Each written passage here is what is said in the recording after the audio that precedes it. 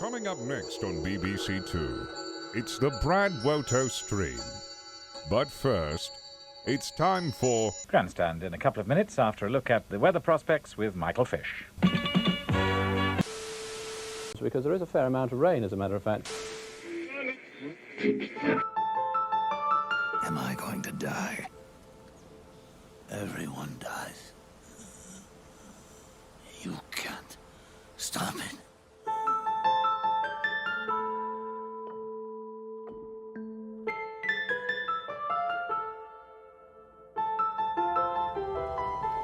All of his co-workers were gone. What could it mean? Stanley decided to go to the meeting room. Perhaps he had simply missed a memo.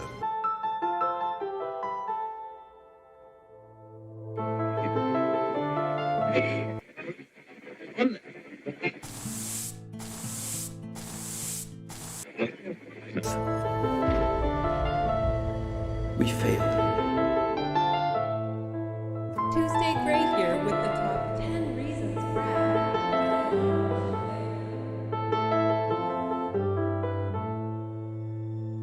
Pretender, you toy with forces beyond your ken no more. Women are just in time. The phase gate is opening.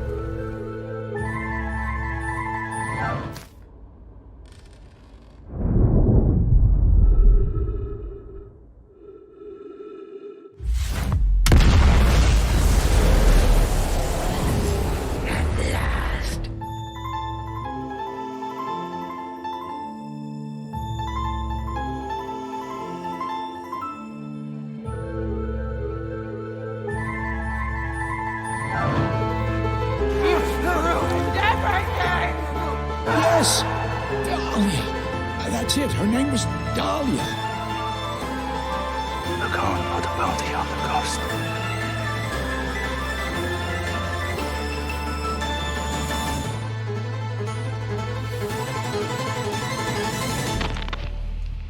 Now do you remember who you are? What you were meant to do? It is time. Unleash the beast.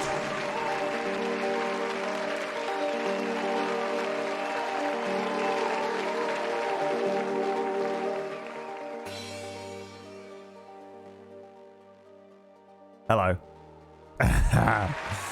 Didn't have time to prepare anything crazy today, so we're just going to jump into it. How's it going, boys? Welcome to the stream. It's the final stream of 2021. Don't clap for that. That's not.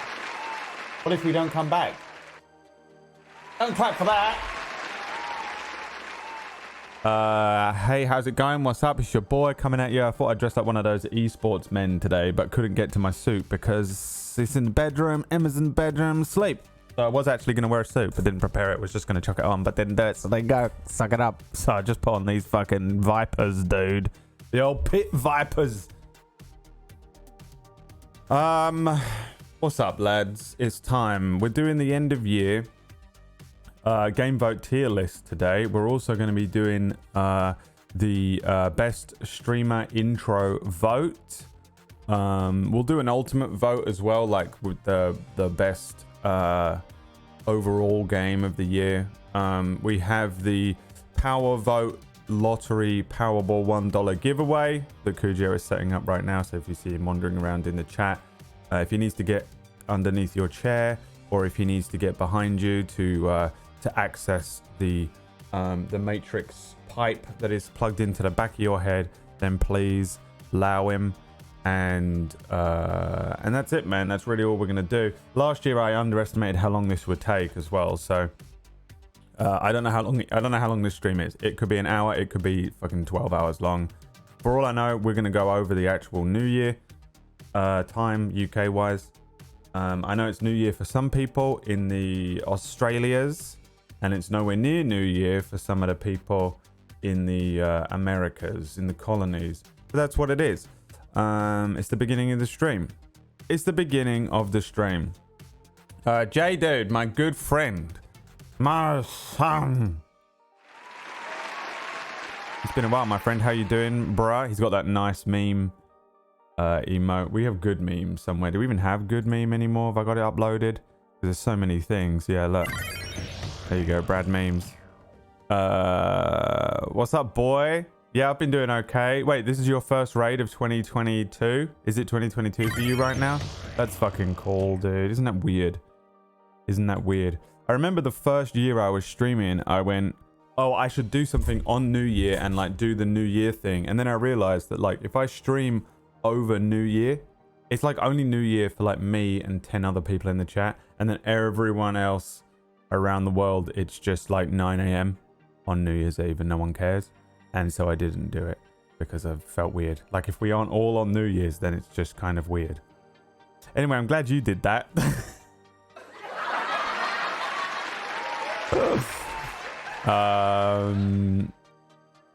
That's good, man. What are you doing now? You going to bed?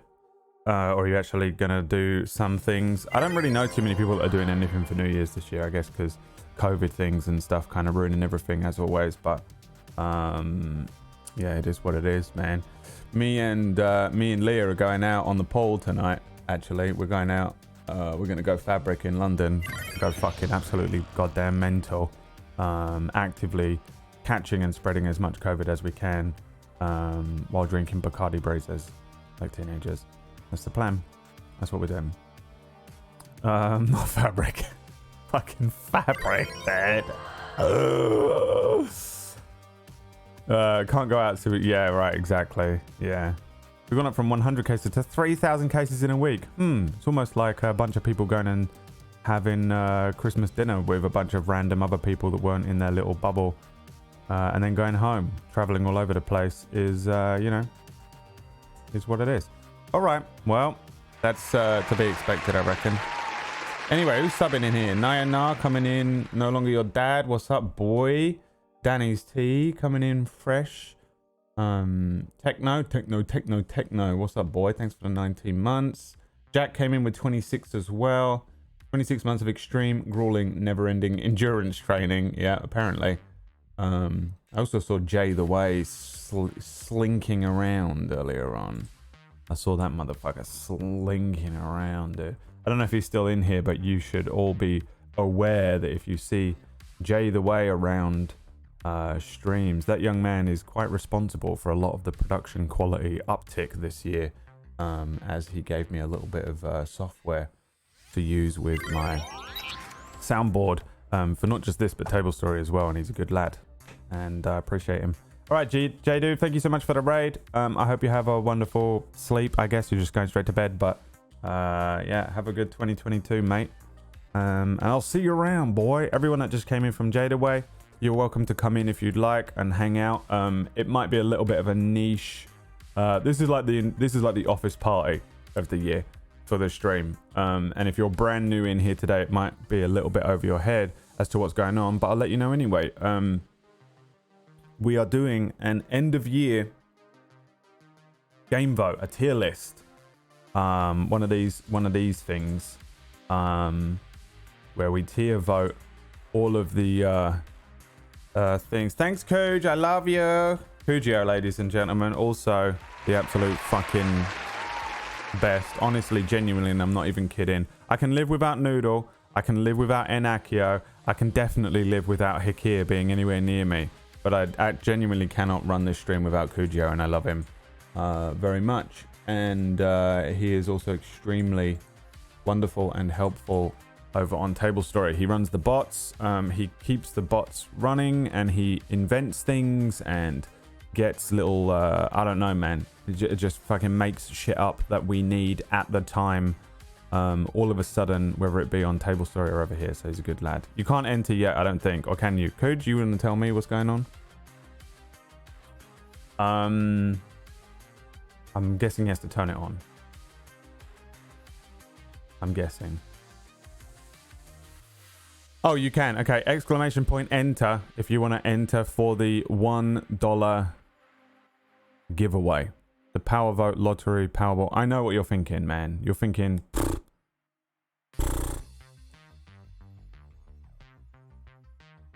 $1, Brad. You can't afford that. This is my chance to give back to the community. $1 giveaway. So if you enter at the end of the stream, the very last thing we're going to do is pull a name from that hat, and someone will get $1. Please only do it if you have a PayPal account. I'm not going to walk to your house and hand you $1. I can only do it through PayPal, I think. So beware that I will need some sort of PayPal account, either a PayMe or a PayPal email from you at the end of the stream or whatever. But we'll deal with it at the end of the stream. I don't know. I'll chase you up. What we did last year is I had a mod chase you up after the stream. What if I come to collect it? If I know you and you win, Tom Bacon, Leah, someone else, whoever else is in the chat that I actually physically know, you may physically come and retrieve the $1 from me at some point. Leah entered immediately. She's like, I can do with $1. Yeah, times are a little bit rough at the moment. I'm really struggling. I will swim to the UK. If you come near my house, Hikir, I will kill you on sight. I have 3 names with my local police station that I have given them. 2 stalkers and you. And they told me that I have legal grounds to defend my property from you. So, as I was saying, when Tears, Tears, my friend. Yes, I did get I didn't, but Table Story got the donation from you last night. Thank you very much. It was a ridiculous amount of money. You and Diagali McCangliosh was popping off last night while I was trying to DM. Distracting. It's distracting. No, shut the fuck up, Bruce. Which one? Shut the fuck up, Bruce. This one? The smooth No, this one? No, shut the fuck up, Bruce. There it is. Yes, Tears. Thank you so very much. I'm going to ignore the fact that you just dropped $200 on me because I literally, last time he was donating, I managed to get him to send me his bank statements. And he's earning a lot of money. And the only way anyone earns that amount of money a week is drugs. So we won't draw any attention to it, okay? Because we don't need... we don't need the old, the coppers coming round. History watching Breadwelter, that's right. He's got to be money laundering or something mental. He has to be. He has to be. There's absolutely no way that a struggling artist like that is earning money through anything other than drugs. Illegal drugs. Cocaine. So, I was trying to explain what we're actually going to do today, but everyone's being distracting. It's distracting, okay? No, shut the fuck up, Bruce. I know my buttons. I know all my buttons. So yeah, we're doing a thing where what we do is we on the channel throughout the year, most games, every now and then we'll play something completely random, or we'll play something with friends, or I'll pick the game myself, which I think I did like 3 times this year. For the most part, the games are voted upon by the chat. We play through the game. Whether I want to play it, whether I don't, whether I think it'll be good for the stream, whether it is good for the stream, whether it's bad for the stream, whether it's a shit game, whether it's a good game, whether it's a AAA, whether it's an indie, whatever it ends up being, we play it and we see how it goes. And then at the end of the year, we go through and rate all of the different games that we played throughout the year. And it's just a fun thing. There's no real rules to it, I guess. We just do a vote each time. We talk about like what the experience was like playing through the game to remind people who were here. If you weren't here, it doesn't matter. Just fucking vote whether you like the game or not, I guess. But really, we're trying to vote on like whether the stream was good, I guess. And then we vote on it whether it was an S tier, A, B, C, or D, and there'll be a vote that comes up on the screen. There's a lot of democracy and a lot of things like that come through. Shall we take a look at last year's winners? Because the end of the year stuff that I pulled open I realized when I was preparing the best streamer intro vote thing, that I've been incredibly disorganized and unorganized this year with like preparing. Like, I couldn't find half of the videos and shit of like what the streamers had sent me, and I had been like, I was just like saving them all over the place, because usually when I make the video intros and things, that like, it's usually like, I swear to God, about 4 a.m. the night before. Whether another streamer has sent me their video, I usually would get it like really late, and then because I would end my stream and then be like, hey streamer who is definitely busy, by the way, at some point today, can you just fucking take time out and record me a thing and send it to me, like right now, please, so I can edit it. And I love them all for doing it. Everybody that did send me a thing, because I fucking wouldn't. If they had told me to do it, they'd be like, Brad, can you? I go, no, I'm busy. I wouldn't do it. So I appreciate that they all did it, but then it would be like very late, and then I would be editing the thing, and because it's every day, bro, we don't stream every day, so I'd have to get the thing ready, and it would be like 3 a.m. Me editing at 3 a.m. is a very different experience to me editing any other time. I will just fucking throw shit at the wall and see what sticks, and then export it. And I swear to God, dude, I was saving these files everywhere, because I knew that I only had to save it and then put it into the OBS thing. And then once the game was finished, I never needed to see it again. Well, I didn't expect that when I come to edit this fucking thing for the intro compilation that I will play later on. So they're all over the place, and I couldn't find any fucking thing that I was looking for. I was extremely disorganized, but I did find the 2020 tier vote results. Let's take a quick look at them since we're here. And I don't know what this even says. Really. I don't even know what I'm looking at. Well, I cannot see this. Can you see this? Here we go. There we go. All right. So let's have a look at what we had on here. So S tier. Let's go from F. The F tier games last year were the BioShock DLC. I remember now. You remember that? Yeah. Last year, 2020 games tier votes. S tier, F tier was that fucking horrible BioShock DLC that I absolutely hated. Fucking Moonlight, dude. Fucking DMC2. Moonlight. Trover Saves the Universe was fucking horrific. Infliction, is that what that was called? I vaguely remember that. I remember everyone being like, Infliction is so scary. It's the scariest game of all time. And I played it, and it looked like it was made on Unity by a 14-year-old. It was horrendous. Remothered. Wow. Remothered had a lot of potential to be good, and there was a lot of concepts in it that were good. It was a little bit like Resident Evil Village, where you're being constantly chased around a house. And then there was this fucking ending scene where they literally did, for about 45 minutes, talk you through all of the loopholes and the story, and it was just awful, the ending. And it was weirdly poorly translated from Italian, the whole game. So there were all of these weird... Yeah, that was fucking annoying. Deus Ex, whatever that one was just disappointing. I remember that one not being anywhere near as good as the other Deus Ex game that we played, which is the difference between them two for me. D, the Mass Effect Andromeda, I hated it. Just rubbish. I had just played through all of the Mass Effects, which were really interesting, powerful, moving, well-made games, and then this fucking thing came out, and it was like, Fear. Fear was like fun, but I remember it getting points, losing a lot of points for it being kind of shit for stream and just being aged. Like, I remember thinking that if I had played this game when it came out, it would be really, really good. But by the time we played it on the stream in 2020, it was like, nah. Tim Lau was the only meme that we got out of it. BioShock 2.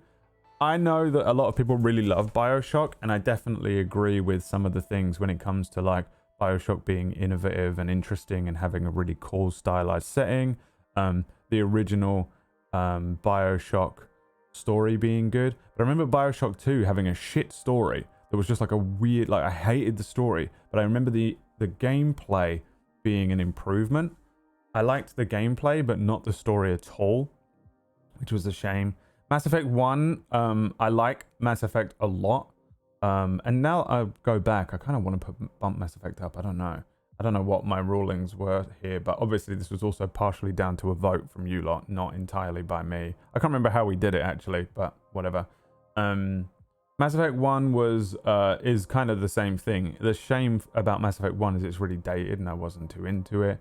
Dragon Age, dated and eventually just became like a grueling thing, but I love the Dragon Age setting. And we got through the other Dragon Ages this year and I really got into it. But I remember that being kind of dated as well. I mean, these two things are kind of the same thing. One of these things is just like the other. Resident Evil 3 was relatively disappointing, I think, for everyone. So that's what that is. DMC 4, don't even remember which one that one is, so that's good. The Mass Effect 2 and 3 were in on the B list here. I think there's just elements to them that were frustrating for me. Mass Effect 2 was like, go around and collect your friends like Pokemon. Lots of character building, but like nothing else happened. And Mass Effect 3, fun, but like kind of flawed. And they kind of ended up trying to, I remember them trying to wrap everything up and it became like they had blown the game open too much. So to knit it all back together was frustrating.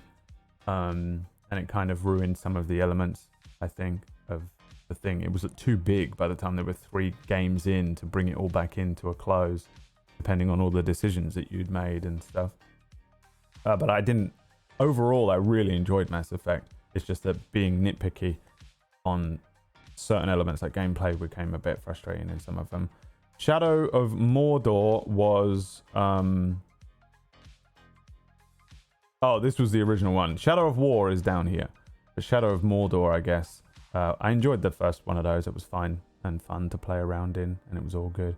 The Uncharted games, you know how much I enjoyed those Uncharted games. I really enjoyed Uncharted 3 more than the other ones. And Uncharted 4. Oh no, here it is, Uncharted 2. Whichever one is the one that I can't remember why I liked them now. They're all kind of blended together a little bit. Uncharted 1 and this would, oh, this is the DLC, isn't it? That's what that is. That's Uncharted 1 and the DLC that comes with Uncharted 4. Fine, but you know, old. Uncharted 1 old, and the DLC is like a weird kind of just open map and you just wander around in it, and it was whatever. There's BioShock, good story, didn't like the gameplay. Dead Space, fun, slightly dated maybe. I think that's the whole of Dead Space we put into a B class thing. Don't remember why.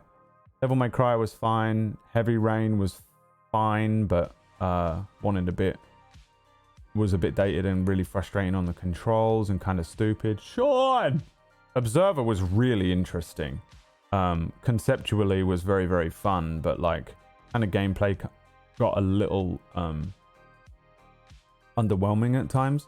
It's a bit like Soma, but just not as well executed. And Beyond Two Souls was very tropey, but kind of fun, but extremely tropey. I really want to run a Beyond Two Souls D&D type game or TTRPG at some point.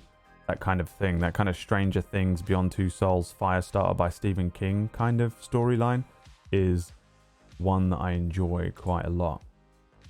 A class, Man of Medan. Just because I think that one got a lot of points because me and KPP had so much fun playing through it. It was just a really fun stream.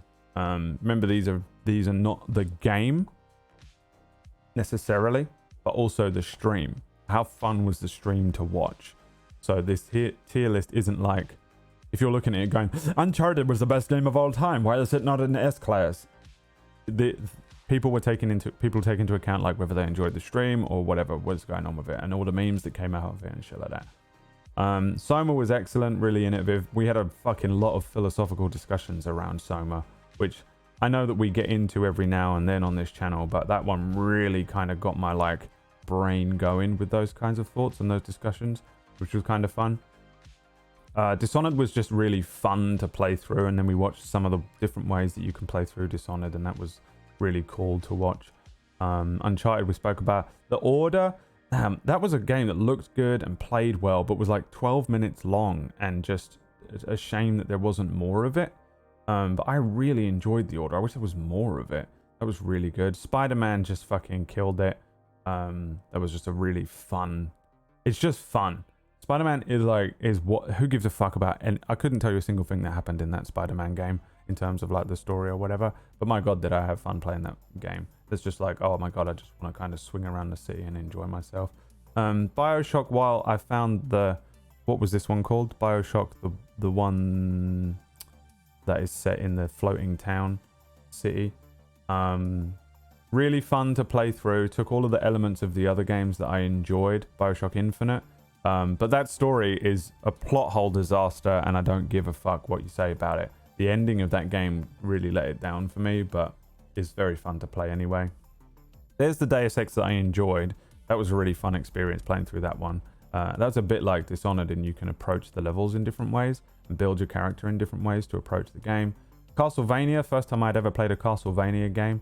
I'm not into those kind of 2D side scrollers either, and I really enjoyed playing that through. We ended up doing a Captain America run where I did fists and shields only, and everyone said I couldn't do it, and I fucking killed it, and everyone literally had to apologize to me at the end.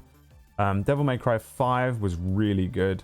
After we played through all of those Devil May Cry games and we got into it, I really fucking got into that final game, and enjoyed the playthrough of that. That's just one of those games where they do a really nice job of blending kind of humor with action and cinema, like Uncharted does very well. But I think Devil May Cry overall is just a bit of a clusterfuck.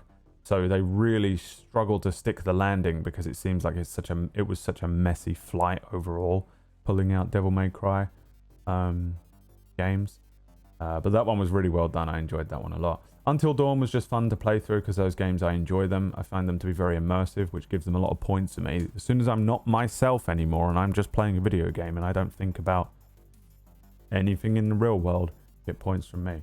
And then the S tier games, these were just kind of bulletproof streams, really. Do you mind? We're trying to have a party over here, young man. Thank you. He's on one today, so prepare to have to deal with that. I don't even know if you can hear him, but these were bulletproof streams, man. Mount and Blade Bannerlord 2. It was, for me, maybe my standout memory from last year. I really fucking enjoyed playing that. There was just something about chucking up. Like, I've seen everyone copy the way that I played it now, but man, kind of coming up with like naming the main character in something and giving them a storyline immediately, and just seeing, not just playing the game, but also kind of developing this stupid story and justifying the things that happen to our character, the boss, throughout the entire thing. Chucking on like fucking epic battle music, getting into some of those fights, building the army, going after fucking Monchug.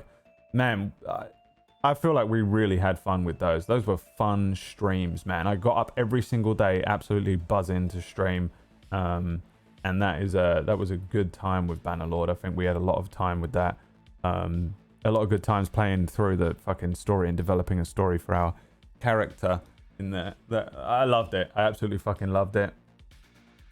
Vampire Bloodlines, we fucking broke the game. And it was just so fucking funny to play through. This is my first experience with Vampire as well. Just before we ended up... in fact, during this stream was when Leech was conceived as well, because of the meme. We had a bunch of people in the chat room, like PB, Murgles, Tuesday, Peachy, and Josh were in the stream. And we were like, haha, wouldn't it be funny if we did a vampire game? And then Josh was like, you know, I could run that, right? And we were like, haha, we're going to do it. And then we ended up doing the actual thing, and it birthed the first season of Leech, and we just did season 2 of that on Table Story, and that alone is enough to put this in S-Class. But the game was so fun. I loved the Malkavian stuff, and because I had modded it, or like I had done something that everyone told me to do, but I had done it wrong, it created this like split personality in the game, where there were these two timelines running along each other, where I was loading up one version of the game and then it would go into another, and my character ended up in a fucking time loop. So we just fucking ended it. Dude, it was so funny, dude. I loved that. That was good. Uncharted 2 was personally my favorite one, I think, was what I came down to. It just felt like a perfect game. I remember the only complaint I had about that game was that the train sequence felt a little bit too long.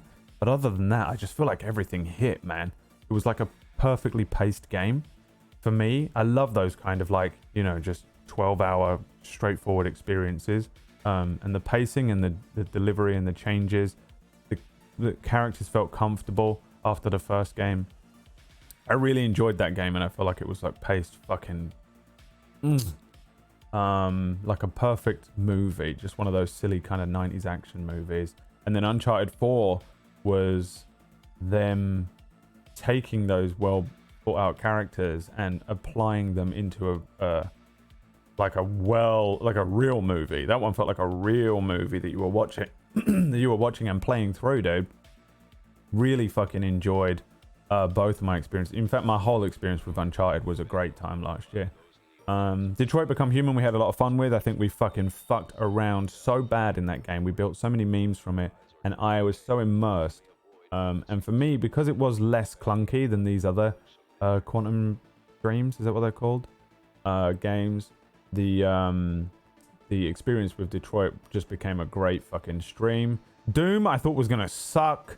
I'm like, we can't play Doom on my fucking channel. Are you kidding? And we played Doom, and it was the best, dude. It was fucking great, dude. Doom stands up to the test of time really fucking well. Weird. So weird, dude. I played Doom on MS-DOS whenever the fuck it came out. When was it? 1990? Who knows, dude? Insane. Ridiculous. Zelda, we played the... which one was this one we played here? This was my first Zelda game or not? No, it can't have been. This must have been the second one we played, the DS one. Oh, no, yeah, we played them both. Here we go. This was my first Zelda game, and this was my second Zelda game that I had ever played. Those are the only two Zelda games I had ever played. A Link to the Past and A Link Between Worlds. Played A Link to the Past, the first one. Everyone said maybe just start with that one because it's really one of the original establishing Zeldas to give you a good frame of reference, and I'm really glad we did. Dude, that game was awesome. Another game that came out just so long ago and has really fucking forward-thinking concepts in it, considering how old that JRPG is. Really loved Zelda. Both of them we fucking enjoyed playing through. It was really cool when you played the DS version of what is essentially the same game. They had modernized it, and they had some really cool puzzles and original dungeons and stuff that kind of got my DM brain working, which is nice. Fucking cool games, Zelda games, and I've ignored them my whole life. What is that one? DMC? Is that another Devil May Cry? I can't see what that even is, but we'll say that that's what it is. We spoke about that though. Visage, it was the first time I played through Visage. That's on the list again this year. But that was the first level. We played the first level of Visage, and I've never been more scared by a game. Still, to this day. We played it again, and I kind of vaguely knew what Visage was all about, and I still was the scariest thing I've ever played. There's something about not really knowing what's out there that scares me more than anything. The unknown. If I see the thing, you could put a monster in front of me and it's like, I will eat you. I will be scared of it, obviously, but I will be less scared of it than if you just went, Brad, there's something out there. That scares me fucking so much more. Like, the unknown is terrifying. And Visage is the fucking beast of that. Little Hope, another amazing stream. We had a fucking great time playing through that with KPP. Pretty much the same experience as Man of Medan. It was the stream itself that pushed Little Hope into the S tier. I don't think I added, actually. I've completely forgot. Oh, you know why? Because the collections are fucked. The new one that came out this year, so fuck it. Hellblade is just really... I'm so concerned about that sequel, but that's another discussion. Hellblade was great, man. Like, really fucking cool to experience a game that is one part kind of an actual action reality-based Nordic adventure, and then one part an almost schizoaffective episode. And you being put into those shoes and feeling how this person feels and going through this experience and questioning whether it's really happening or whether it's not. The way that they present it is awesome. The music was awesome. The game itself, like the actual game alone, without any of the anything else, is very fun to play with the mechanics of the combat and stuff. Every level in it was individual and new and just really well thought out and brought a brand new kind of experience. It wasn't like the same old shit. Like, I fucking hate God of War. because it's the same thing. You just throw the axe. You're in a fight, throw the axe. There's a puzzle to beat, throw the axe at the thing and it makes the thing fall down. Throw the axe at the spinny whatever that comes around. Like, it was just the same thing the whole way through it. Hellblade, brand new, different boss, brand new, different level, brand new, different experience every time you got to a new area. Loved it. Awesome. Finally got to play through KOTOR, which I have never played through before. As a Star Wars fan, I fucking just shit my pants exploring that game alone. But then we got to KOTOR 2, which is it was just another philosophical exploration. Just so fucking well written. Freaked me out, dude, how good the characters were in that. You want to play KOTOR with me? Oh, you're bringing me delights. Thank you, my friend. Yeah. Happy New Year. Yeah, man, KOTOR, the fucking character of Kreia in that second game and the exploration that you're forced to go through on morality was so fun for me to do. At the time, I was doing a lot of exploration into morality, like what is good, what is evil, does it even exist, what are your actions, where do your actions fall on that line, can your actions that are intended to be good have a worse effect overall, and what does that mean, and stuff like that. All of those questions brought up in that game was so fun for me to think about, and it was at the perfect time because I was running a show called Dying Order on Table Story, which was a lot of that exploration as well. And I fucking loved it. Absolutely blown away by it. Specifically the writing into was really a thing that made me think a lot. And then also we played through Bully, and I wasn't expecting to enjoy it as much as I did. Just fucking pure fun, messing around, not too long, not too annoying. Like, Bully actually made me do math quizzes that I couldn't pass, and it was fucking probably the most embarrassed I've ever been on the stream. You know, like, obviously I've done so much things that are obviously incredibly embarrassing because it's live streaming, and obviously I'm just pure cringe, but the legit absolute fail at basic child mathematics was, it was so horrible. Like, I could feel myself dissociating with just shame every time, like the actual cold sweats that it was awful, dude. And that was 2020, man. And that was 2020. So we're going to get into that again in a minute. But first, I would like to put forward the vote for new emotes. Now, we have potentially 4 slots, but we unlocked 3 slots the other day. And at the moment, those slots are being held by the super flathead. The giant flathead.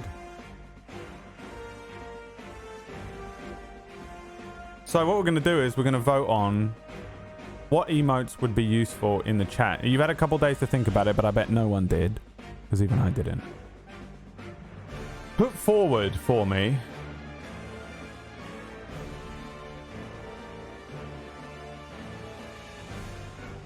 possibility. People want Brad Sing back.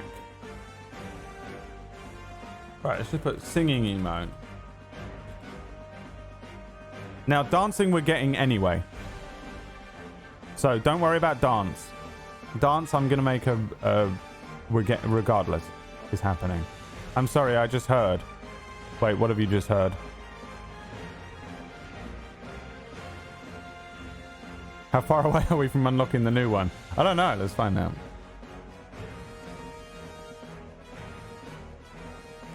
Just give me some suggestions here. Think about other streams that have like emotes that you use a lot that maybe we don't have here.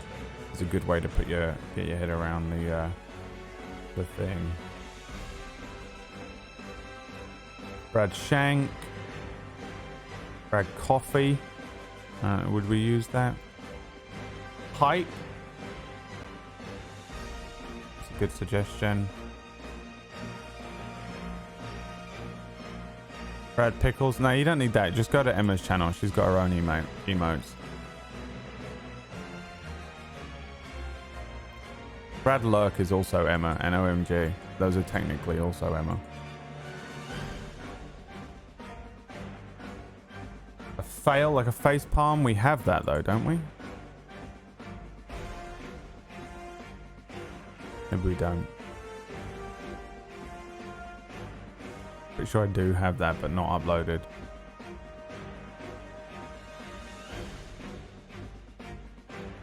Brad Paw. You know what?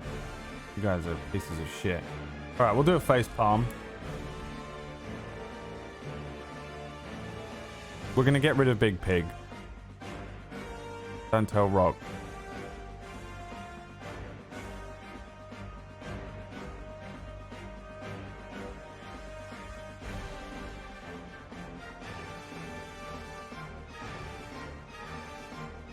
Raid, Vampire, Jedi.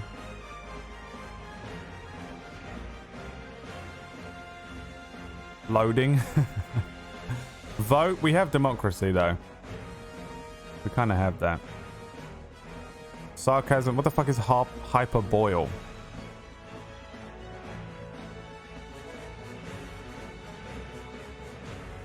Do we not have Brad?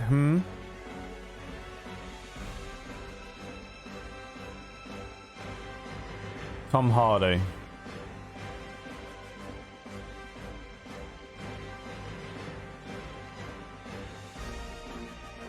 We are currently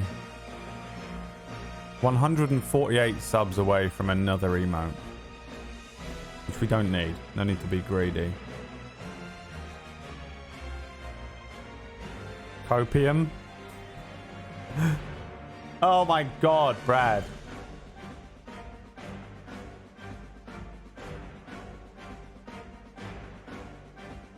D20. Well, we don't really play any D&D on this channel, but Brad Shock. Brad Shook. What's the difference? Shock and Shook. Suck.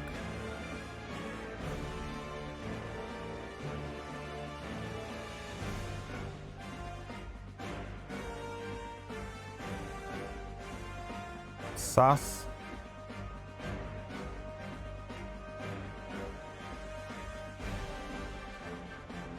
We have evil, don't we?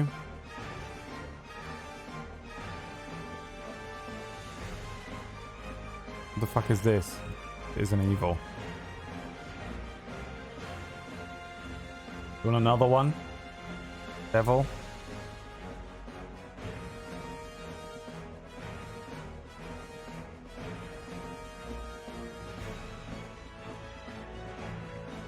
Thinking?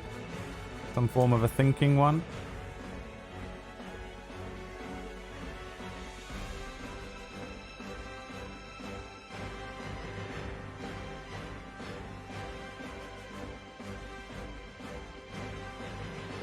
Maths? I never do math though.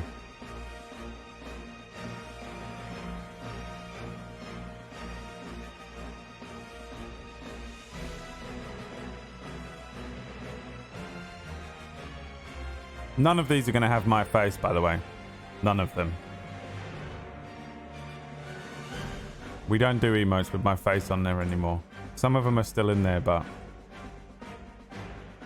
I can't. The ego it takes to put your own face on the emotes is insane. We've got Raid on there. We've got Fat Stacks is already kind of on there. Unless you want an actual stack of cash.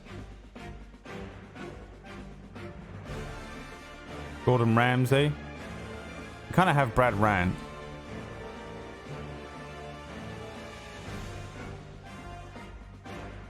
Brad, don't ask me about Felix.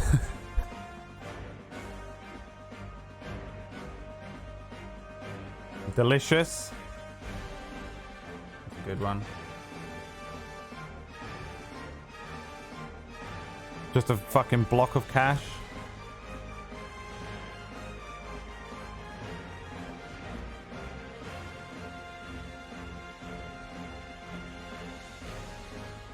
Therapy. I don't even know what that is though. Dance is already happening, Carl. The dance is already locked in. That doesn't count because that's going to be an animated one, and I only have 5 animated slots. I think you lot think we have like 100 animated slots, but we don't. Meds is kind of therapy, yeah. Popcorn, that's not a bad idea.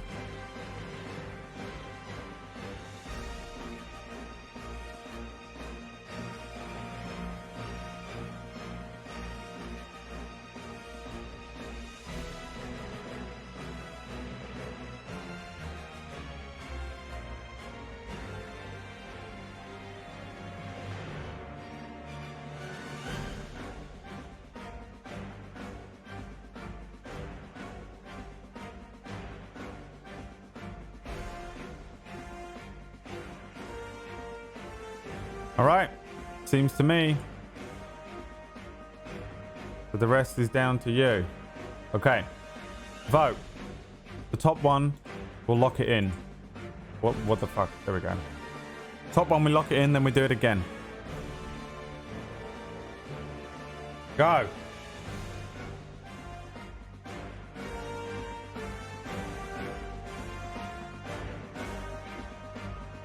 Oh wow, my thing is on the wrong thing. Great.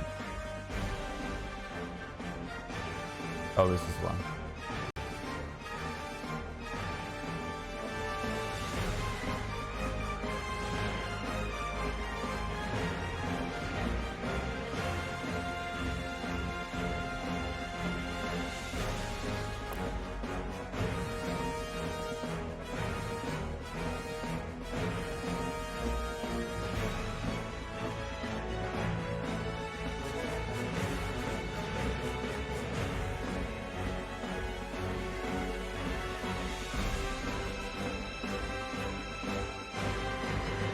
All right. Tom Hardy. Let me quickly write these down.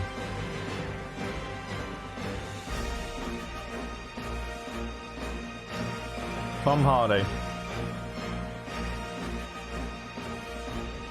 Okay, Tom Hardy locked in. Next. We've got to get 4. Vote again. Tom Hardy off the list. If you vote for Tom Hardy, vote for something else.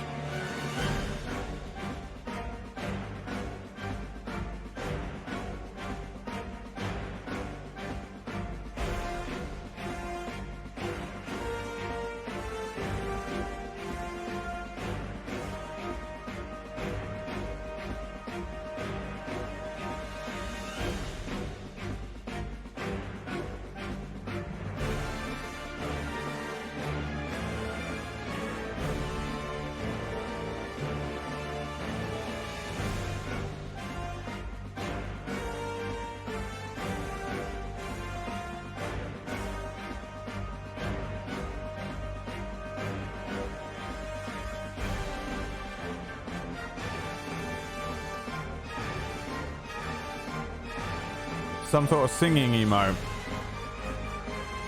Okay.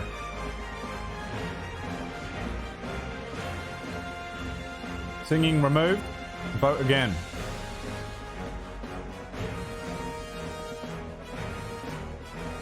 That's what we're doing it all now, N.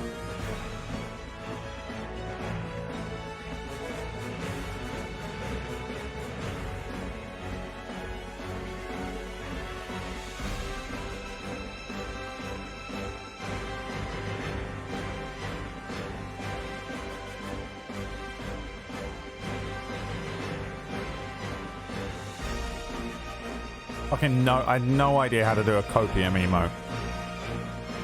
Like, I know the meme of the thing with the gas mask on its face, or even the pills, but still, I don't know how you do that in emote form. Still, we'll figure it out. Because it just won. Copium, which I really, that is going to be used so much in my, whenever I'm speaking, so great. Every single time I'm sitting in here crying about something, copium me. And then the 4th entry, go, last one.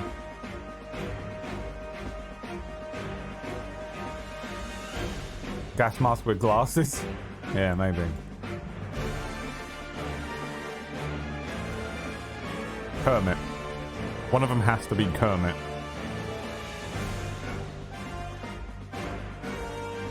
Bear in mind, at some point I have to go to a fucking artist and go, hey, can you draw me Tom Hardy? Hey, can you draw me Kermit with a gas mask and glasses on?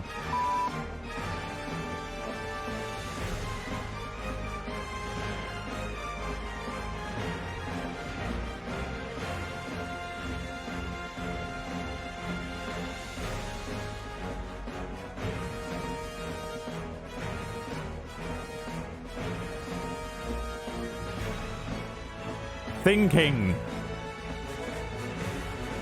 All right, it's not over yet, boys. All right, Tom Hardy will literally be this image. Hold on. Keep an eye on the screen. That. I'll get someone to draw that. Kind of hard to see, but I'm going to just send that. And it's going to be a picture of Tom Hardy. And that's it. That's what that one is. So that one's easy. The second one, though, Brad Singh. Now, we do have a Brad Singh, but again, I would rather commission a new one. Let me see if I can quickly show you the Brad Singh emote. Wow, so loud, Bradley. Fuck it, fuck you. I do what I want, it's my stream.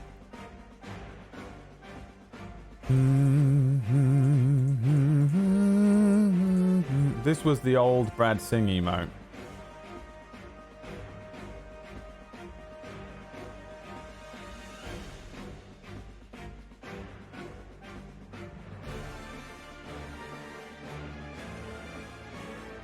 But I don't want to be. I don't want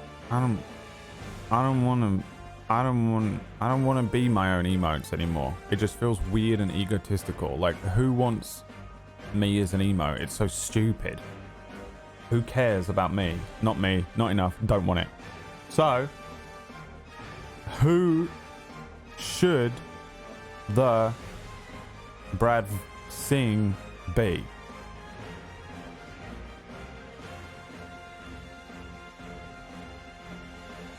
For example, we have Cloud, Krillin, Aerith, Merlin, Big Boss. You know? No, not fucking people I know. But like fucking something famous, like a famous game character or something. Jesus Christ. Why the fuck would I make it Pony? We have Link doing the shrug. PewDiePie, okay, yeah.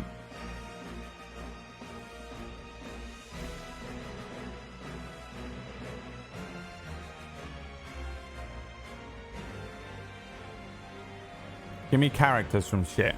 Alright, so what we got here? Ocelot. Can't fucking read any of them. Dante.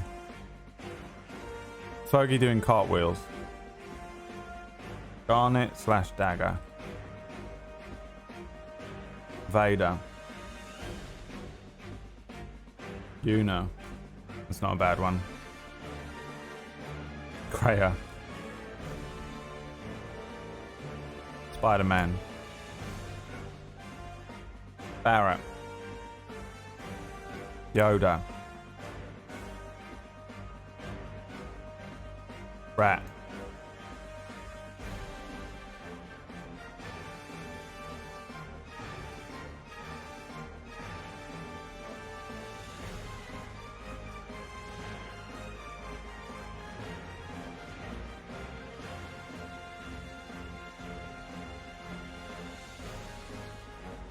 All right, well, I guess that's it. Good luck.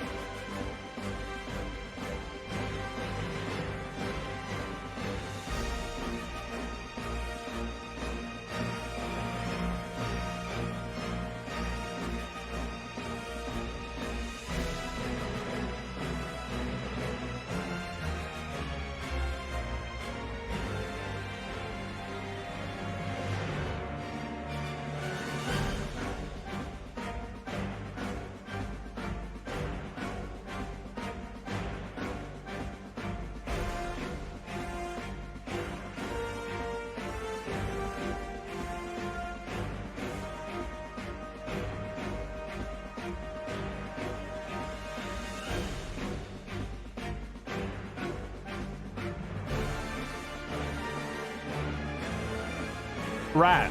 A rat singing. Okay. Good luck, Steve Chops. Alright, Copium. Brad Cope. Move the rat. I want to add Kermit.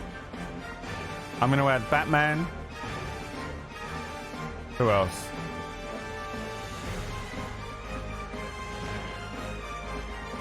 Homer Simpson.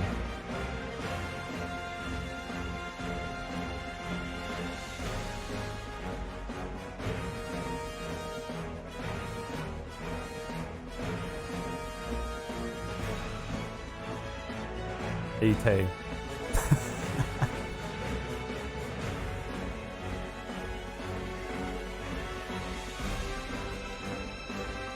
Peter Griffin.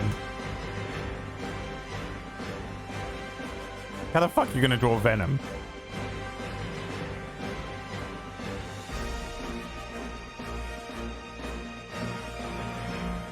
Fucking Mario, dude.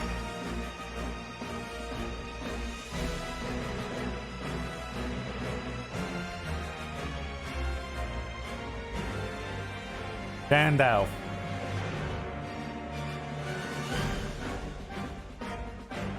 The Witcher.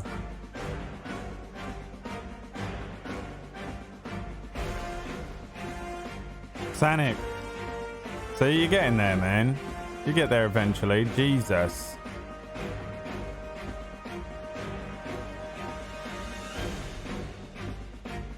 You're getting there, dude. Fucking Pikachu.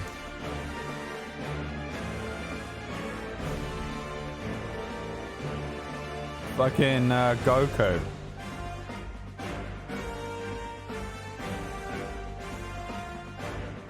Yeah, fucking Wolverine, bro.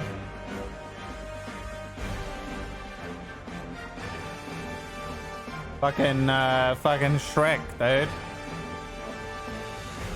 Mando.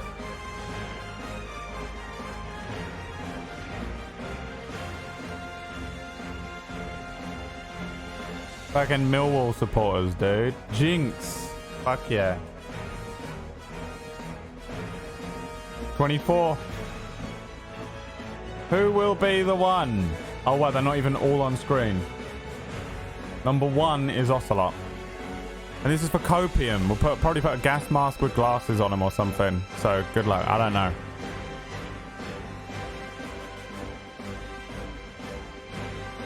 I literally cannot make that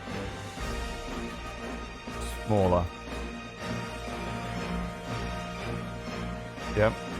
No hope.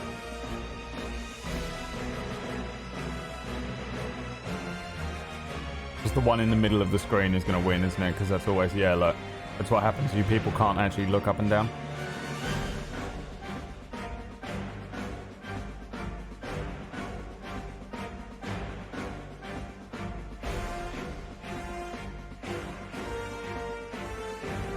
There's no hope. It's Kermit. We went through all of that for no reason.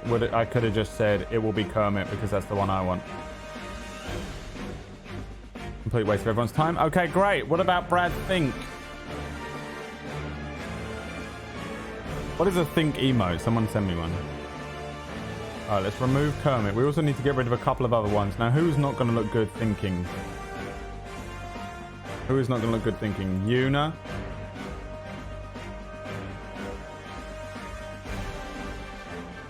The rest of them are good, you know. Wolverine. I like Wolverine. No, we're removing Wolverine. Start poll. Oh.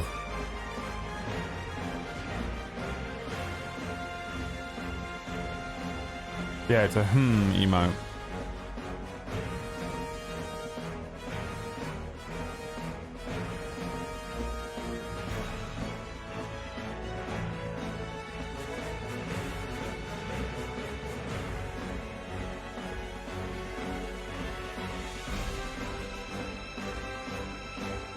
Right, yeah, like that. Yeah.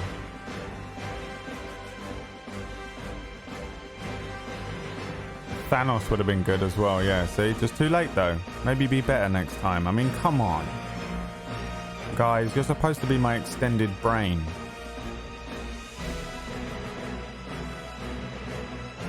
It's supposed to be my extended brain.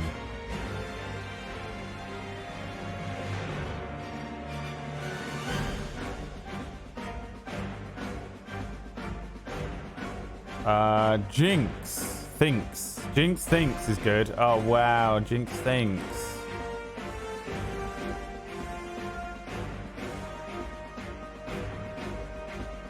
You reckon I can get this Thanos dancing animated by someone? It's literally going to have to be Murgles at this point. No one does animated emotes, even though I've seen some amazing animated emotes around on the internet. I don't know who they belong to or how to find out who did them for them, and it's great. All right, Tom Hardy, a rat singing, Kermit with a cope mask, and Jinx thinks. Congratulations, ladies and gentlemen.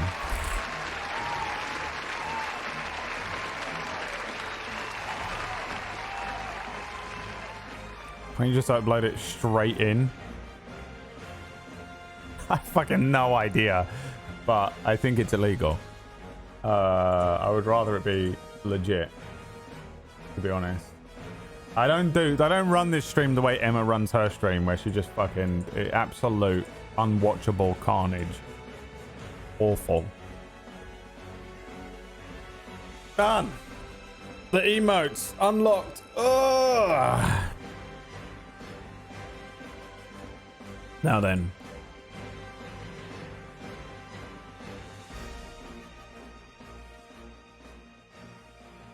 As a reminder to set us up in time for the year in, let's watch all of the streamer intros, and we're going to vote on which streamer intro was the best one. Two things will happen. The person who wins, the streamer that wins, will win one raid from me during 2022. You're welcome. Yeah, I'm serious. I'm serious.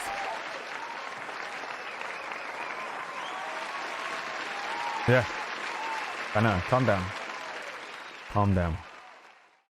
The person who loses, I will unfollow and block on everything. Yeah. Yeah, calm down. I know. I know.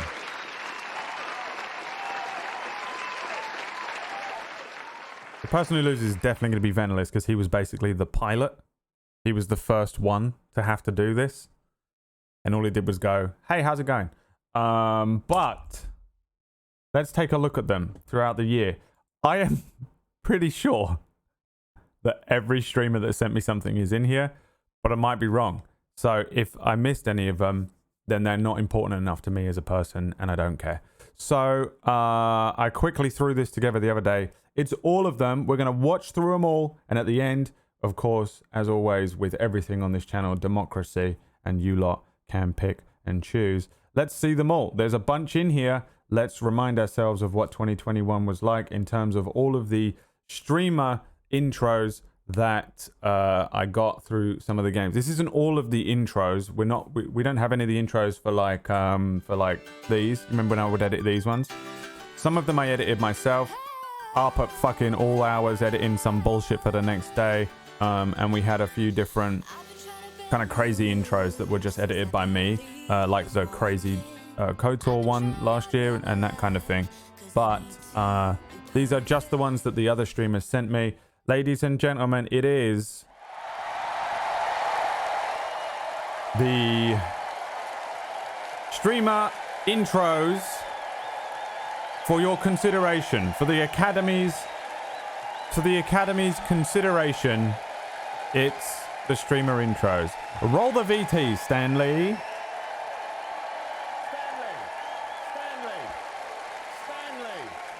Stanley, roll the VT. Yeah, that one. Okay. Thank you.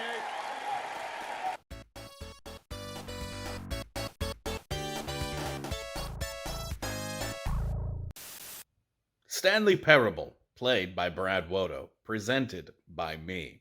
Now, why did I want Brad to play this game? One, because it's a fantastic game. And a few weeks back, Brad came to me and he said, "How do you make so much money?" And I essentially told him that it's more of a state of mind, more so than any one particular thing that I did. And I think one of the things that changed with my career was playing Stanley Parable. Something about it just, like I said, it's just a state of mind. Nothing really happens at all that changes it. He needs liftoffs from you.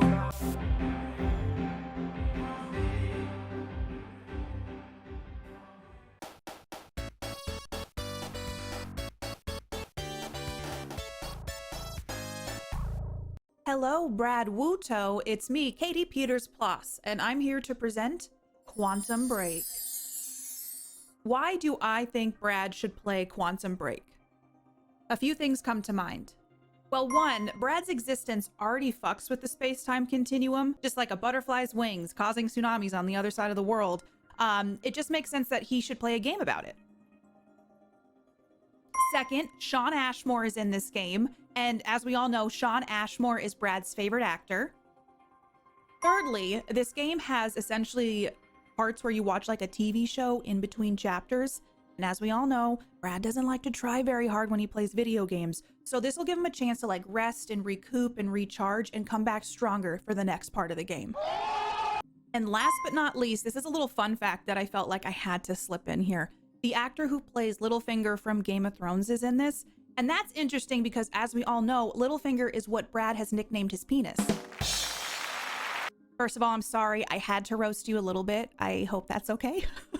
But seriously, jokes aside, I really did like this game, and Brad, I think you should play Quantum Break because you and I both like those decision-based kind of games, and this has a little bit of that element in it. I also thought it was fun. Like, it's not gonna change your life or anything, but I feel like the story was interesting. The gameplay, I love the mechanics in the gameplay. I liked the story. I was invested in it. And I don't know, if you liked Control, the same devs who made this game made Control. I think that you're gonna like this one. So Brad, I'm excited that you're going to be playing Quantum Break, finally. And I truly hope you enjoy the experience, and I can't wait to watch you play it. Okay, bye!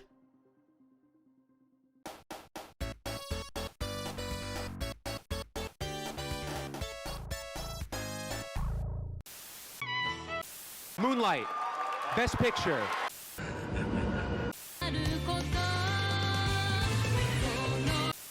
Tuesday Gray here with the top 10 reasons Brad, or anyone, should play RimWorld. Reason number 1, you can name a character after yourself and get it laid. Reason number 2, you can form a colony of peg-legged exotic dancers. Reason number 3, you can give yourself a dad. Reason number 4, there isn't any milk. Reason number 6, you can name another character after yourself and get them laid too. Reason number 10, it will in no way crush your dreams and leave your favorite little white bun cloud crippled in your base, in need of round-the-clock care. Cut the tape. Just... Damn it.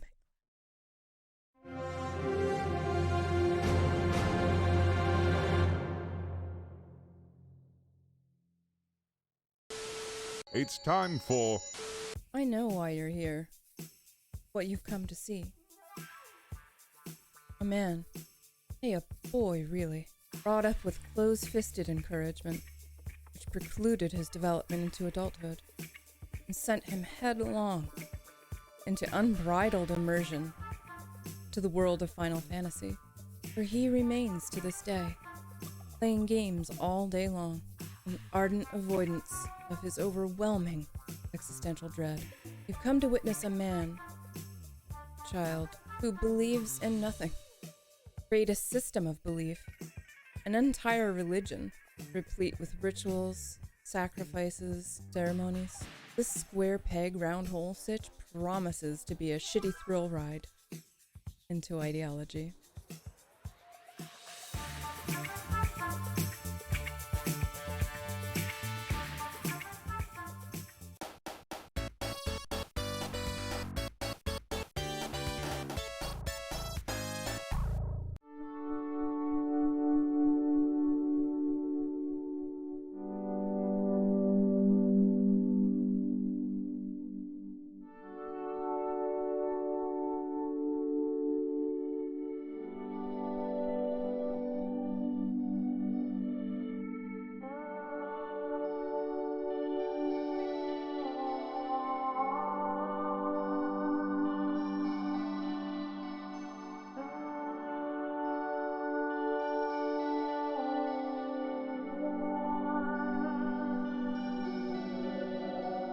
Hey there, Brad, I bet you didn't think I'd do it. I'm so glad. Get ready for a space adventure. I've gone mad, waiting for this game to win the game vote. And it finally happened, here I am, naked man. I really didn't think I'd win, but here I am. Here I am.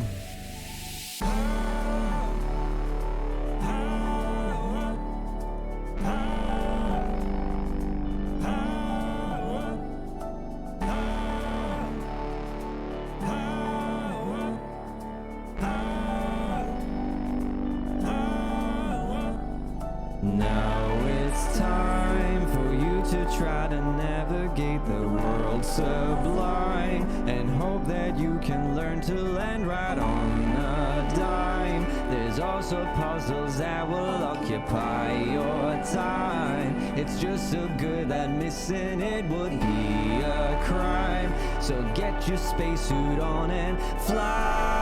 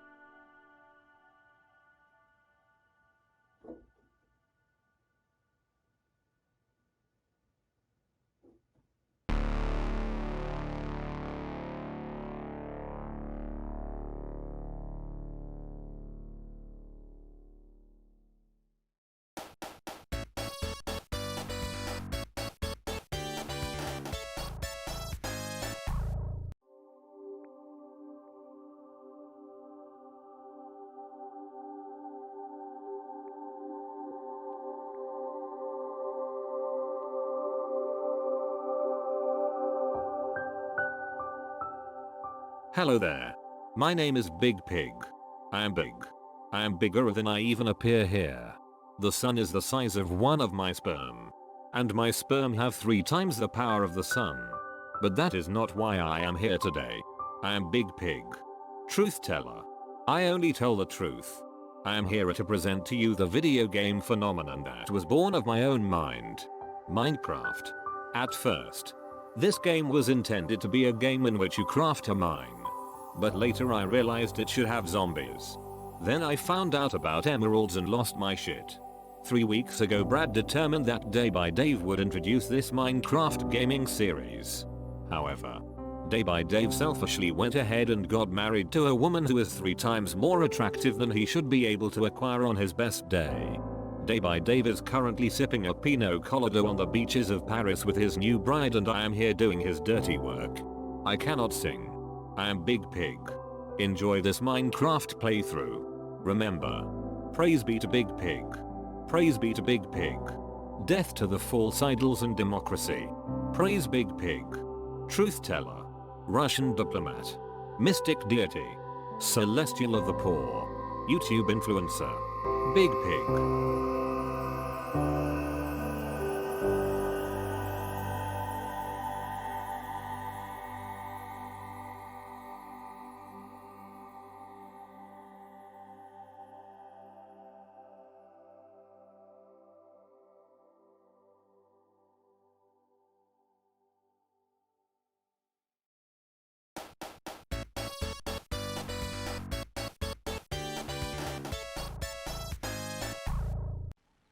right, Zagoticus, what can you do, man? Where can we put you where you can just win us the game here? I need you to do that. Can you do that for me, bud? Oh, Jesus, I forgot about that stupid fucking bullshit! Ah! Ah!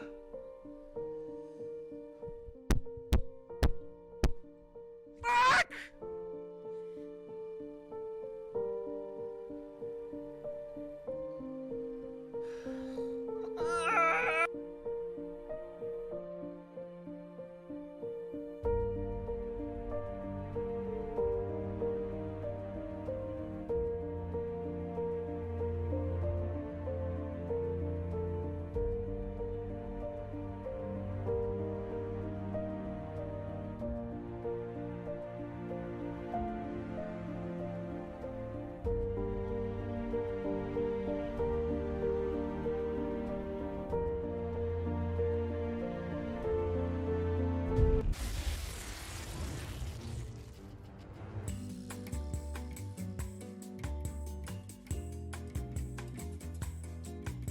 Hi, Wax Steven here, because so many of you bought into my reverse psychology of suggesting that XCOM might never win.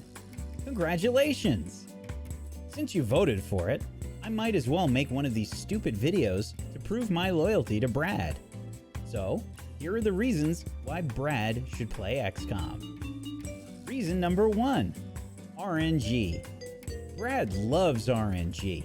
It's too bad that this game requires a semblance of tactical brain power. Oh well, Brad probably will be able to use his 7 IQ for something other than memes for 5 minutes, surely. Reason number B, you die a lot. When I say you, I mean you, as in the chat. You can name your cannon fodder after chat, and they will experience a singular moment of happiness in their horrifically unfulfilling lives before you inevitably kill them. See RNG. Reason number The Rock. Your characters will always take the most direct route to any location in the most epic way possible. Since the environment is destructible, this allows Brad to play lots of stupid music and create memes with ease to appease your tiny brains. Reason number 2, cool weapons. Axes, guns, machine guns, lasers, mind bullets? What is this, America? Reason number 17, cool aliens. There are tons of really great enemies in this game that actually do different things and will absolutely ruin you. They are generally way better than you at everything. It's like Fairlight Excalibur is playing against you. Reason number Fairlight Excalibur. If you beat it, that's an actual gamer achievement. When you tell Fairlight you beat an XCOM game, he might actually give a shit. I hope you enjoy, Brad. Am I done yet? I think I've broken something. Help me. Please. Please? Please.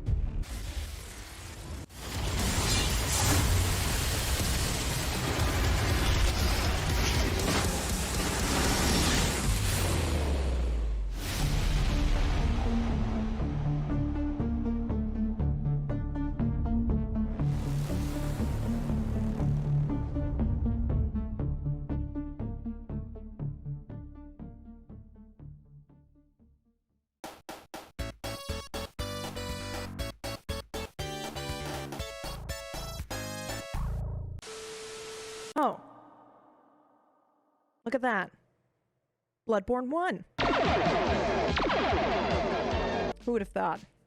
Not me. Certainly not you, who voted for it, and definitely not Brad, who has avoided putting it on the game vote list for exactly this reason. Now, I've never seen Brad play a Souls-like, and I guess neither have you. So I'm curious to see if he'll be like a dog with a bone, a petulant child, or a master at work. Maybe a mix of all three? One thing I do know about Bradley, though, he has insatiable bloodlust. Do you want to fuck? So I expect a lot of screaming. Shouting. Rage. You fuck off! Sorrow. Pain. Brad! No!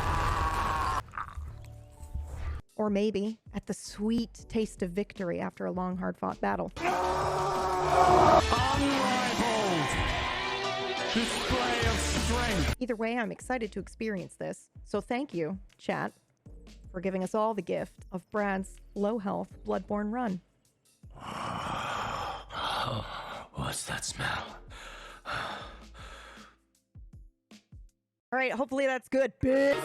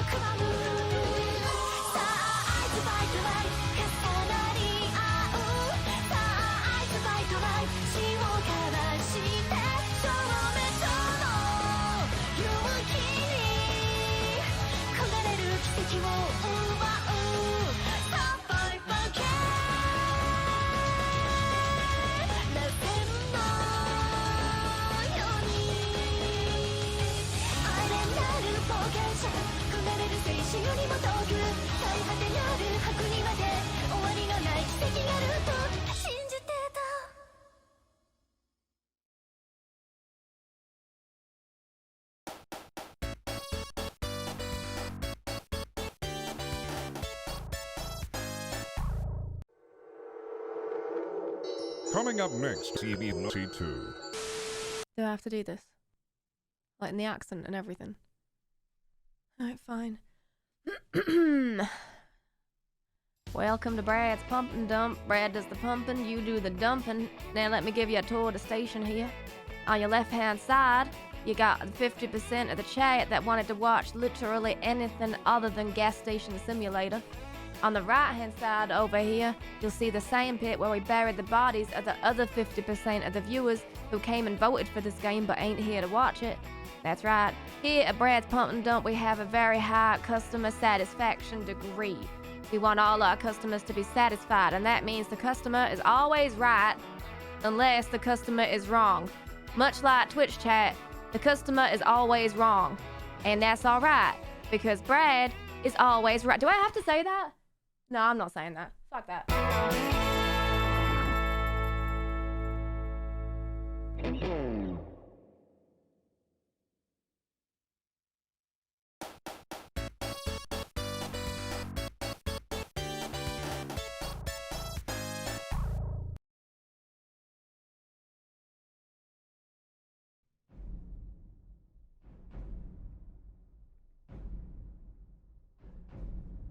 You should have acted. They're already here. The poll told of its return. Horizon's defeat was merely a delay. Till the time after the polls had opened. When the sons of Chet would spill their own blood.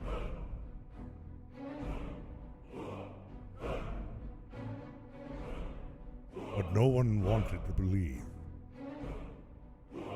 Believe a 10-year-old game could even exist. And when the truth finally dawned, it dawned in fire.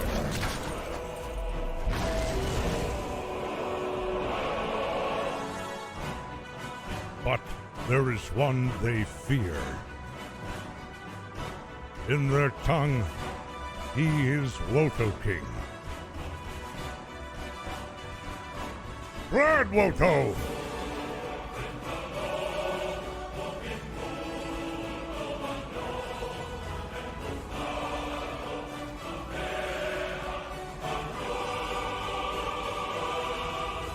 is poo-poo in my bum bum, in my bum. There's poop inside my bum bum. There's poop inside my bum bum. There's poop in my bum bum. There's poop in my bum. There's poop in my bum bum bum bum bum bum bum.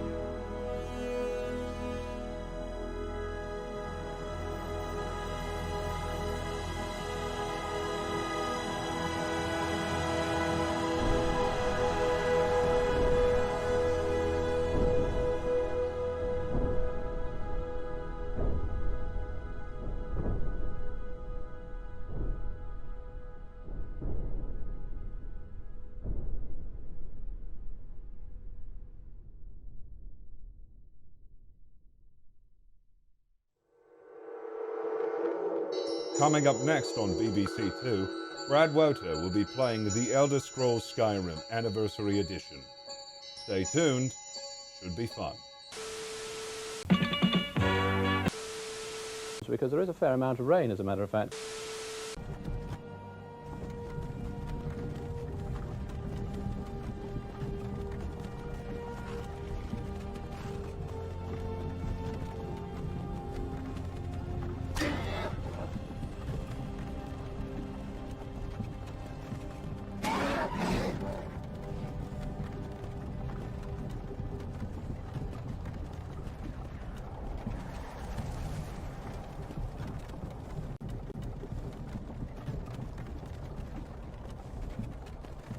Hey, you. You're finally awake.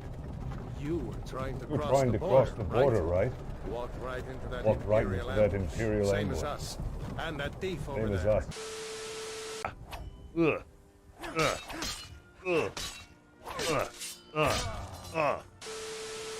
I will not sit idly by as a dragon slaughters my village and burns my people. You are the Dragonborn.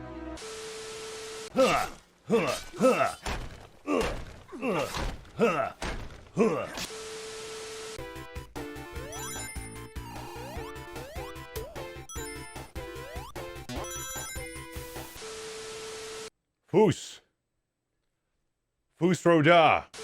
With the death count in the thousands and rising, it is clear that no one survived the accident.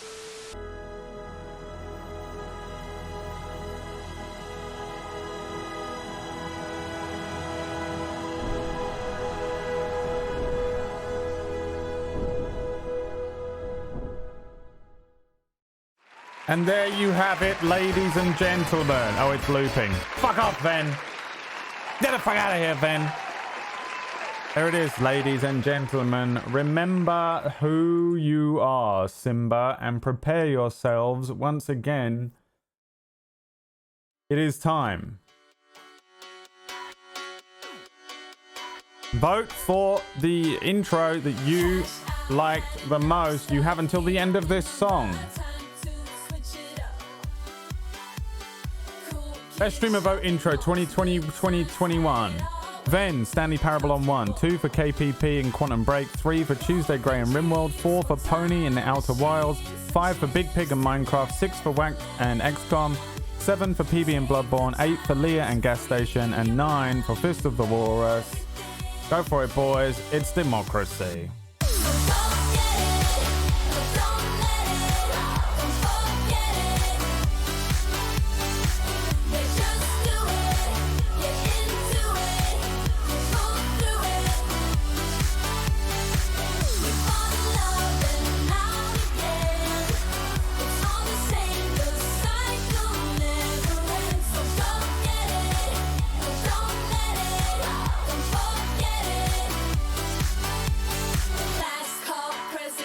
Schools, I hit the floor, stays home, getting bored.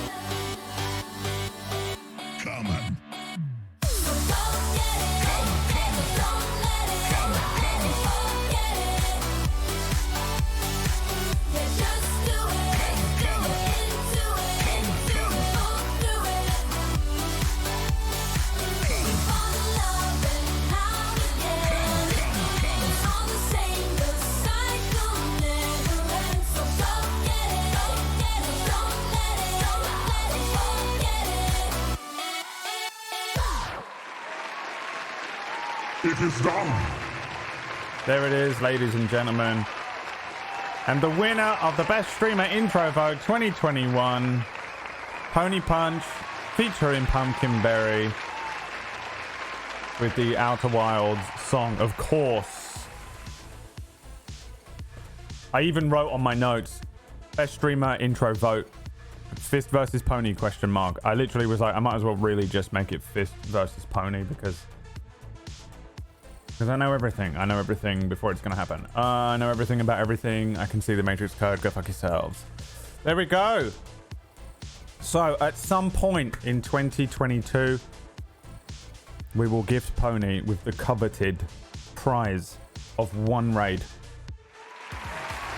from this very special channel.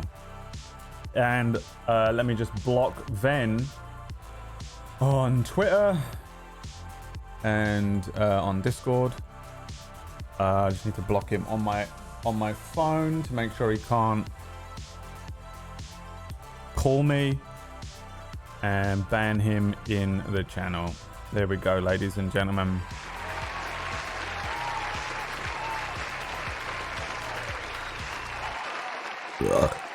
Now remember, at the end of the stream there is a $1 giveaway that you can enter right now by typing !enter in the chat.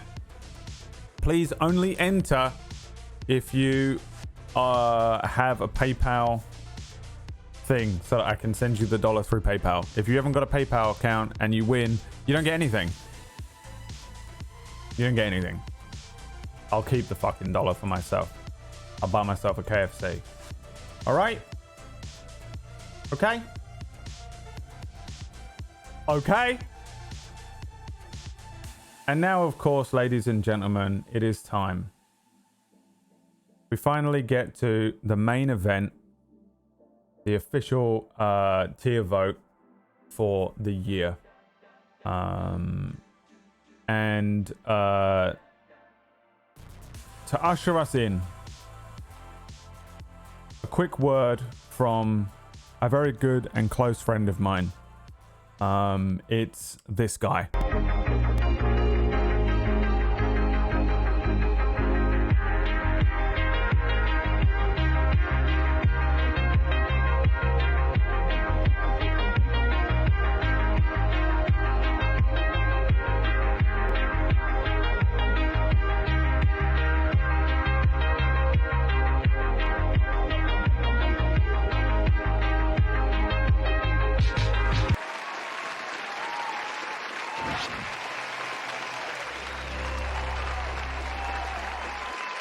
Here we are. Let me just realign this because I moved it earlier on, didn't I? And this is it, boys. This is the end of year game vote tier list. So the games that are on here, all the games that we went through on the year, in the year, and we played, we you know we do, you know how it do, boys, killing it. The first game that we played this year was, of course, the Final Fantasy VII remake. The Final Fantasy VII remake, and probably I'm not on the screen for like any of this. There it was. Now, I don't know if this won a vote or not. No, it did, didn't it? It legitimately did. I couldn't remember when I was putting this together, and now I remember. After we did our Metal Gear Solid run, the first vote that we did ended up being the Final Fantasy VII remake. Spoilers? Go fuck yourself. First of all, this is 20 minutes into the game. Second of all, if you haven't played it by now, you clearly don't care enough. Get out. Simply put, this is my favorite game of all time ever. I love it. It's the best. And I fucking absolutely adore this game. I think that it's the best thing I've ever played. There you go. For me, no question about it, this was an S in terms of gameplay. In terms of stream, I'll be honest with you, and this is fucking pathetic, but I'm going to tell you the truth of it. In terms of stream, for me, this was awesome for me because I was fucking losing my mind. During January and February of last year, kind of into March, I was fucking losing it. And if you remember, that was when I went onto the meds and I was not with it at all. I was trying to fucking stay. I remember trying to do fucking Cerebrum Project, and PB was like, I'm going to get you to play the really intelligent person again. And this thing is all about this medication that erases grief. And I was like, and my brain was falling apart inside my body. I was coming off of a fucking seriously rough December last year again. And I was losing my mind. But I was on these meds and my brain was just like, I don't know if you've ever been on antidepressants, but they make your fucking brain shut the fuck down, kinda. And I felt like I was underwater for about 2 months, just trying to like force myself up to the surface of consciousness and be like present and active. It was a really strange time. But the good thing about this game, apart from the fact that it was probably doing a decent amount to hold me underwater because of the emotional attachment I have to this game anyway, the good thing about this game is it's like a lot of cutscenes and a lot of time spent with me not on the screen and not having to commentate and not having to talk. So Metal Gear followed by this was a really good start to the year for me because it meant that the streams I could take these little breaks almost with just being able to sit and catch up and breathe. So in terms of stream for me, this was fucking absolutely 10 out of 10. There was so many elements to it, and just on a personal level, I fucking love this game, and on a personal level, it was so useful to me. But I don't know if this was the best thing for you to watch. I honestly, straight up, don't remember it. Have almost no memory of early last year. So, this is what we did last year. We had you lot rate each game. And then I added my rank in, and then we pulled the rank up and down based on my rank and your rank, right? We find the average between me and you, chat. So Final Fantasy VII, absolute fucking beast of a game. FF7 R S A B C D. Is that it? Where we at? Yeah, S A B C D. Go get it. The choice is yours.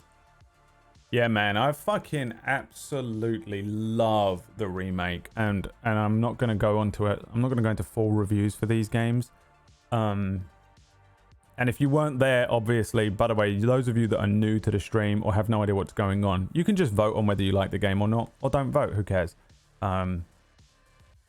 I fucking loved it. I love it. Love it. I have no gripes with the game at all, basically.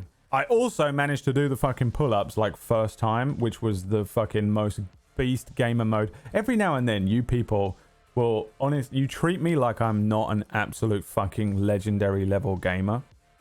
And then I go, you know what? I'll show you, dude. And I fucking killed it. While my fucking brain was demolished inside my mind on citalopram, I still managed to absolutely smash the fucking shit out of those pull-ups. Killed it. S rank. Yeah. Easy S rank. No question, really. Starting off with an S rank game. That was a good start to last year, which means the first game vote obviously doesn't happen tomorrow here on the stream. It's not New Year's Day because we're still playing through Skyrim and I want to start the DLCs tomorrow. But whatever the first game vote is of 2022, which I'm guessing will be in like maybe about a week, it needs to match up to this. You know what I mean? S. Final Fantasy VII, where are you? Anyone see it? There it is. S rank. Absolutely easy S rank. And honestly, even if all of you had voted D rank, I would have put it in the S rank anyway, because I don't give a fuck. There's no democracy surrounding that game for me. The next game we played this year, was now my collections are slightly out of order, so I have to fucking the only way I can remember. Oh, it was Little Nightmares. Little Nightmares was fun as fuck, dude. Fun as fuck. I thought I was gonna hate this shit because it just seems like one of those games that everyone loves because it's like kind of stylized and arty, and like, you know, there might be some like deeper meaning behind the things, but like most of the time I find when I see other streamers playing these kinds of games, they're acting like a cunt about it. They're like, yeah, so it's just a little indie developer and you probably wouldn't understand, and I'm no. You know, people like to play games like this because they like to pretend that they're like a connoisseur of indie gaming, and it makes me immediately hate them, and I know that I'm basically the exact opposite of that, and it's basically just basically I'm a game racist. But this was fun for me, and I think sometimes as well, the thing with me and these games is that usually because I don't play them very often, these kind of side scrollers or these indie games or these very stylized interpretive games, when I do play them, I think they hit a little harder for me because I don't play them all the time, so it hasn't saturated the genre for me. A bit like horror games. I don't really play any horror games. When I do, it's usually the cream of the crop because it's a vote, so everyone votes for the one that's like the best one out of like a billion games that came out. And then because I don't play them a lot of the time, it's finally something kind of a little new for me. But this was really cool, and I remember not wanting to play it. It kept getting really high up on the game vote, and I was like, I don't want to. And like sometimes I don't care. Like most of the time I don't care what game it is, but I know that at this point, because my brain was kind of a little fuzzy still, I was like, I really want to play something that's just good and that people will want to watch or whatever. And I just could not get my head around the fact that this would actually be enjoyable to play. Noodle doesn't like it. I remember him complaining about it. But again, like I said, I don't think this is a fucking absolutely like mind-boggling, mind-blowing game. I think all of it is obvious. Like all of the themes. I guess I won't do any spoilery things here, but the themes and stuff around this one and the second one are pretty obvious. And it only took like one stream to do this one and then one stream to do the next one.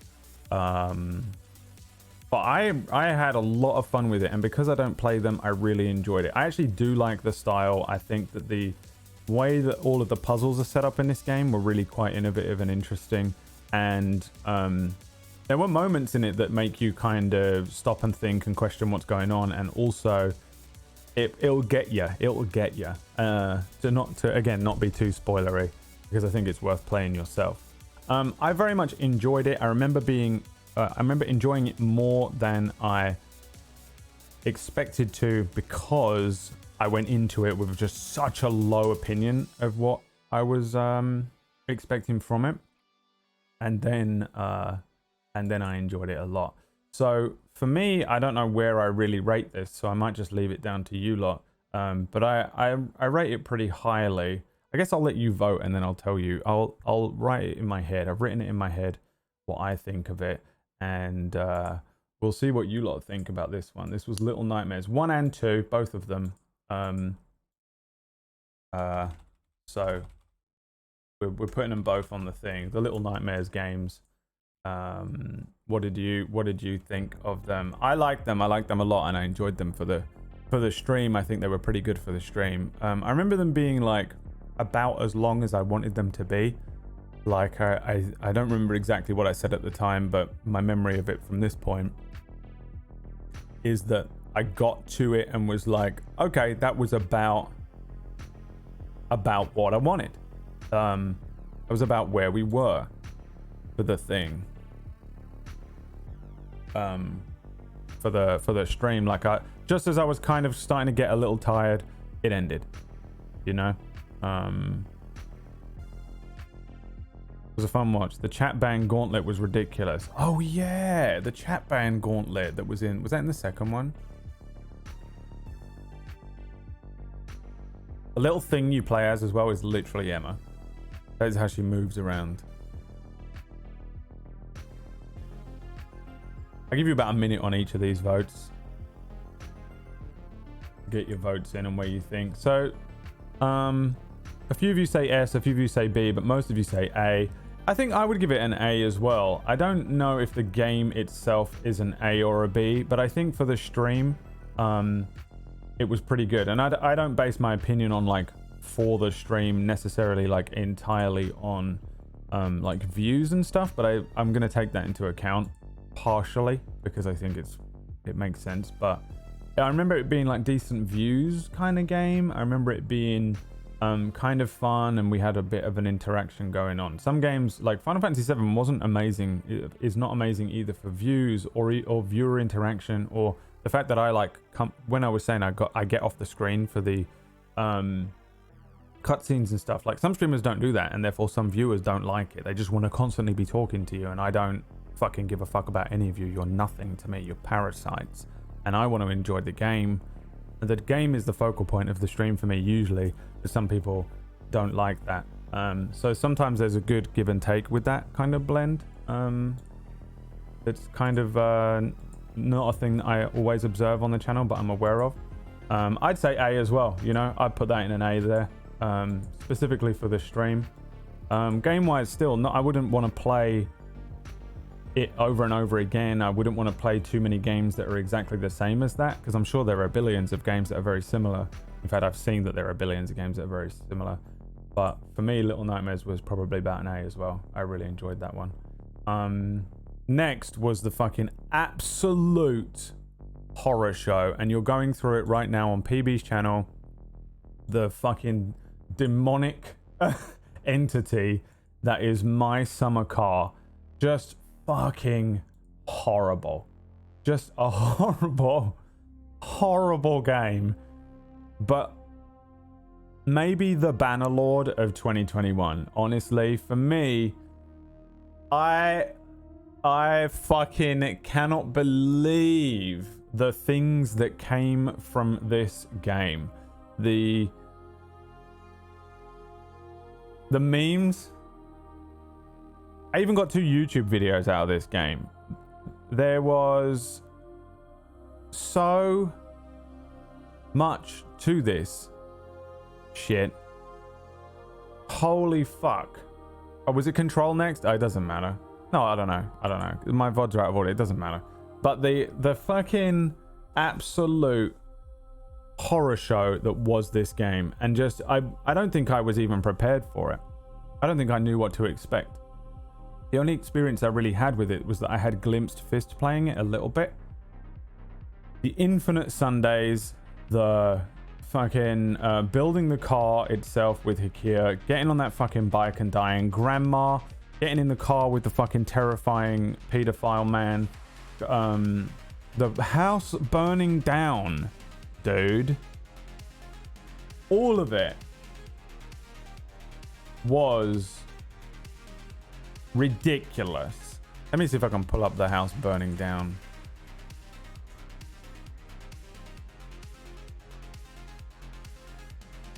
The whole thing was incredible.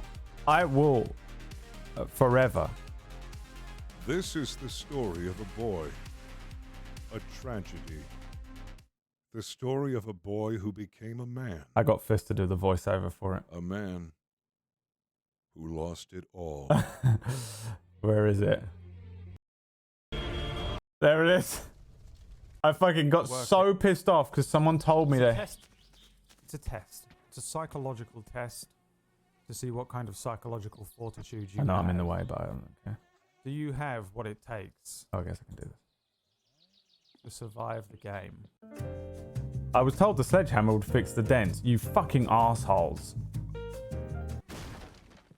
Doesn't appear to be working. No, that's making it worse. Yep, that's doing more damage, I would say. Oh, wow. The frustration. By the I way, had to guess. I had to throw a guess out there. the level of insanity that I hit.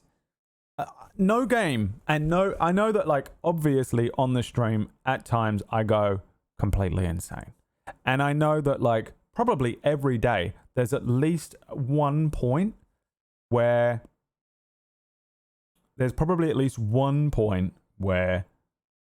I am unjustifiably awful to you, or I'm insane, or I'm acting a cunt, or I'm being a dickhead. You know what I mean? Or I'm being an asshole, or I'm being stupid, or I'm being insane. Almost definitely. I know that I have a low tolerance threshold for a lot. And some of you find it funny, and some of you are on the receiving end of it. And sometimes I laugh about it afterwards, and sometimes I feel guilty about it afterwards. But I always forget about it within 10 minutes of the stream ending, and then I start the next stream the next day, and we repeat the process. But nothing, no game, no experience online has ever brought me to the level of like true insanity that I reached by the end of this playthrough. Not this part here. I think once we actually had the car going and I was trying to drive it down the road and we ended it or whatever, by that point I was honestly feeling insane. Like it's a weird feeling how legitimately crazy I was by the end of this game. And also, Leah, this is the first game you saw me play, which is absolutely horrific. No wonder you have such a low opinion of me. But dude, when this happened, Yeah, I'd say what I've done here. wow, With what a this sledgehammer perfect storm this game became for this is stream. more damage. You fuckers. Oh my god! Look at the state of that. The sledgehammer doesn't fix the car. The posters changing every day. I would go in and change all the posters every night. I got my character drunk because you lot had fucking ruined my beautiful car. Ruined it. And then I slept in the bed, and I didn't know that if you sleep in the bed with a cigarette, it starts a fire in a different room for some reason. And I...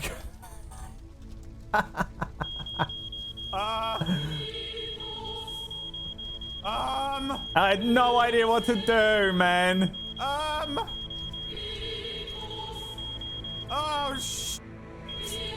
what do I do? Oh, wow.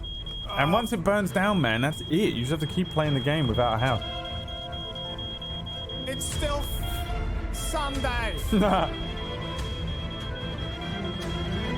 Perfect storm. Sometimes this shit just happens live. Oh, Jesus. Can't plan for this stuff. I can edit this stuff into videos sometimes, but you can't plan this live. The way this worked out. I genuinely set none of this up or anything.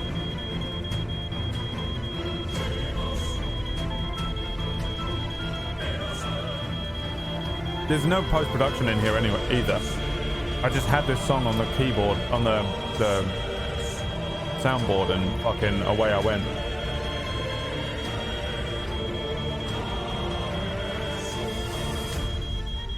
Drink! Oh yeah, I was trying to build up the urine. Drink! In the hopes that maybe that would put the fire out.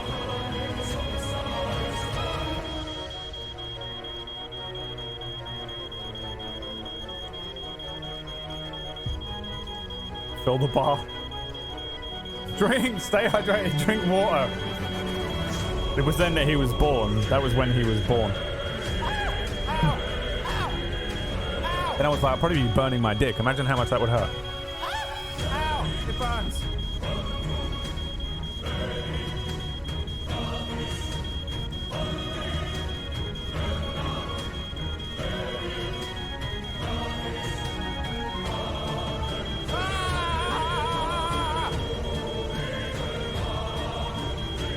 Jesus! Jesus Christ! Fenton! Oh God! Oh God!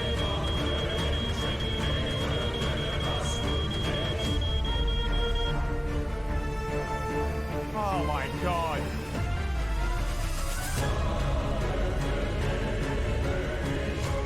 Save the beer! Save the beer!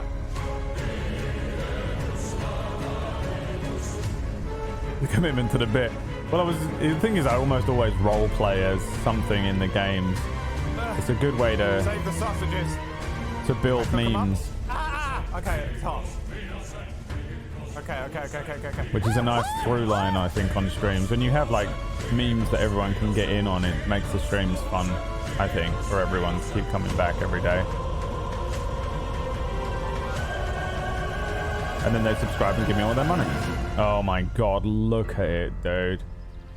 I couldn't believe what was happening. What have I done? I had no idea what to do, man. What have I done? What have I done?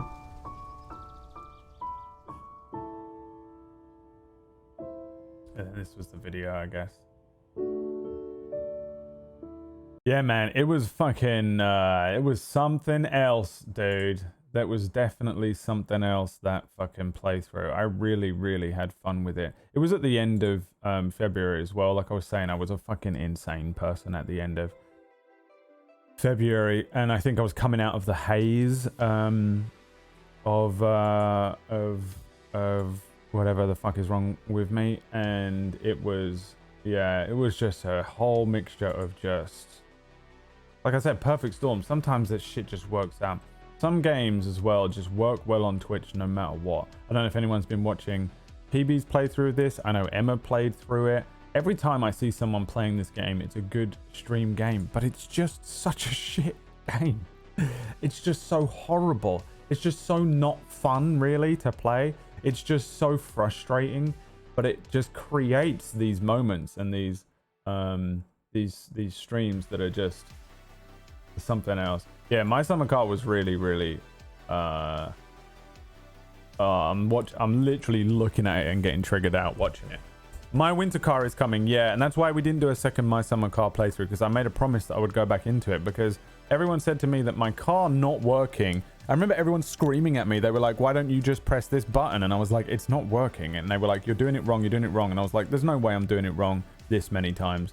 No way. And then I found out afterwards that the stuff in the game that spawns in at the beginning spawns in at different levels of deterioration. And they were like, yeah, probably the bits that you got on the car are fucked and you need to redo them. And I was like, there's no way, I can't be bothered. I can't stand it anymore.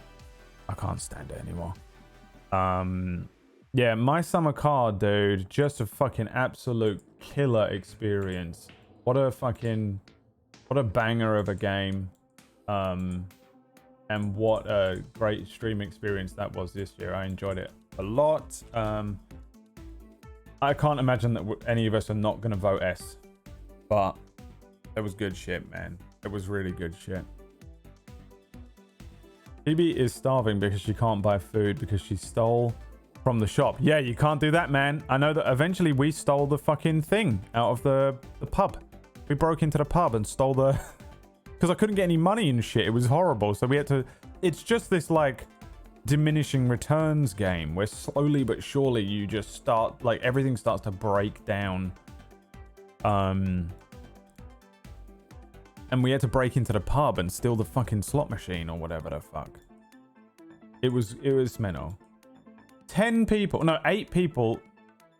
This was their worst experience of the year. Why? Who was one of those 8 people? Should have taken note of whoever was voting. 5. There's one. Layer issue. He didn't like it. Easily an S experience. It has to be people just being like, I don't like Summer Car. I don't like the game. And not to do with the stream. Remember, we're kind of voting on the stream here, not the game itself. But you can take into account... I don't care, but you take into account whatever you want to take into account. For me, and I think pretty much everyone in the stream that was here, without a doubt, My Summer Car in terms of streams was an S. An S. I didn't see it. So why are you voting? D then. Is that why? You people on the internet are so weird, people. You're so weird.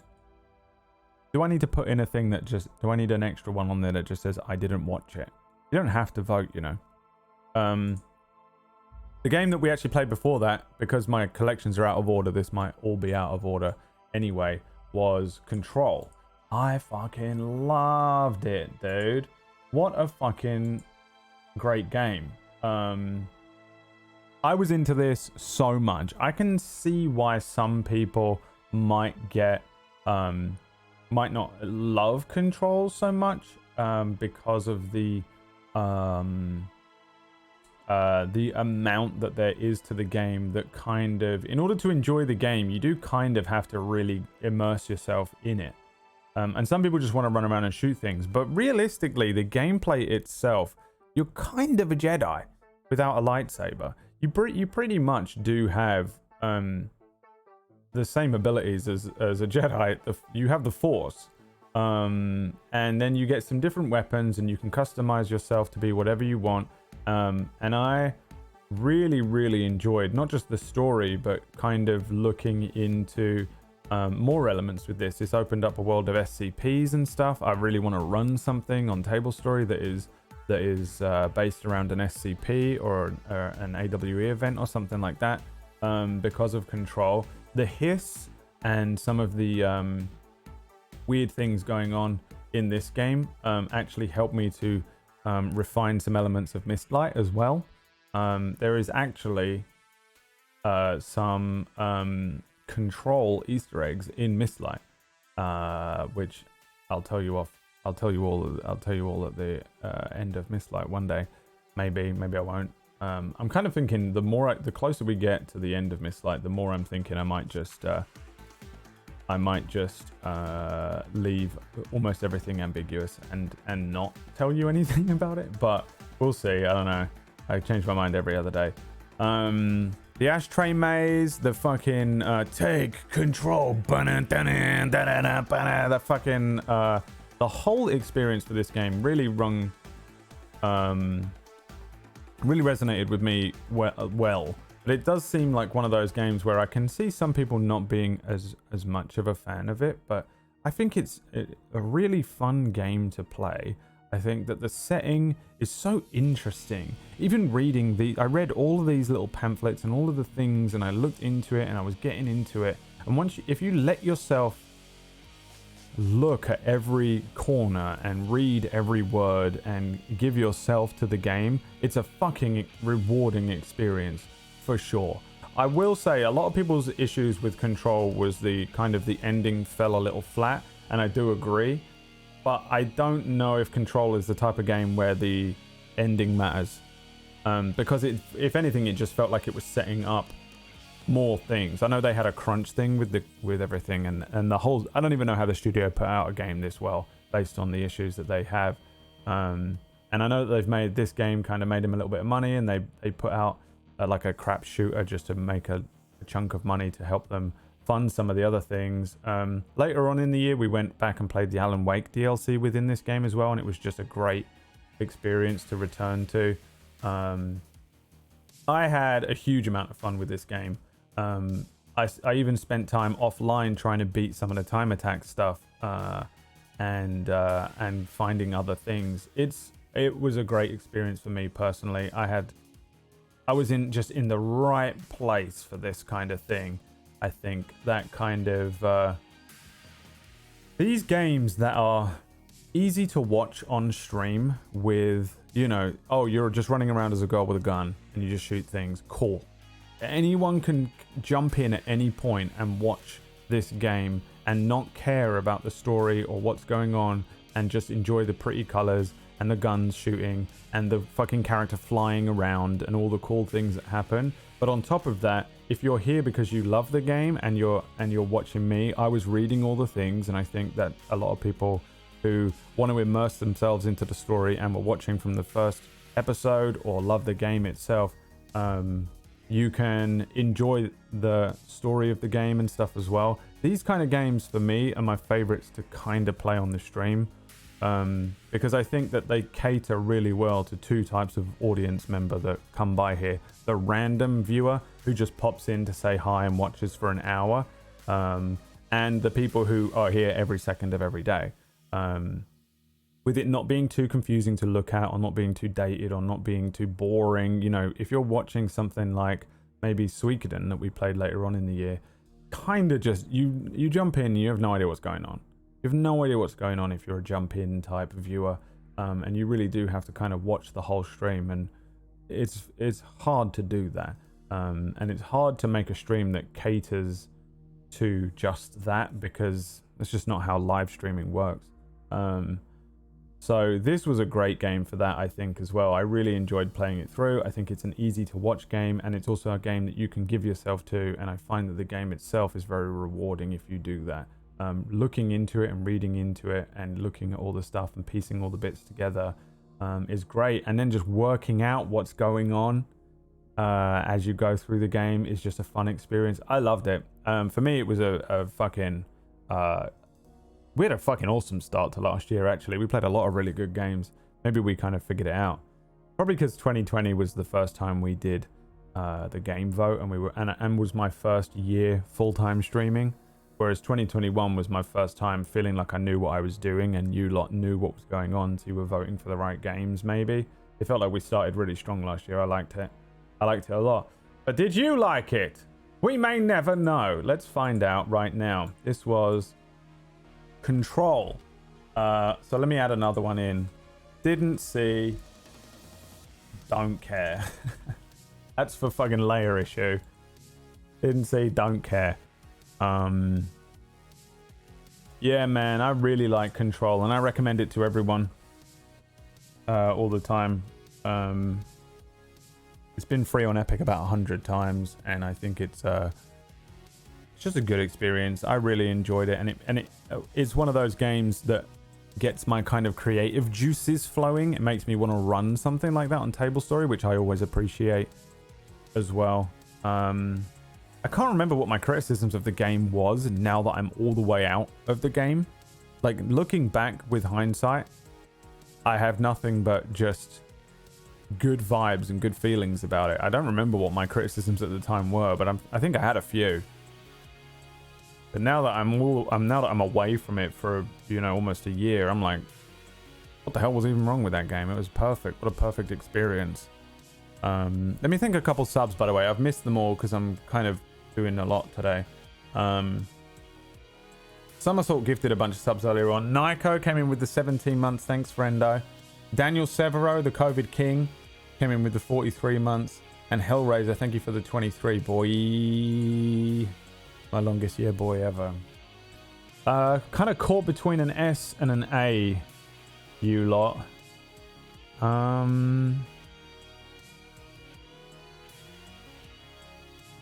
Man, I don't know. I think I'm going to bump it up to an S. I think I have to bump it up to an S. If I put my vote in there, which is worth 100 of yours, I now that I'm here and I'm looking back and thinking about it, I can't, for the life of me, think of anything in that game that I didn't like, and on top of that, as a stream game, I thought it was excellent.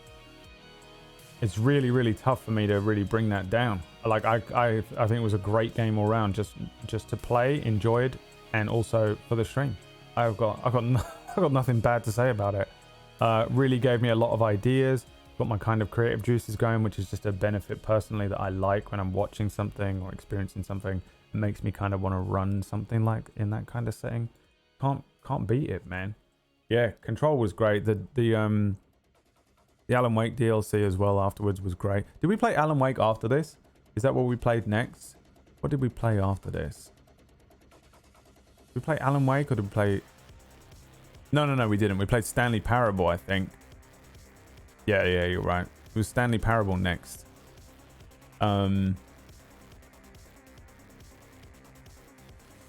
It's hard for me. My brain does not remember anything. Yeah, man. Control was great. Stanley fucking Parable. Wow, did I not want to play this. Another Little Nightmares situation where I did not want to play this fucking thing, man. For me, I'm like, this sucks. Like, there's no way I want to play this fucking game. Not interested in anything that's like this. I don't know. And I'm also very terrified of playing puzzle games because I'm not a very intelligent person. I know that I make a lot of memes, you know, when we're in it about how, you know, I'm like, I'm not intelligent, but you lot are even more stupid. But really, I'm not. I don't think I'm academically very intelligent. And sometimes this kind of lateral thinking in these puzzle games, they just frustrate me. And then I'm like, well, I'm not having fun, so why do I want to play this when I could just be shooting something in COD? I'd rather just be mindlessly shooting things rather than thinking and feeling frustrated. I think and feel frustrated in real life. I don't need to feel like that anymore. But this game actually, I think, it kind of isn't a puzzle game, in as much as I think it's a philosophy game, which is different. It reminded me a little more of Soma, and I really have to get out of my own bullshit. I have to get out of my own way sometimes, and play games like this, and play games like Soma. And I know that you lot are constantly telling me things, and I'm always like, no, I don't want to play it. It looks like shit. But when I do get out of my own way, every now and then, it's a 50-50 shot, by the way, because a lot of the time you're like, no, you'll love it, Brad. And I play it, and it sucks ass, and I was right. And usually I trust my instincts over anything any of you have to say, because you're all flatheads. Can I get some super flatheads in the chat? That's what they're there for. But games that are like this one, like Soma, like Observer, that give me a little bit more to think about around the game, I appreciate every now and then. A bit like how when I say I watch 2 Marvel movies and then I try and watch something that's got some substance to it. I'll watch an episode of The Office and then I'll watch an episode of *Halt and Catch Fire*. It's just it helps my brain to not just fucking sit and sedentary in my head doing nothing. And this one made me think a lot about the things around it. I ended up really enjoying... We played it for one day. I tried to just bang... I was like, oh, I'll beat the game. But if you've played the Stanley Parable, you know that it's not as simple as just, oh, let's just beat the game. Let's just beat the game. It makes you go a bit mad. It makes you go kind of crazy in that My Summer Car way almost. But it's I think My Summer Car is intentional. But in this game, it's overtly intentional to make you a little crazy and frustrated. But then in doing that, the reason that this game for me is a little bit more artistic is the way that that frustration and that repetition that you feel in the game resonates out of the game with your real life. And that's kind of some of the point of the Stanley Parable, right? Again, I'm going to try not to spoiler any of these games, because who knows who hasn't played what. And this is one that you can bang out in 4 hours, and I think you should play. But yeah, man, there's some good shit in this game. For the one day we played it, it was a great stream game. I think if I had played it even another day, I would have hated my life, and I wouldn't have liked the stream even. This is, yeah, meta frustration, whereas My Summer Car is just gameplay frustration, yeah. And I think that they do that on purpose. I mean, they definitely do that on purpose in the Stanley Parable to try and replicate the monotony of life in a way. You get in your own head by the end of this game, and that's what the game wants you to do. I kind of broke the game a little bit, I think. I kind of wandered off down the wrong pathway and ended up at the end of the game, but it's not really like a game where that matters. And there's, like, as far as I'm aware, 4 billion different endings and stuff to this game. I liked this game. I really enjoyed playing it when we did play through it. It was a great stream game for the one day. It's thought-provoking. The gameplay is whatever. Like, the whole game is literally just pressing buttons, kind of. But that's the point. Hence why I have Stanley working for me now. He presses all the buttons, like this one. Common. Yeah, man, I enjoyed it. I enjoyed it a lot. But what did you think when you were watching it? What do you think about the Stanley Parable? Whether you've played it or not, whether you're just voting purely for the stream, or whether you're voting on your opinion of the game yourself, Stanley Parable. And also Stanley Parable was the first time we had, I did a, X streamer presents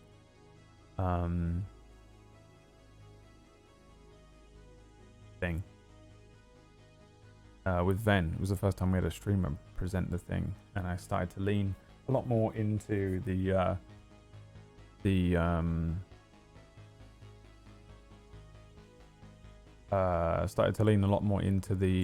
intros and stuff like that.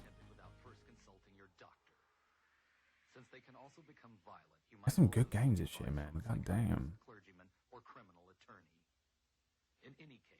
What is happening? Responsibility for any harm you do to yourself or to others after viewing this Fucking tape. perturbator, dude. What are we looking at here? A few of you saying S, a few of you saying A, a few of you saying B. Yeah, I think I would go B.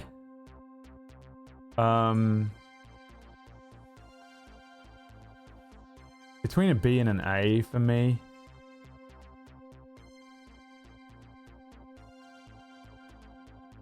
I think because it's thought-provoking, I'd lean towards the A. But I'd go more B because you only get one stream out of it. But then, I don't know. You buy the game, you only get one stream out of it. With good views, A. Made me kind of go crazy in a meta way, which is it. You know what? I think I might go A. I think I might bump it up to an A.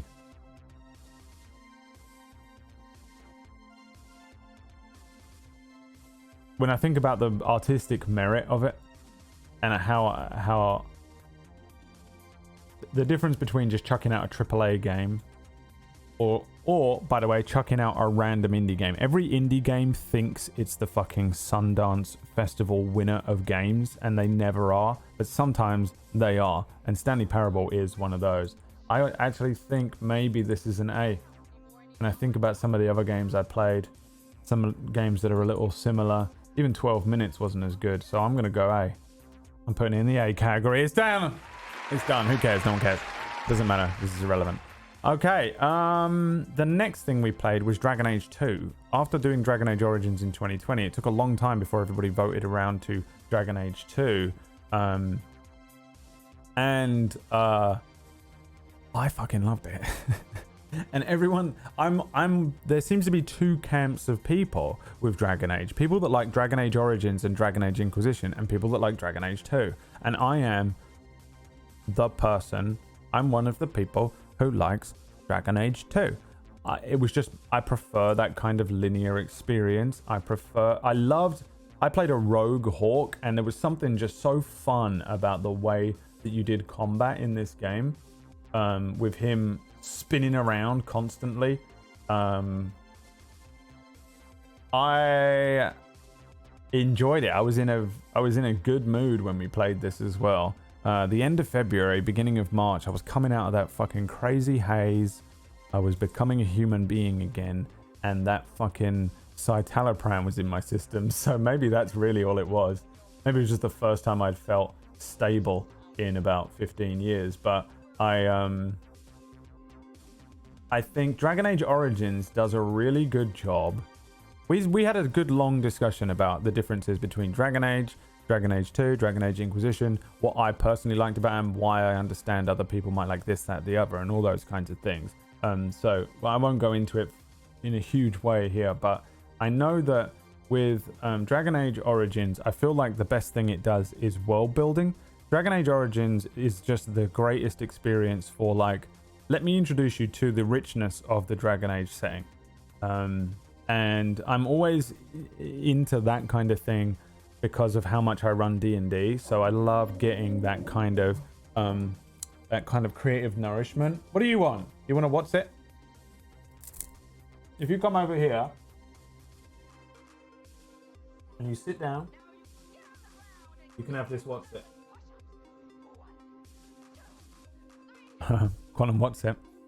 Then Dragon Age 2, I think, does this thing where it just kind of goes, oh, let's do away with the huge world building aspect and focus on just a handful of these little characters in this one city. And I loved it. I got really into that.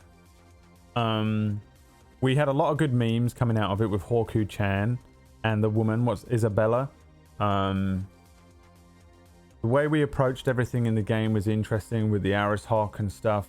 And I think one of the things that this did for me was really sell me on the Dragon Age series. Because everyone was saying that Dragon Age is the greatest, Dragon Age is the greatest, Dragon Age is the greatest. And then I played Dragon Age Origins and I was like, yeah, this is okay. But by the time I finished this, I was like, no, it is great. It is great. And I know that I enjoyed Inquisition as well. So, but I didn't at this time know I was going to enjoy it. I loved the kind of just the more kind of linear character focused part of this game. You know, I'm the character child, so I like that. This, for me, was a good experience. Is it the best game ever? Absolutely not.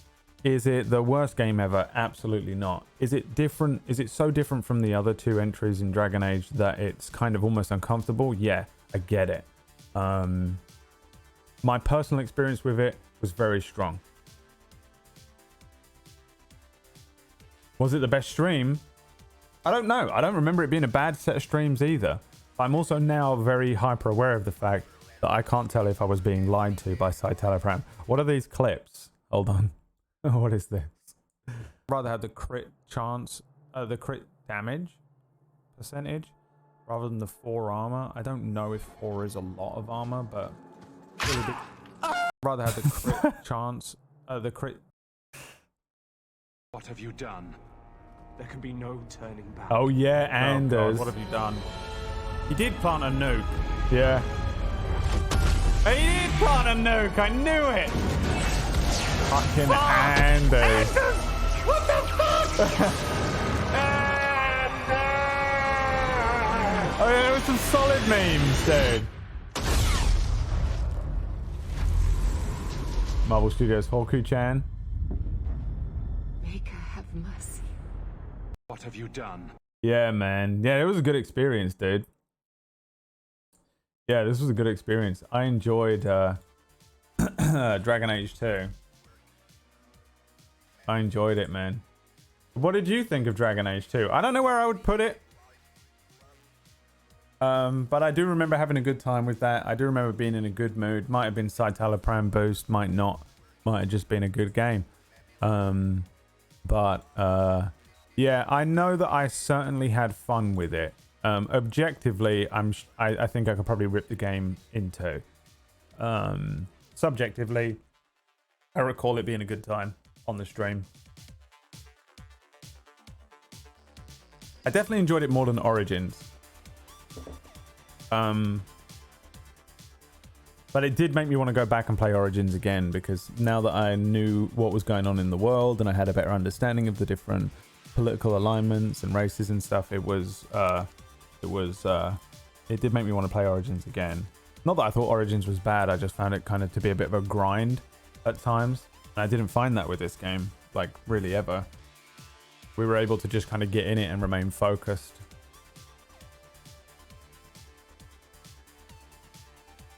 That was a good time. S because of the good mood. Dragon Age 2 playthrough made me finally go and play all 3 Dragon Age games from start to finish. It was good, man. Yeah, it was inspiring to play them all. Dragon Age 2 had the most shocking storyline with Anders. Yeah. Yes, I like it. I really like Dragon Age 2. For me, it is the better. It's my favorite Dragon Age. It's my favorite Dragon Age. But I also get why people say that it isn't their favorite Dragon Age. Not my kind of game, but Dragon Age 2 really hooked me. It seems like nothing is your kind of game, though. S or A? I think just because I think good vibes, and I'm in a positive mood today. You're welcome. I'm going with S, man. I'm going to put it up there. For me, it was an S. Inquisition, maybe I would put in an A position to give you some perspective. And Dragon Age Origins maybe B or a C. I can't remember where we put it in 2020, but if it was in this vote this year, I would probably put it much lower. So that's kind of where I'm thinking with those. And Inquisition is coming up later on. It's on here somewhere. But I really enjoyed it. I was busy playing FIFA and COD in my youth. Yeah, so was I. Oh, you're still in your youth. Varric's chest, yeah.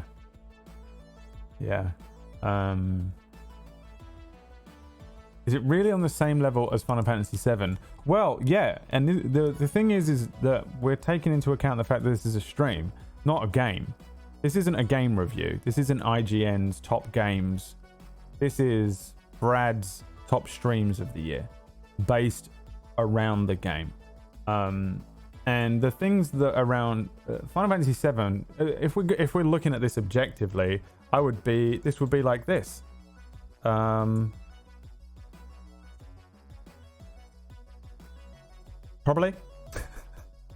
If that was objectively how I feel about the games, it would probably look like that. But the thing is, Final Fantasy VII was a good stream, but I spent a lot of time off the screen. Well, you could have been watching a YouTube video with no streamer. Whereas Dragon Age 2, we were constantly fucking laughing and constantly making memes and constantly joking and constantly involved, and cool shit was happening. We had music blaring. I could do my own production with it. Bear in mind, I do a lot of my own production here. I'm constantly hitting buttons like fucking, Anders, good to see you, my friend. And then Anders would do some crazy shit, you know what I mean? Or I'd hit this fucking button, and you know, like, it would be like, okay, let's fucking do this, dude. We're gonna jump off the edge of a fucking building. And then, you know, if I fail the jump like we were doing Dishonored and stuff. So you can't do that at all in Final Fantasy VII. At all.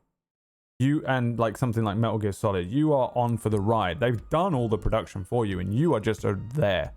And you can comment when you comment, but I don't talk over cutscenes and things like that. So the amount of good times that we get out of some of these games because of the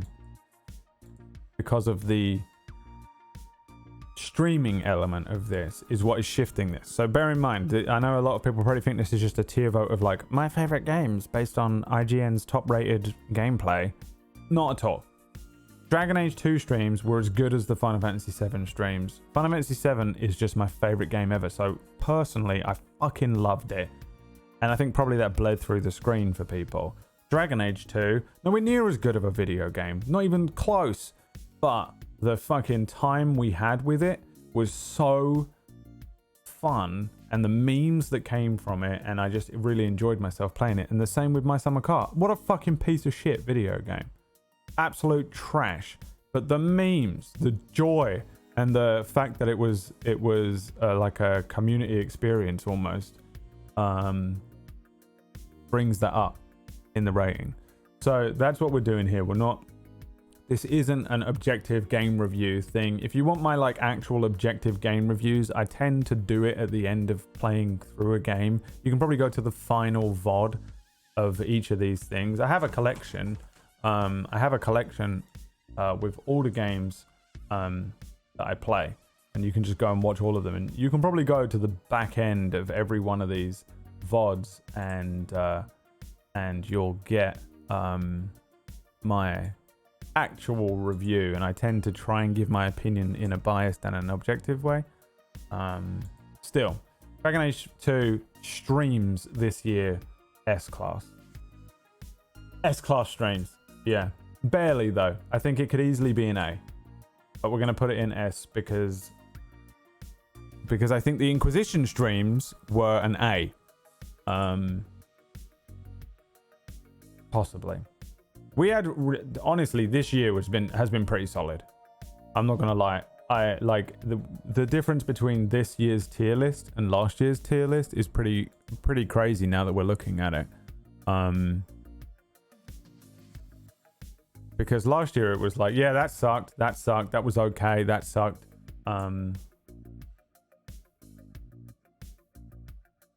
These are the S-Class games. And look, they were experiences as well. Look, these are not the best games of all time. Compared to some of the other games on this list, Spider-Man is better than all of these games. Maybe. But these were the best times of the year. This was a good start. This solid year. You know, this is exactly what I need. I need this kind of like, you know what am I complaining about in life? You need to see this shit sometimes. You go, well, I had a great year. What are you talking about? Hey, brain, I had a great year. What are you talking about? Let's do all of the Metro games. All of the Metro games in one lump. Because we banged through, like, all of these games. We smashed them out pretty quick. And Metro was one that I wasn't sure, man. I remember coming up to Metro thinking, I'm not too sure about these games. FPS doesn't always do very well on my stream. And how can an FPS game like this be so good? How is everybody into it so much? And we started playing it and I started to learn more about it. It was adapted from a set of books. The setting is very cool, very interesting. There's some loopholes and stuff that don't really make sense, I guess. But you start with Metro 2033. You learn you're this guy called Artyom. Artyom. Everybody speak with Russian accent as well, which is honestly reason to put it in S-Class without any other reason. Because everyone accent in this game best. Artyom, do everything, Artyom. Yeah, Cutter Slater. I was also surprised by how much I ended up enjoying playing through these games, and also how story driven and immersive they are, and quite emotional at times you can get with something that at first glance, honestly, you would just expect that this is the type of 14-year-old fucking Enakio. It just sits and plays this shoot 'em up kind of game. They're actually extremely story driven, and that the fact that the gameplay is FPS is a red herring. It's very much about the story of this character Artyom and the people who live in the metro underneath wherever the fuck they are in Russia. Metro 2033, and then Metro 2033 was just like, what is going on? And then it ends with this weird fucking, like storyline to do with aliens and shit. And then Last Light goes into more about that kind of stuff. And then there is another one that was, because I played them all at once, there's a newer game, which was this one, Metro Exodus, where the characters go out on the road, and it opens up. It becomes a little bit more of an open world experience. It's kind of like they give you like these 3 little mini playgrounds of open world to play in. And there was some good times in these games. Best games ever? No. There are I remember being frustrated even with the controls in certain parts of it. Greatest gameplay, most innovative gameplay? Not at all. It's the same as every FPS I've ever played. It doesn't. I can't even think of a single thing it does differently, unless you can remind me. I don't really remember there being anything like mind-meltingly new about the gameplay, but it wasn't bad either. I know that there were points. I remember getting frustrated about something to do with the gameplay, but I don't remember what it was. The story was good, not amazing. Did not do anything to make me go, wow, philosophy. It didn't wipe it didn't like blow my mind with anything. But so much more immersive and so much more story driven, and I was invested in it pretty much from the get-go, and it keeps you going through the whole thing. Was it the greatest experience on the stream? Not the greatest. Was it a good experience? A damn good experience. Was it a fucking bad experience? No. Would I play these all again? Yeah. And that's weird. I would play these again. And I don't play games again. What are these clips? We've got some clips. Gabriel is the scribe. Up here now. What the fuck is that? There's no way I'm just going to get the teddy bear. Is that it? Oh my god, that's like a bat. Yeah. Watch this. Hey. Stop looking at the bear! What are you doing? Ah. Hi, Merlin. Yeah. Oh, that was fun. Yeah, Metro Exodus. I just remembered the gun. That gun there would fucking brought me back. That was fun. What the hell is happening? God, I missed it having these lights so much. Fucking so shit this year. Or the end of this year. What happened here? Oh, trying to get in this fucking door. Oh, yeah, I was going mad. I was going mad trying to get inside this fucking door in that part of the game. Yeah, man. Yeah, there was good parts in this. This was a good experience. Where I would rate it, I don't know. The Metro series, it's a toughie. It's a tough one for me to solidly say where I would put it. But I think I know. Let's see what you think. Let's see what you think. Oh, it was the sound design. Yes, the horrible sound design. That drags it down. It can never be an S for me. I remember now the absolute nightmare that it was for me to fucking deal with the sounds and the high-pitched sounds. And then there was like all these people with tinnitus that were freaking out in the chat all the time. Everyone in the chat freaking out about the tinnitus. Yeah, that was the one letdown.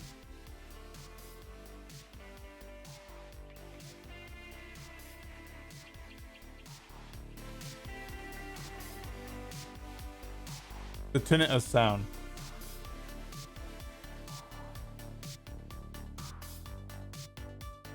I don't think we've seen Noodle again since then, have we?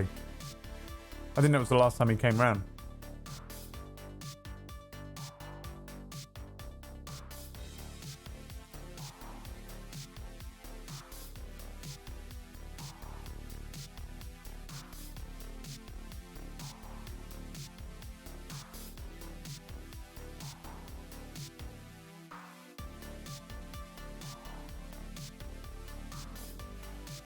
You lot seem to vote B.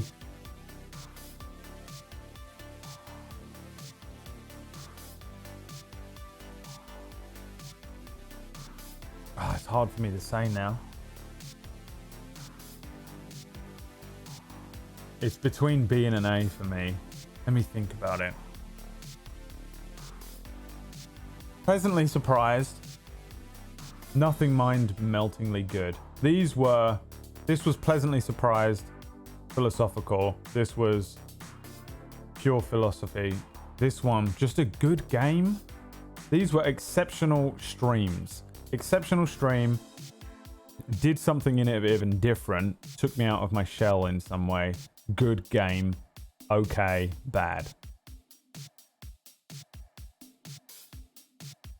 N's gonna kill us all though if we don't put it in A. Hi Shadowpunk.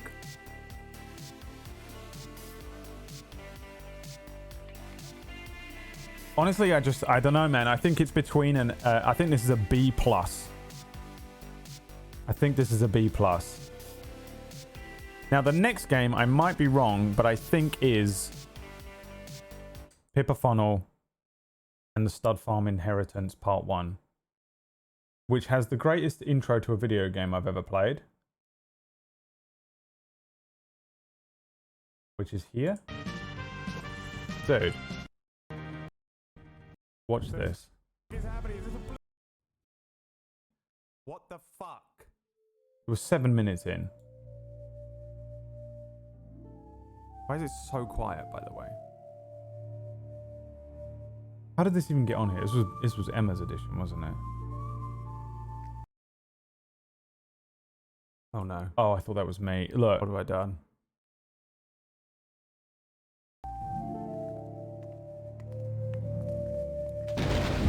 What an experience. Oh my god, the horse box is on fire. Is there a horse inside? Whatever you do, don't budge. I'm going to fetch help. Last thing I was expecting in the world. I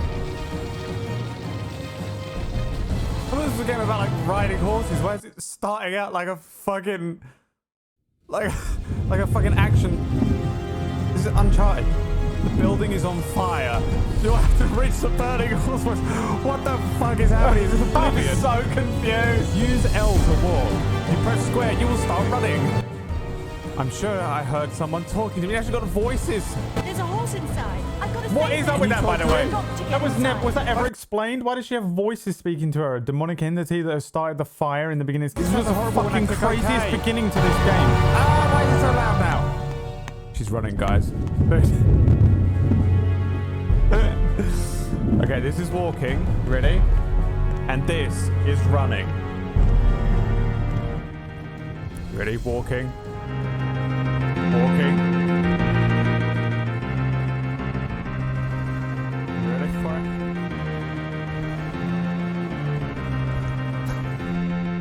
This is my first experience with it. fast as you can.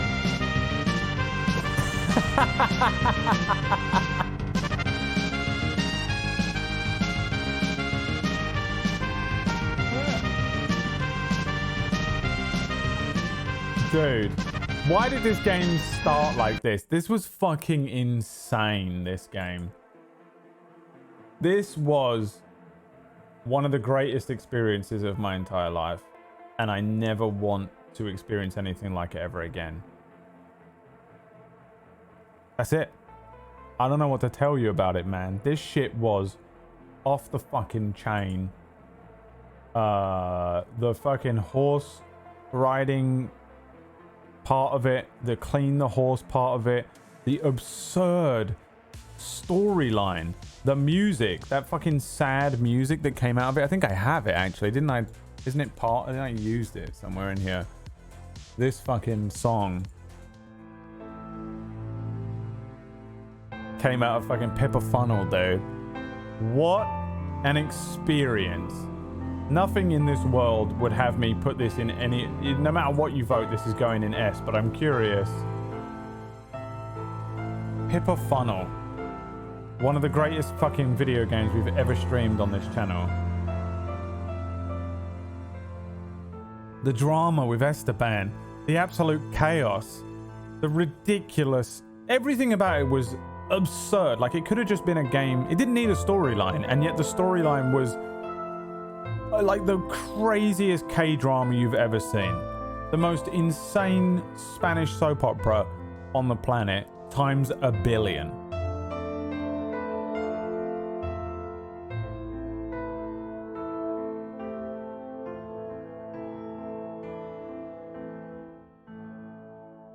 No doubt whatsoever, Pippa Funnel.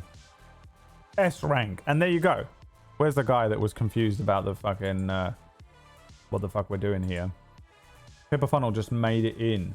Now, where is Pippa Funnel on here? There it is. My God. Solid S. Absolutely. A masterpiece. No question.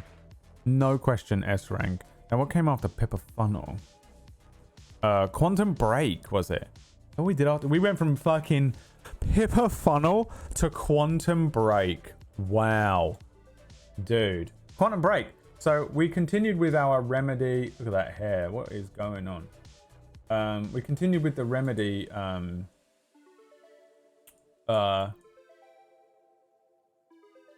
stuff. I don't know. The Quantum Break was the thing they did before Control, and you can tell when I was playing this, you get the set. It feels like a prototype Control, but with more focus on obviously time travel and stuff. The story is a time travel storyline, and I don't know, has PB played this yet? Because it sickens me that she hasn't, and I might fucking have to get on a plane, get over there and fucking backhand her for this. It's pretty insane to me. It's a TV show as well. Oh, she did play it. Good. All right. It is a weird game. Because there is like these, just at the end of each chapter you get like an episode of a TV show. Oh, I haven't played this. Yeah, I didn't think you had. Who said you did? Nimloth. I'm muting though. I'm not going to spoil anything, PB. Don't worry. What is happening to Emma in the chat room on the game? Oh, time travel, right. Emma doesn't like time travel stuff. Yeah, if you like Control, you'll probably like this game. It's a little more older, a little more clunky, you know, whatever. And it's the same kind of thing. But you do get like this thing. Here's why it was awesome to stream.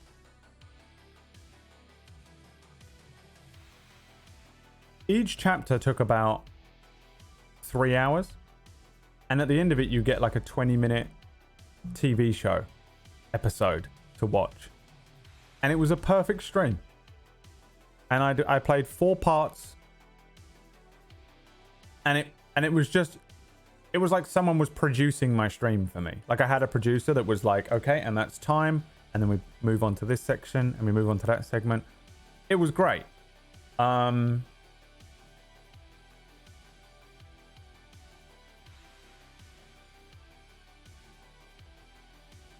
But why didn't I enjoy it as much as Control? I think just because it was older. I think this was Remedy finding their footing again. I think this was Remedy having a pop at doing what they want to do again. I'm trying to remember at the end of this game where I was at.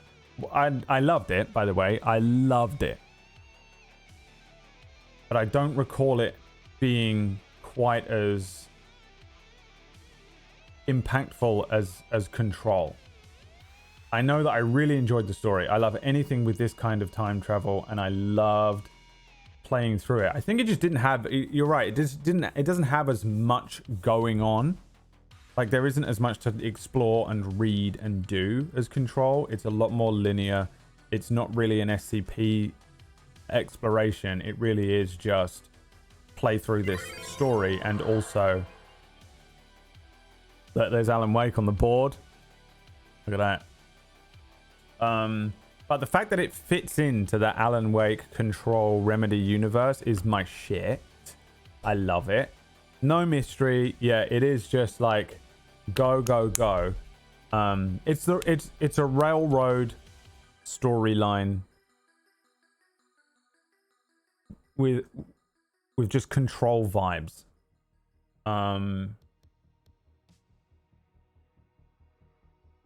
Good streams. So fun to stream because you have it's just in perfect segments. You get to the end of your stream.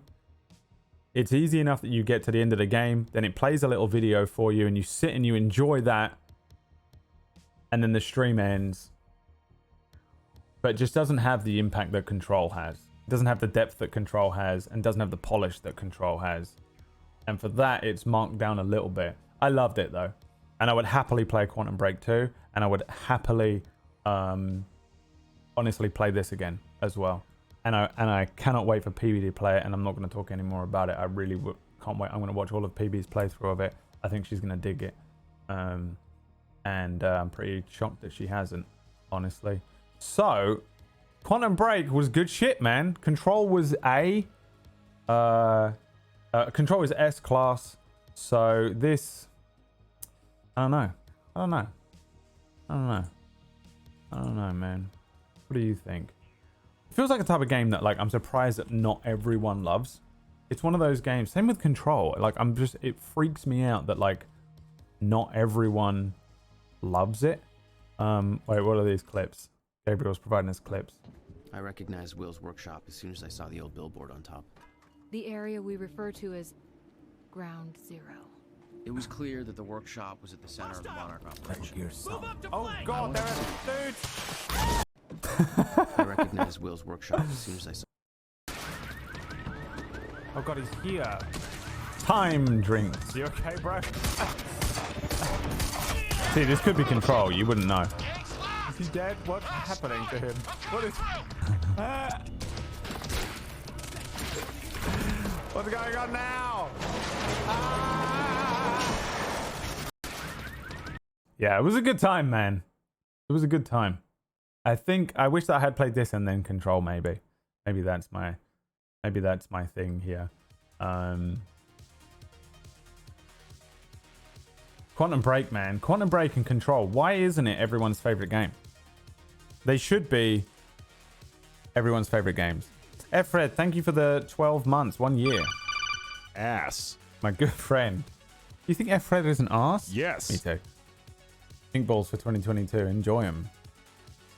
Enjoy them, boy. Yeah, man. It's weird, man. Remedy are so fucking good. And, like, they're, like, not underrated, but they are underrated in a way. You know what I mean? Like everyone knows and loves Max Payne. Everyone knows and loves Alan Wake. Everyone knows and loves... That's it. But, like, why... Quantum Break and Control should be on there. I don't know, man. Maybe it's just me. Maybe I just never. I don't know. But I feel like every time I mention Control on Quantum Break, there should be 7 people that smash through my window like, I love them. Hey, I'd give it that. Yeah, I think that's fair. That's where I was thinking as well.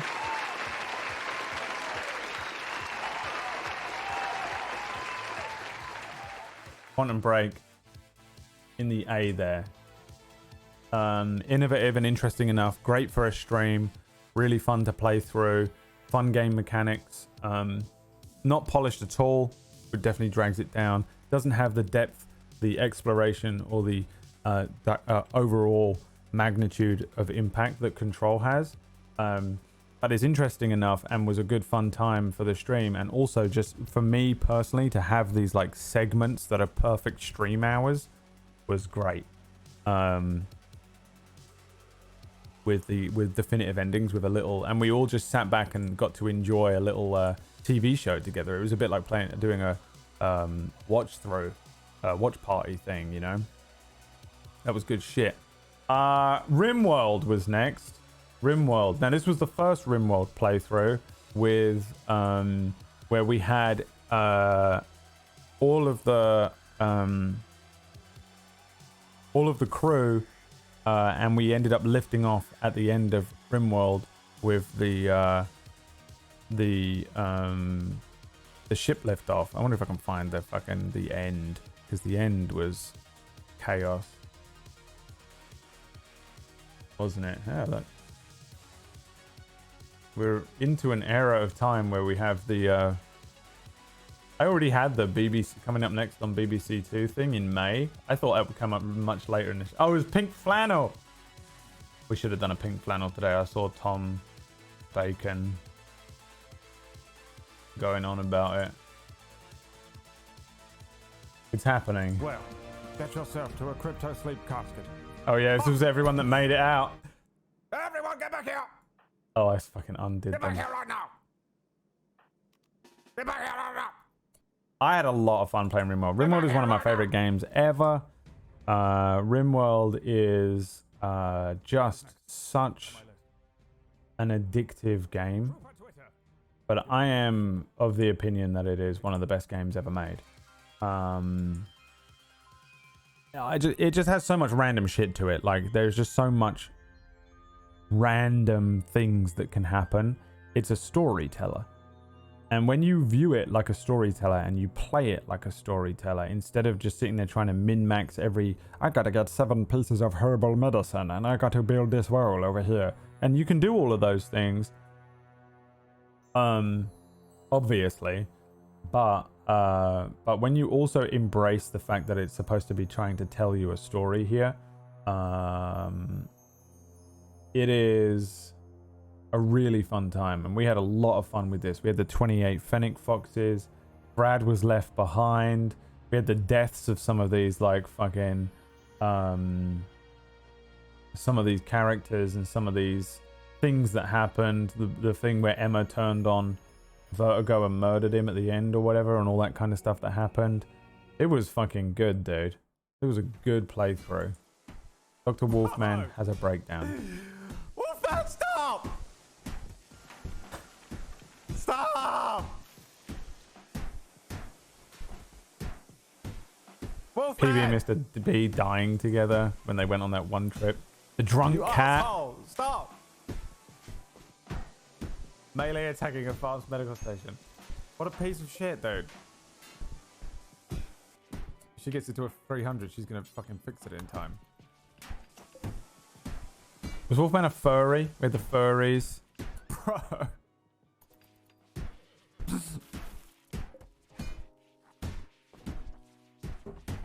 Wait, Emma, come back. Fix it again. Emma! Emma having to clean up after Wolfman as usual. Quick! Jesus. I'm trying to hover over that to see the fucking... Emma like Did you leaps see that? in with a screwdriver. Right, Wolfman once again sending us an okay clip. Not good enough for the stream. Don't ever We send me call that it Emma clip again. does stuff.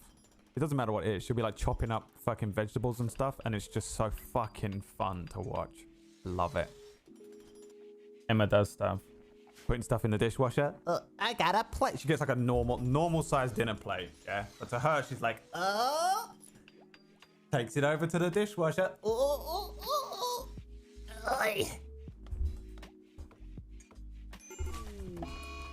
Brad's had a heart attack. I'm sorry, Randy. I take it back.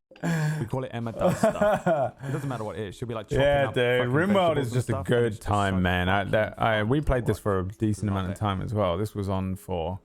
This was stuff in the dishwasher. This was 110 hours we put into RimWorld. That's got to be the longest playthrough we did of a game, which says everything. Because I normally go for, I would never normally go for that much. It was relaxing. I think we hit a point in April, May where we had it was just a relaxing time. We had like the lo-fi vibes. And enough like random shit happens in a stream to make it go crazy. That being said, though, it is not a great stream game. I think people can get into it, and I think people who like it and want to watch it can watch it, but there's a lot of time, I think, when you just tune into a random RimWorld game, you don't know what the fuck is going on. It is not the best stream game by a mile. It's just one of my favorite games ever. But yeah, when it comes to like streaming, not the best game. RimWorld, the first time. What are you thinking?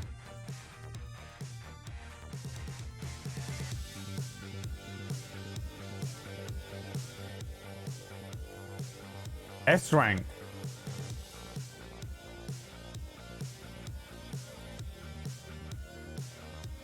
Can't have been so bad if I was willing to play it for. I played it from the 8th, almost all of April. We played it for a month, a full month.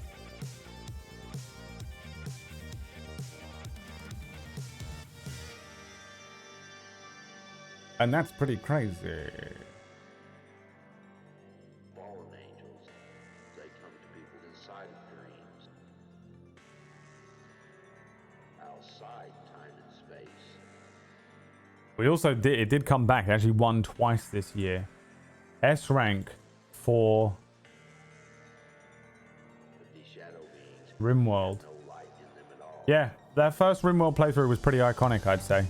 I remember being pleasantly surprised that everyone was enjoying it as much as they were, because I thought it was just going to be me doing the thing where I'm like, I really like this game, and you aren't going to watch it, and you lot go, we will definitely watch it, bro. We will all be there every day. And no one shows up to watch the thing. Yeah, S rank, there it is.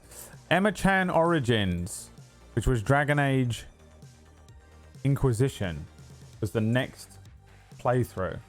And Dragon Age Inquisition was we did all this shit where we had to set up the story. Do you remember?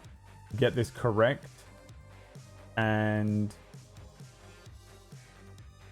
this was the beginning of this intro, because we played it as Emma again, and this girl from this thing looks like Emma. We finally got there after 45 minutes. The classic. This was the OG. This was the best intro of my edited intros. No? I mean, always the Star Wars will be the best intro. But this song is a fucking absolute beast.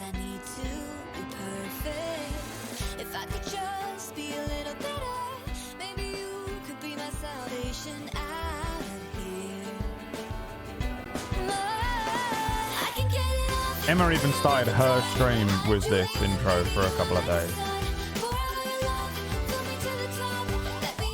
This moody fucking horrible little shit in this show is so Emma. Not only does it look like Emma, but also that face is the face, Emma's resting bitch face all day. Look at that.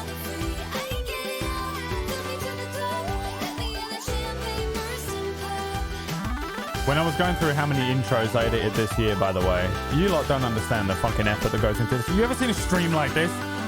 Do you see any other stream like this? No. Fuck off. Honestly, you're so ungrateful.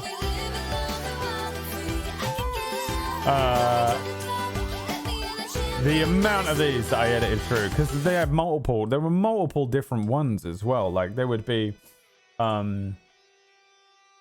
there there would be oh yeah, that was what she looked like. She was this fucking gigantic. Yeah, this was good, man. I fucking love Dragon Age Inquisition. The amount of intros, because a lot of intros, if the game goes for longer than a week or so, I usually do another edit of it just to keep it up, or I do a shortened edit, or I do something different. I usually re-edit and give it a different intro because we're playing the game and everyone's I don't know, maybe it's probably just me getting sick of the intro, but I usually do a different thing. So we had so many different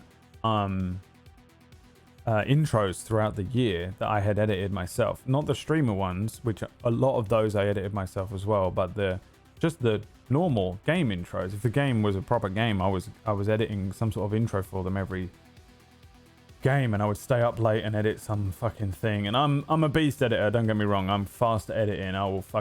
I'm faster at editing than anyone else you'll ever meet in your entire life. End of story. Straight up 100%. It's the only thing in the world that I'm good at, and I hate doing it. But I edited so many intros this year, and I don't think I even realized until I was looking through them the other day while trying to put together the other thing, just how many fucking things I've edited over the last 2 years just for this stream. It's crazy.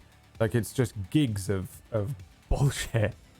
But Dragon Age Inquisition was when I think I started to make the silly intros with the crap songs. Right? Maybe? Could have been before that. I've done it before. The first time I think I did even an intro at all was when I made the stupid one for Shadow of Mordor, maybe like last year, or the year before.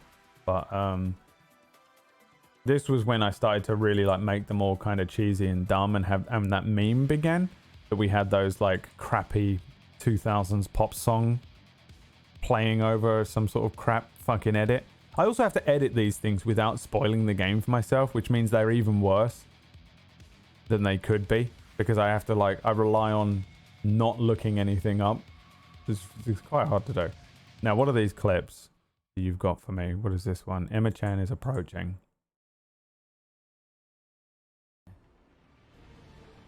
Oh yeah. We sing this in the house, by the way. When Emma's in a bad mood. This is Emma once a day. Emma is so moody. She's such a moody cunt. And that's before she's having a hypoglycemic nightmare, which makes you into a moody cunt. Right? Such a moody fucking piece of shit, dude. Right? She's gonna kill me. But she will walk into a room and be like, that does not go there, it goes there. And that doesn't go over there, it goes there. And then she'll look around like a demon. And I'm always, and we're at the point where one of us will do this. She can be in the worst mood ever, by the way, and she'll still make jokes about it. But I'll be in the corner and I'll go, I am the storm that is approaching. Dude, singing it to her when she's in a bad mood, because she is the storm that is approaching. It's Emma in bad mood. Oh. We sing it in real life when she's in a bad mood, and it's so funny.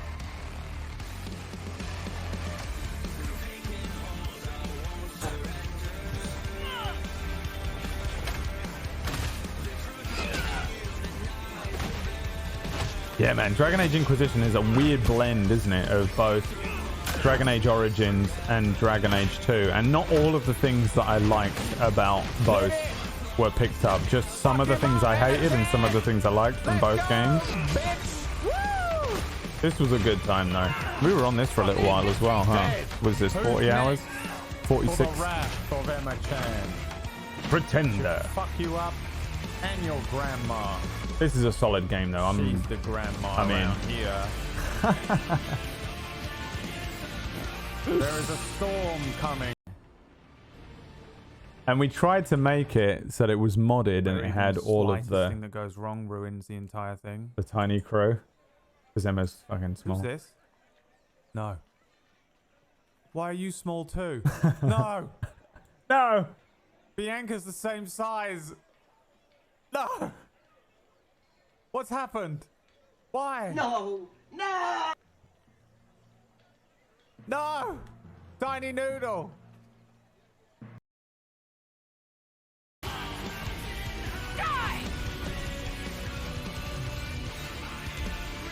Actual dragon.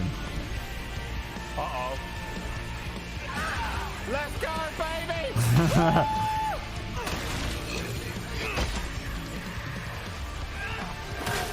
I wish that wouldn't come up. Actually, it's useful, isn't it? 'Cause it's telling you that I'm live right now.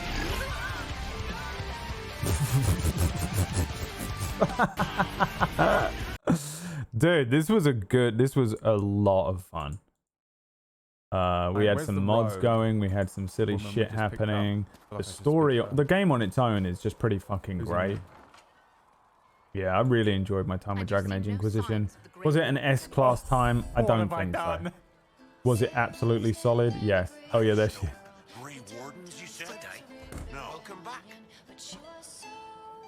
Can we play a different game? I'm so sorry.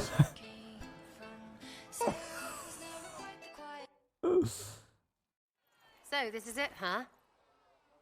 Right, where's the road? Woman we just picked up. I feel like I should speak.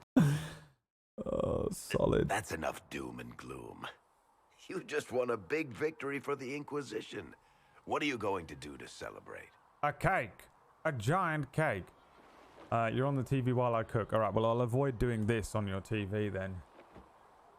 Nothing worse than having to look at this on the full screen, is there? Right? Okay. Well, that was yeah, man. That was a good time, dude. I like Dragon Age. I'm now fully on board with Dragon Age. I think the Dragon Age setting is better than the Witcher setting by a fucking massive amount. I like The Witcher and I like the Witcher setting, and I know I don't like the games. I don't like Witcher 1 at all. I think it's the worst game I've ever played, and it's absolutely just a travesty that people think it's good. I think that I didn't even play Witcher 2, fuck that. Witcher 3 is the worst fucking experience because you log into the game and it makes you play a 4-hour Gwent tutorial before you even get to swing a sword. Go fuck yourself forever. But really, obviously, that is a lot. It's extremely embellished. I think that the Dragon Age setting is better. I like it. I like it more than the Witcher setting, and it's always strange to me. I guess I don't know. Fucking who's comparing? No one. Why am I even doing it? But the thing is, I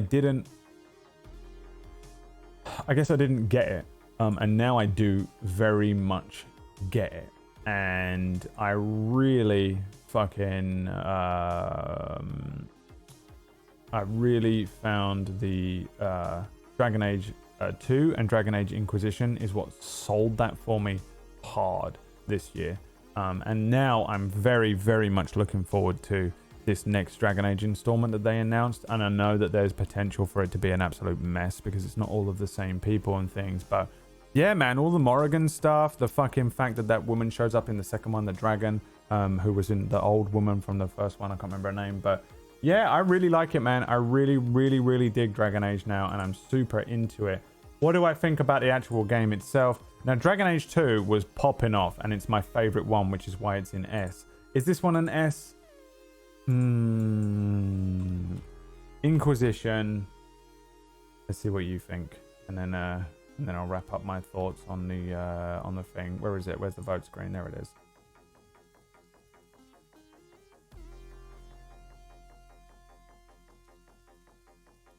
The Trespasser DLC. What was the Trespasser DLC? What did we do? What was that one?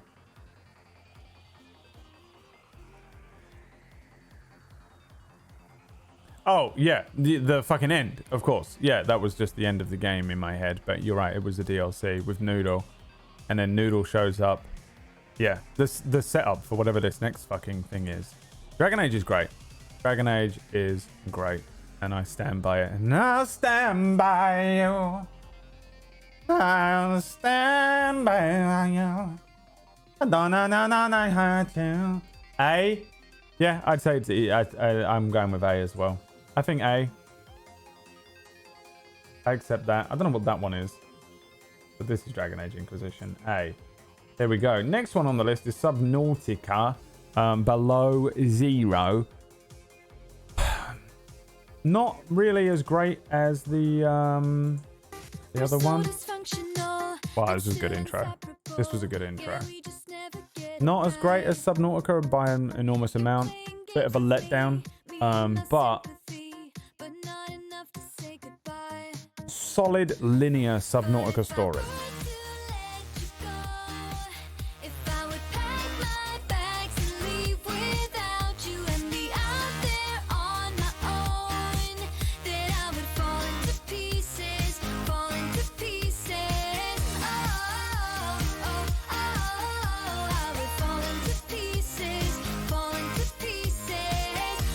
Need a gift, don't we?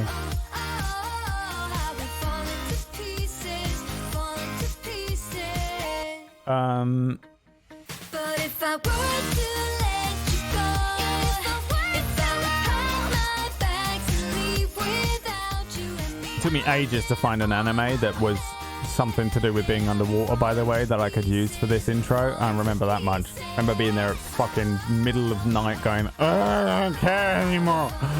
Anything. I've done this fucking submarine one. I have no idea what.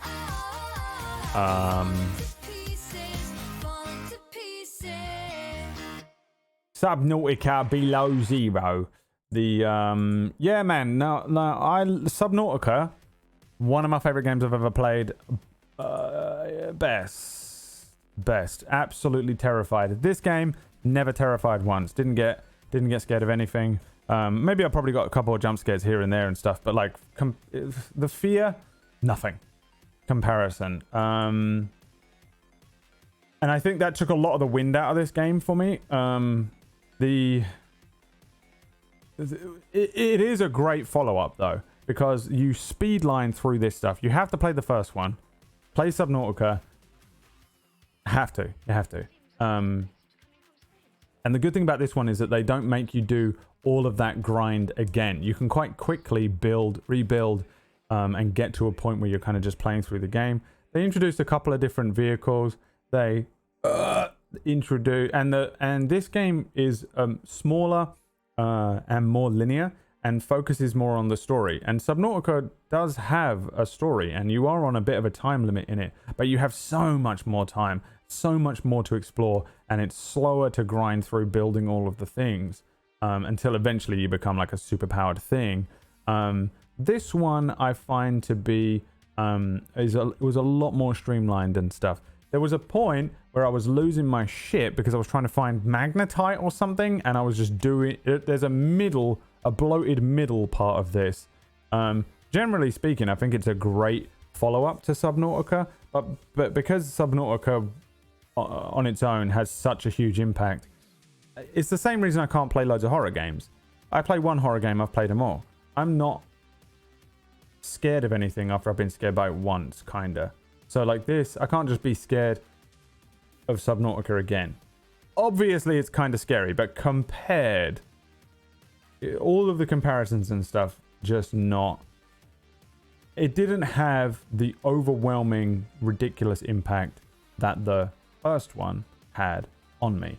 But still great. Still loved it. Still had a good time playing it. Enjoyed the streams. And the final arc where you get into the story and you're figuring things out. Once you're actually figuring things out, is very similar to the first Subnautica when you kind of get to that point and it becomes very story based. It was really cool. The thing that you fucking befriend and stuff was very cool. Really enjoyed it, but I don't think it had quite the same impact on me as the first one did. What is this clip? The penguin. What the hell is that? Oh my good god. Can I swim through him? I can replenish oxygen from him. I can swim through him as well. Being exploring on the first day, was it? There's a penguin. Penguin. I'm gonna put that on my fucking soundboard tomorrow. Ah! The penguins, yeah, there was a lot of penguin memes.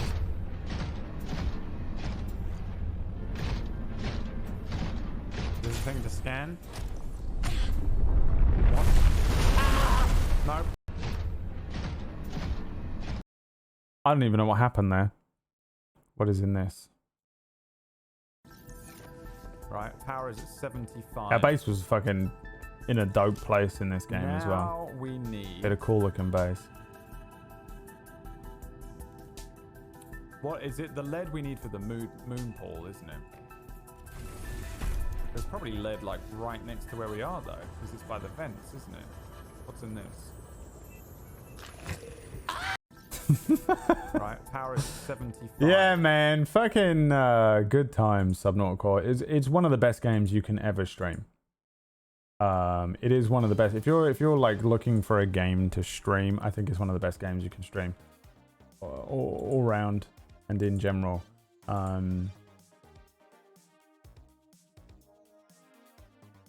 But below zero, I think you definitely do not want to start with. You definitely need to play the main one. Gabriel is the master of truly. Yeah, I will not click another. If you send me a clip in this chat room and it isn't from Gabriel, don't even bother. Okay, Wolfman has proved this.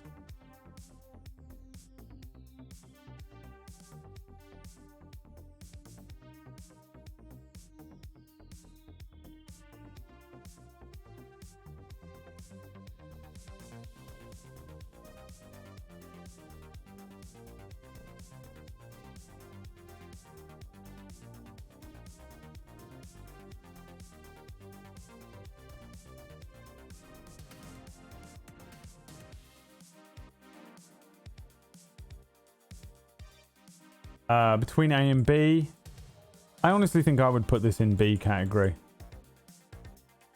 I don't think it did anything that new. It didn't do anything mind-blowing. It had a couple of interesting vehicles. It's still one of my favorite games that you can possibly stream. But I think I wanted more from it, and it didn't recapture the same level of fear and stuff for me. I really enjoyed it, but I think the thing is, it's the same as Metro. It's the same as Metro. The streams were good. There was no like additional thing. There was no like overwhelming like philosophical change or like mind-blowing moments that happened. It was just a good game. It was just a good game and a good experience. And Subnautica is always good on stream. So I think while you lot voted in majority for A, I'm going to bring it down to a B with my I have the biggest dick to vote with, so I'm going to do what I want. Yeah, I don't know, man. Subnautica was just, and some of it is just the fact that it pales in comparison to my first experience with Subnautica. It kind of just brings it down a lot for me. Good game, good streams, but just nothing really like phenomenal. No problem with it, but nothing like mind-melting happened with that set of streams. Yeah. Next, we got to play it again. It won the we're hitting June here. It won the best streamer intro of the year. The next game we played really did fucking tick a lot of these boxes with innovation.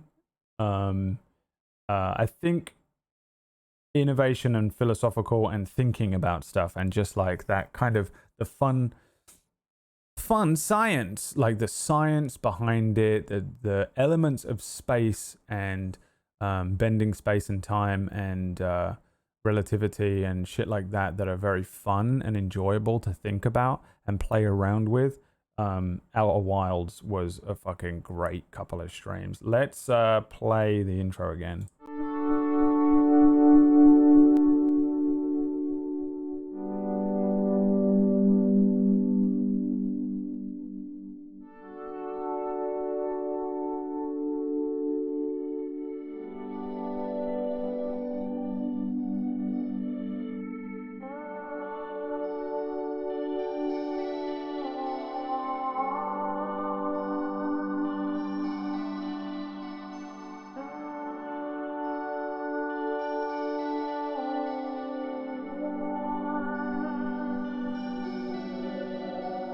Hey there, Brad, I bet you didn't think I do it. I'm so glad. Get ready for a space adventure. I've gone mad. Sorry, I don't know why nothing's working today. It's all chaos. Let me talk. I want to see it from the beginning again. Sorry. Do it again. Stanley, you fucked it up. You got.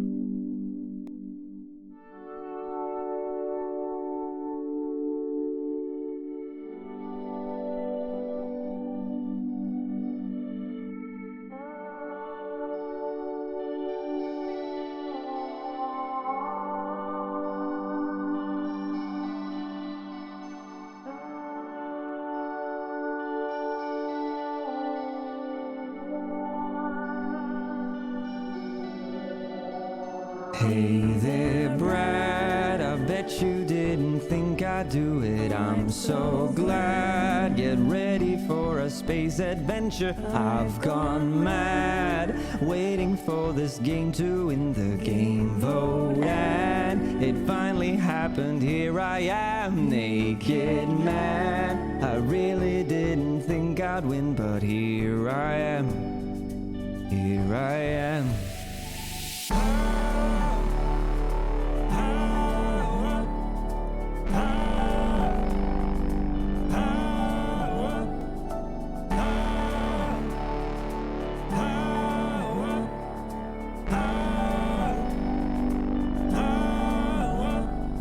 Now it's time for you to try to navigate the world sublime and hope that you can learn to land right on a dime. There's also puzzles that will occupy your time. It's just so good that missing it would be a crime. So get your spacesuit on and fly.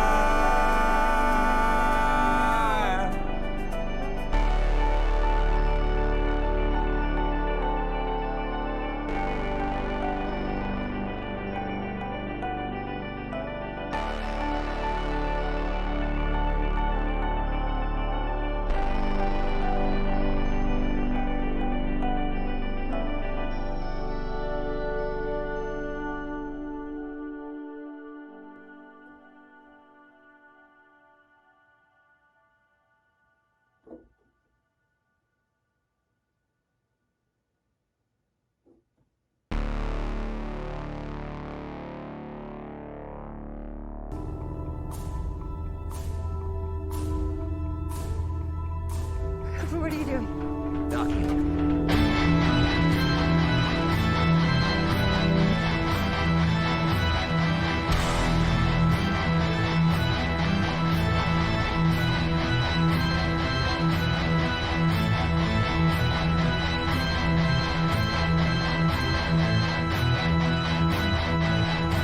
Anyone else?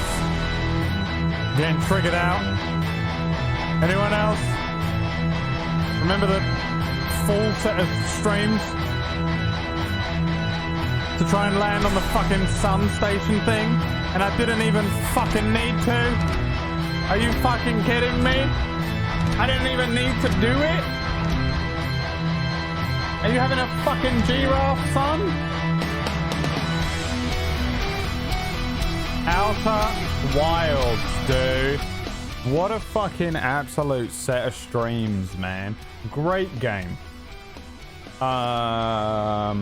Good streams.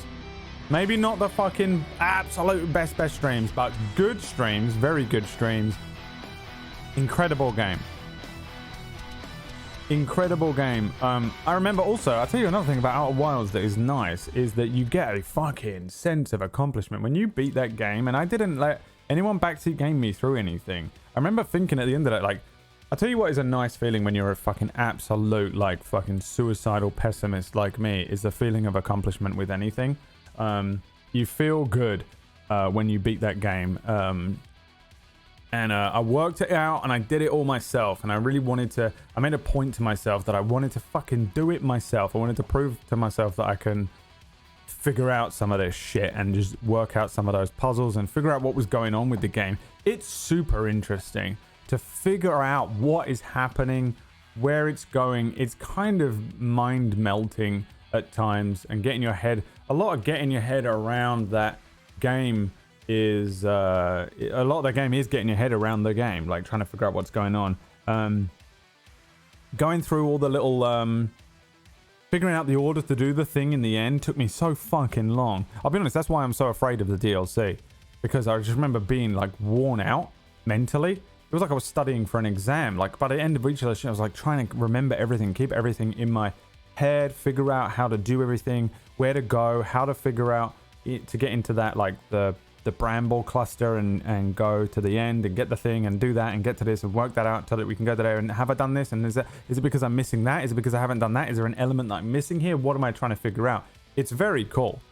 It's very cool in the way that it presents that sort of stuff to you and makes you feel good when you do achieve it and when you progress forward with one of these kind of Groundhog Day experiences. And if you like that kind of Groundhog Day movie, or like the movie with Tom Cruise and Emily Blunt in it, where they're just pushing forward a little bit at a time each day, really fucking fun progression. Yeah, good roguelite. Is that what it is? Yeah, man. I really fucking dig that game, and I personally loved the feeling of successfully beating the game by myself. What have we got? What is this? One of my fuck ups. Away we go, baby. This is it. Straight in. Oh wait, no, this is the this Fly is straight into the sun.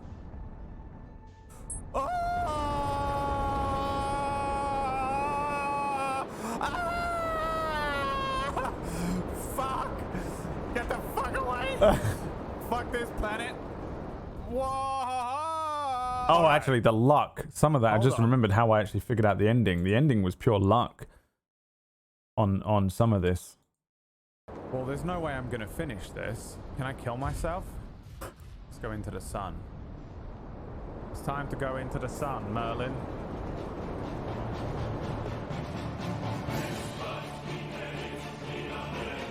Yes. Fly yourself directly into the sun. Autopilot. I don't even know what's about to happen, by the way. Straight into the sun, they will fly.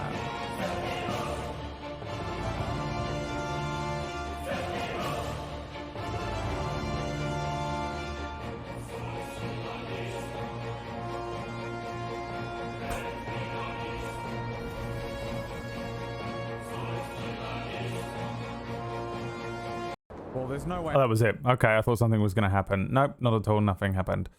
And then this last one is destroyed. So I do have a clip actually that I was going to play of me and PB, but I don't know where it is. So I don't know if I can be bothered. You know what? No, Gabriel ruined it. Now Gabriel is not allowed to send me any clips either. You've ruined everything, Gabriel, and I hope you're proud of yourself. Where does it sit though, man? This was a fucking awesome game. Great experience. Pretty hard for me not to put it into the you-know-what tier here. Start this poll up. What do you think? What did you think of the... It was a fucking good time, man. Edge of Tomorrow, yeah, that was the name of the film. Solid experience, man. So solid. Solid experience.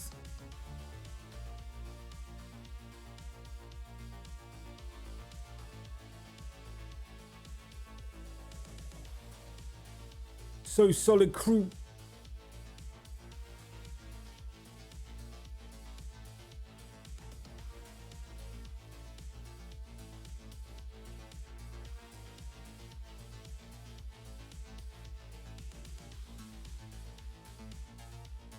S class, A class. Yeah. Yeah. Yeah, I can't argue with it. Absolute banger of a game this year. Next one, Minecraft. And we played a bunch of Minecraft on a server with the boys, and we built this fucking awesome little town. Only played for a few times. Subscribe to Leah. What does that say that for? 1, 2, 3, 4, 5, 6. 24 hours. And a bunch more offline. Played this offline as well. We built Stone Town up, which is the name of our town in our offline D&D campaign.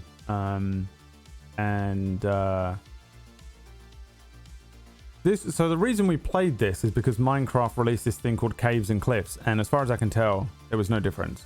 As far as I'm aware, Minecraft hasn't changed from the first time it was released, and I know that that's not true, but that's how it kind of feels a lot of the time.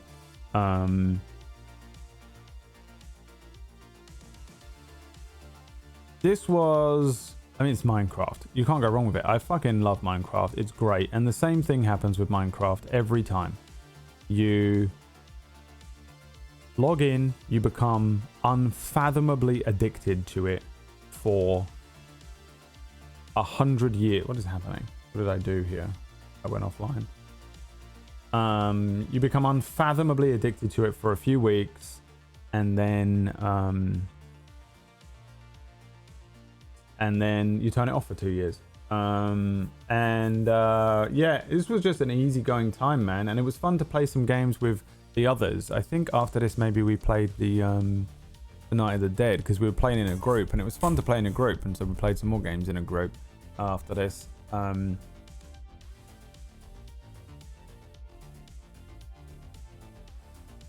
This playthrough was not really a survival mode. Alright, I don't know what that means. We had the axolotl. We had everyone on the server playing. It was good, man, but like I don't remember anything happening.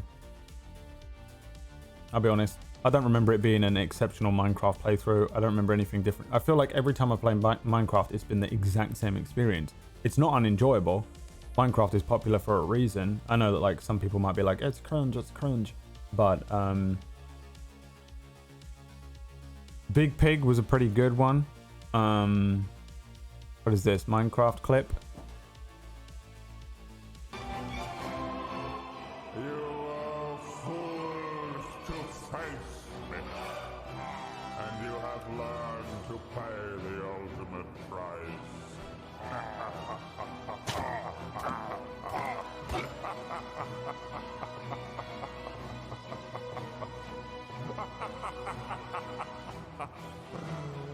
Your tower lies in ruin. Oh yeah, I destroyed that tower.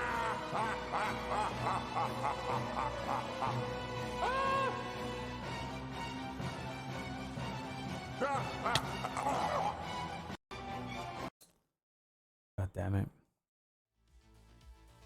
Ichi's portrait, that absolute eyesore in the corner. Yeah, a lot of stuff happened, but I don't remember any of it. Oh, I built a castle in the first place by myself. I mean, not the most memorable part of the year in terms of the stream, but Minecraft is Minecraft. It's just like, I don't remember anything really. There's never a different, like, it wasn't the same as Cube. Remember Cube? Cube was crazy. This was just fun with friends. Classic playthrough of Minecraft. And we tried to see the caves and cliffs, but, you know, I don't remember anything happening. The roasts with Peachy is good. Dave wandering around, just seeing Dave in the wild is fun. Hebe got her first experience of Minecraft. I got a sponsor out of it that was pretty good. They sent me some stuff that was nice. Out of water. The egg. But I don't recall it being like an exceptional time. You know? Like, I don't remember being like, well, I'm glad I played this. It was just the same experience I've always had with Minecraft. Everyone's voting B. Solid B. Yeah, I'd potentially put it into C, but B. Minecraft B. One that was a shock surprise was this game, Night of the Dead. I ended up playing it with Ven and the Fellowship. We played it with the Fellowship.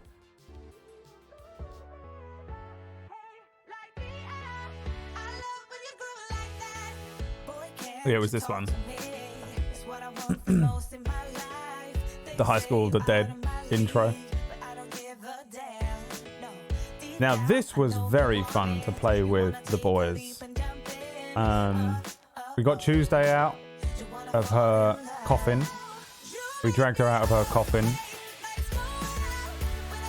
to play. Who else played? A few of us just played this pretty like... I know Whack came in at the end, but who else played?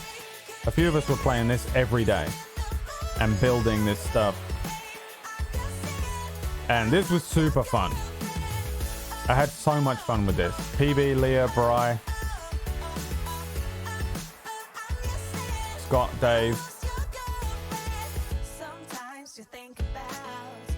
And playing this every day, trying to progress this game was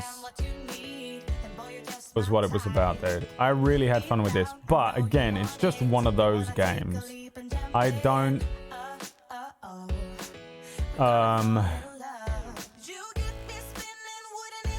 I like these games like 7 Days to Die.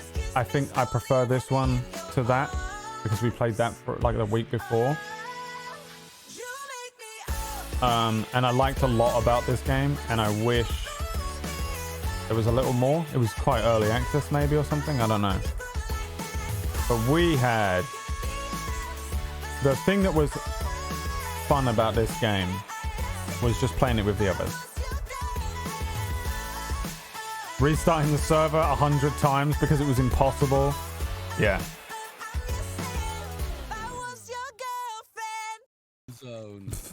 Peachy. Oh my you God. had one job. Oh, welcome back. Oh yeah, me and Leah were out hunting all day. That was it. I remember we had our jobs. That was why it was so fun. Everyone had like a designated fucking job to go and do stuff, and we were working together as a unit. That was what I liked about it, because normally when you play these games, everyone just does everything and it's lame. Having to work in specialized jobs together as a group made this very fun. Whack didn't like the combat, but Whack's opinions on things are, 50-50 at best, so don't worry about what he has to say about it. Honestly, the thing that I enjoyed about this the most was just playing with the others. I don't play games a lot of the time with other people. I like being a solo streamer. I just find it easier. I do too much production things. I'm all smoke and mirrors. I'm not actually interesting or funny or anything. It's all fucking sound effects and me hitting fucking music and shit. And I'm a post-production kid. So as soon as I'm playing games with other people, I can't do any of that because you're just stuck in conversation with people or feeling weird or whatever. So I don't play a lot of games with other people because I like to be just fully in control of everything that's happening on stream. I spend time with these guys on Table Story, and we play an offline game of D&D, so it's not like I don't spend time with them. Every now and then we might play something offline or whatever, maybe play some COD or something like that, but this was a fun experience for me. I'm not always a great big fan of playing co-streaming, but this was good. This was a good time, and we all, I think we just all had fun playing it, really. And the game itself was pretty good. They're all kind of the same. You get a pickaxe, and you get a rocks, and you smelt the ore, and you cut a tree, and you hunt an animal, and then there's a zombie, and then you collect from the pieces of metal scraps, and you upgrade, and you get lightsabers. They're all kind of the same. I don't really give a fuck about any of them. Rust, this, 7 Days to Die, all of them. They can all be the same game to me. There's barely anything in it. I was wicked at shooting in this game. I was better than Leah, and that's the end of it. And yeah, for me, this was enjoyable to play with my friends. The game itself lent itself to kind of like each of you has a role that you fulfill, and you work together as a unit, so it was really fun to do that. It also had the kind of progression thing. We beat the game. Remember, that's weird, isn't it? We actually beat the game. What the plan was to actually progress through the story or whatever it is. Like there's a thing where you escape, but like it just says, it comes up with like Comic Sans, like the end. Nothing actually happens because it's an early access or whatever.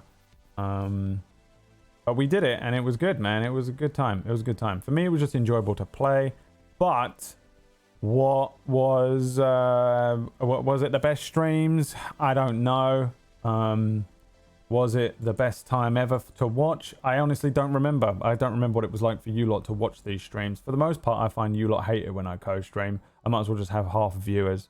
Whenever I do Fellowship, half viewers. Whenever I play with other people, half viewers. Unless it's a one-off special thing, like whatever, like a KPP thing.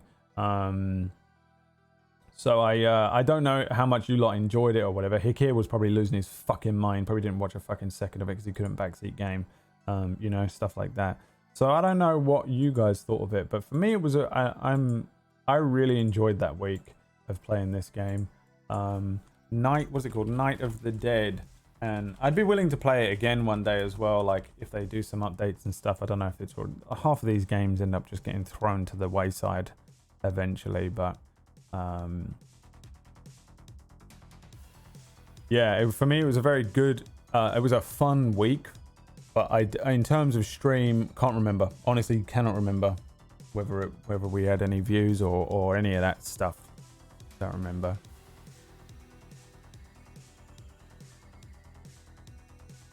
It was a little insight into our friendship group as well that week, I think. Seeing us all interact with each other. I remember it was Leah's first kind of like experience of us. She almost lost a Logitech sponsor, which I'm still disappointed she didn't lose. And I will be doubling down and trying my best to ensure that she loses it for 2023 between now and then. But I remember she was like fucking absolutely horrified at the way that we all speak to each other and the jokes we make and stuff. And now she's just one of us and she's in there every day being like, you know what, you're a goddamn. At the time she was kind of the new kid. New kid on the block. Yeah, look at this. Like, it's very split. Look. SABC. Alright, I'll just have to I'll executive order this. For me, this was a like a C or a D class game. A C stream. But maybe a B or an A time. Maybe an A time, actually. Night of the Dead. Was it any more or less fun than Minecraft and stuff? I mean, Minecraft, it was about the same, isn't it? It's kind of the same experience. Pretty much 2 weeks of the same experience, a bunch of us playing games together and stuff. Though I kind of soloed that. Yeah, I'll put it here. I'll put it here. I think on the B side. Now then, I closed my thing.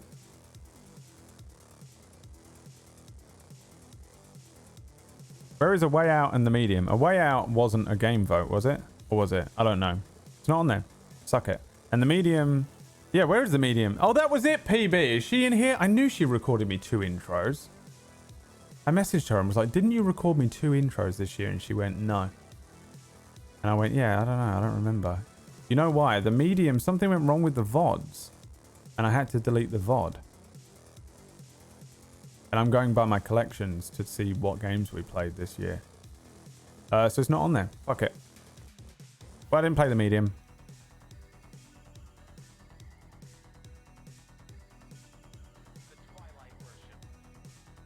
Something happened with the VODs. I don't know. Maybe there was some copyright content on it or something. Hood wasn't voted for either. These are only the games that we voted for.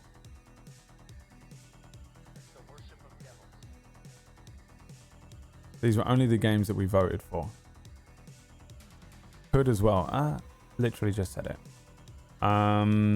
Next was XCOM, which was great. I had so much fun with XCOM. Some of the shit that happened in XCOM was so funny. Some of the shit that went down in XCOM was so funny. I don't remember getting too stressed out with it. I enjoyed it a lot. We put a lot of hours into XCOM as well. XCOM I was on for a good amount of time and people were still watching it, which is fucking weird to me. It seems like the type of game that no one would want to watch on my channel, and yet for some reason they did. And the playthrough, we had all of our little characters, Peachy there, and everyone. We had Emma. Grandma was fucking like an absolute beast. We had like certain characters that were fucking amazing. It was fun to just kind of watch them do things. The actual story was fun as well. I know that my experience of XCOM is slightly different because I had the DLC stuff on. So I don't know even exactly like what is what even. I just played it and was like, I played it from A to B, and then it was good. You know, whatever it was. I fucking had a lot of fun playing this game. I think this game is incredibly enjoyable to play. It led me to download. I bought a bunch of XCOM likes and installed them on my laptop in the front room for like rainy days in the future, because this is the absolute perfect kind of game for me to just mindlessly brain chew on. I don't think I didn't enjoy it at all. I'm trying to rack my brain here for like a point that am I just in a really good mood today? What the fuck is happening? What have I even got? I'm getting existential now because I'm getting annoyed that I have anything to complain about. What have I why am I in a bad mood all the time, and why am I so depressed all the time? Oh, so cute. Why? Why am I in a fucking bad mood? It's just December. It must be. This is fucking so annoying. I'm going off on a fucking tangent right now. But like, I sit here sometimes and I'm like, my life sucks. But then like, look at the fucking games. We've had nothing but good streams for a full year. And I want to kill myself. Work it out. I don't know. I don't remember disliking anything about this. I recall getting up and just getting more and more addicted to this. Getting more and more excited to play every day. And just wanting more of it. Even when we beat the game, I just wanted more of it. I was quite addicted to it by the end of it. It was a good game. I recall the streams being fun to watch. People were into it. We had lots of memes floating around. What are these clips? We've got some clips. Promotion earned. Let's watch some clips. Remind ourselves of things that happened. Because what I'm trying to do is I'm trying to like remember what I did and didn't like about stuff as objectively within my own bias as possible. And I'm finding a lot of the time I can't. I'm like, I just feel like I enjoyed the whole of XCOM, and it's a weird feeling for me because I feel like I spend all day every day complaining. That's just how I feel. Like I feel like I get to the end of every day and go, did I just whine and bitch and moan and cry all day? Like, what the fuck, Brad? And then I get to the end of the year like this and I'm like, but I enjoyed this whole thing. Did I even complain at all? This was the middle of summer though. This was 6 months ago, so who knows, man. Maybe I do have that fucking seasonal affective thing. Can I get a grenade on both of them? Watch this. Fucking yeet, bitch. Whack Steven. Bitch. Promotion earned. Motherfucker.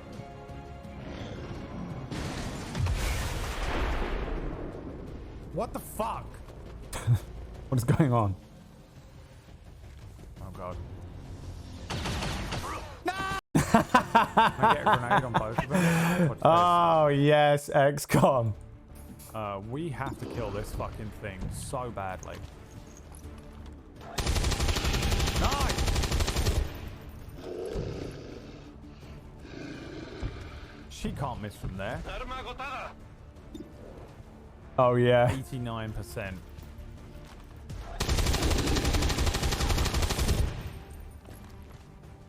Did she miss? Adjusting sights. Guns dry. What a stupid game, dude. That's so dumb.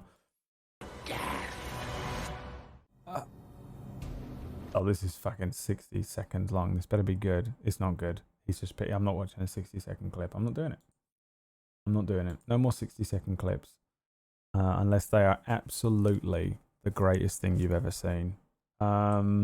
Dude, yeah, XCOM was really good. Yeah, actually, I remember the beginning, the first stream being horrific, and then we restarted, right? We went to the War of the Chosen DLC and installed all the stuff, because I couldn't... I'm always so... The thing with when it comes to being on my side of things here is I'm like, guys, don't ruin everything for me. Don't tell me the... Don't spoil anything. Don't. And then all you do is do the thing that I don't want you to do, because you can't be objective. I've found that with Twitch chat, it is impossible for people to be objective, and they only do what they want you to do, and it's really annoying. So you're like, hey, shall I do this or shall I not? And everyone goes, do what I would do. And you go, no, just be objective about it. So a lot of the time I end up starting games without the DLC, even though everyone has told me to do the DLC, because I don't trust you. Because I don't trust you, and that's the reason. Yeah, I remember that being one of those instances where, yeah, for sure it was worth going back. I'm glad that we restarted that one. XCOM 2, baby. Good times, man. Absolutely good times. Was always angry with the wrong backseat. I am legitimately always angry with the wrong backseating, though. That you can probably do it with every stream, you know. That's every stream, realistically speaking.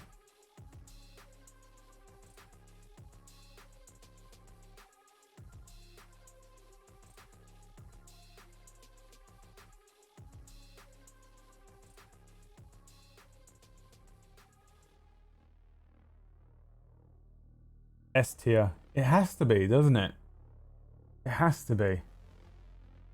I don't know if it was like so incredible as some of the other games that kind of affected me, like maybe emotionally. But they were easily as enjoyable to watch as My Summer Car, Dragon Age, Outer Wilds, RimWorld. Though it does feel like it sits in there. And I think it is S tier. Absolutely. It was a standout point of the year, without fail. And we went from XCOM into Cities Skylines.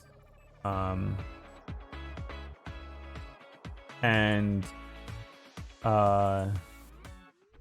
this I really wanted to play at the time. I know that much.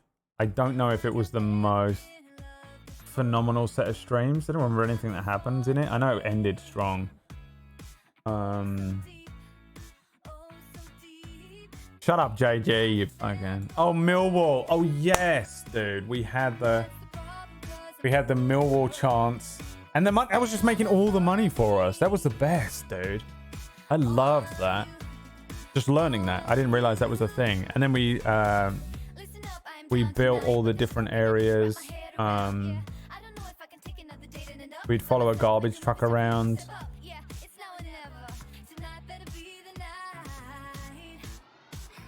Another kind of... It was a bit like RimWorld. It was a bit like RimWorld. It was relaxing. But I don't think it was like a fucking phenomenal standout point of the year. Definitely a chill time. We was a lot more relaxed. It's good to have a game that we play. How long did I play it for? 10 streams? About 40 hours? It's a pretty decent amount. But ultimately, City Skylines, like, nothing new, nothing crazy happened, nothing new. We were making jokes and memes and we were having fun with it the whole time and shit like that. But was there any, like, was it the fucking craziest, most amazing fucking stream of the year? Nah. Did anything absolutely insane happen? No. Did we have a good time? Yes. You know, I don't know really where I would place it, but it wasn't an S tier game. But we had fun with it, and I think we all kind of enjoyed the city. Where's the bit where we like go around the city on there? There's like a bit where we were driving around and shit like that, right?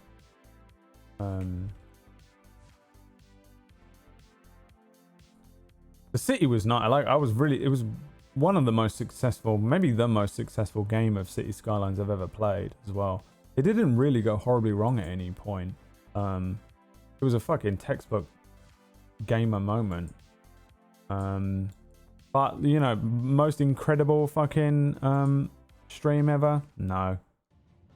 Where is it? Fun to watch? Up to you. Genova. Oh yeah, this was random as well, wasn't it?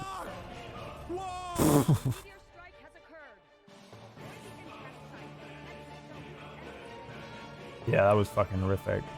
Then you get this like meteor zone that you can turn into a tourist area and a tourist trap, which is what we wanted to do. City Skylines, good streams, man. Relaxing times, good times. Lots of stuff happened. Phenomenal, innovative, completely random, fucking, you know, like standout stream of the year. Probably not. I guess it comes down to how enjoyable the streams were for you. What do you think? What do you fucking think, boys? I liked it, but you know.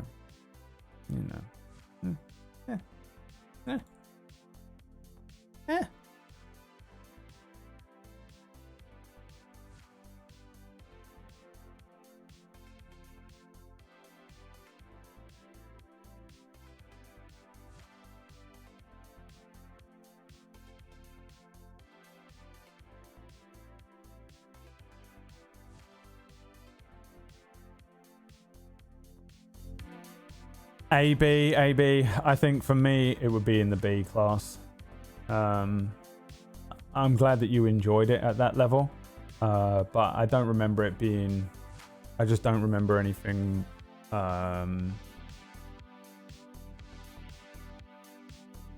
Incredible, you know. JG says, I'd say no on City Skylines. That's not how it works.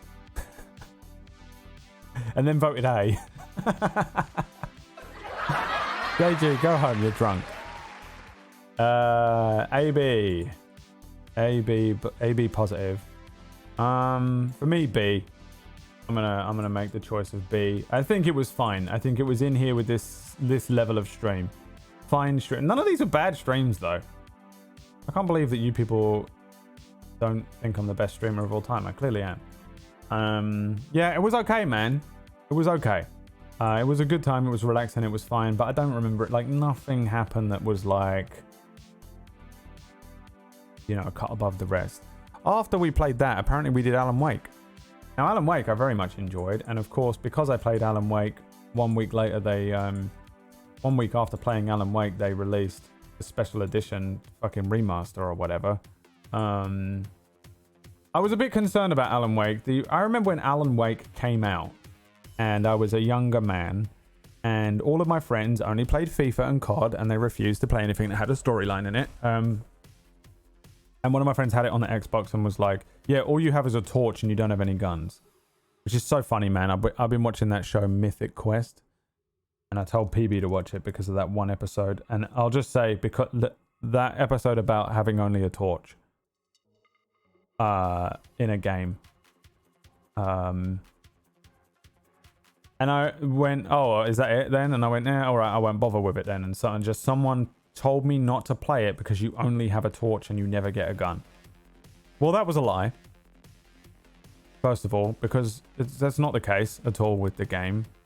Nope, not the shovel episode. The torch episode, Nuncia. Some of you people... All right, I can't. I'm not going to talk to the chat anymore today. That's done it. You've ruined it. You ruined it. Yeah, and then so like when I was younger, someone told me not to play it because you only have a torch, and I went, well, fine, I won't play it then. I wasn't, and I'm still not massively into horror games. But that's not the case with Alan Wake. It's a fucking really cool, interesting story, which is so up my alley with all, like, I mean, the SCP stuff. The fact that Alan Wake is set in this Remedy universe with Control and Quantum Break and Max Payne and shit. Like, Alan Wake is the writer of the Max Payne books, right? That's like this is my shit, dude. I love that shit. I'm so into it. This was a fun game to play, and it's an old game, and I didn't play the fucking spruced up remaster. I just played this fucking whatever version this is.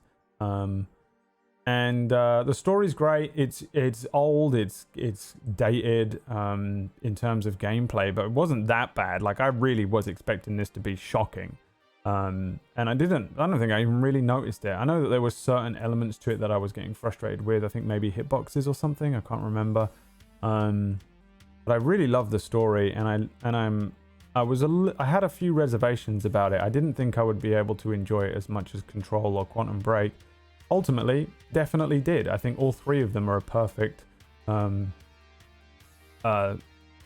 trinity of those games, and I'm glad that there's more of them. Straight after this, we played the Alan Wake DLC of Control, which was fucking awesome to play immediately after my first playthrough of this.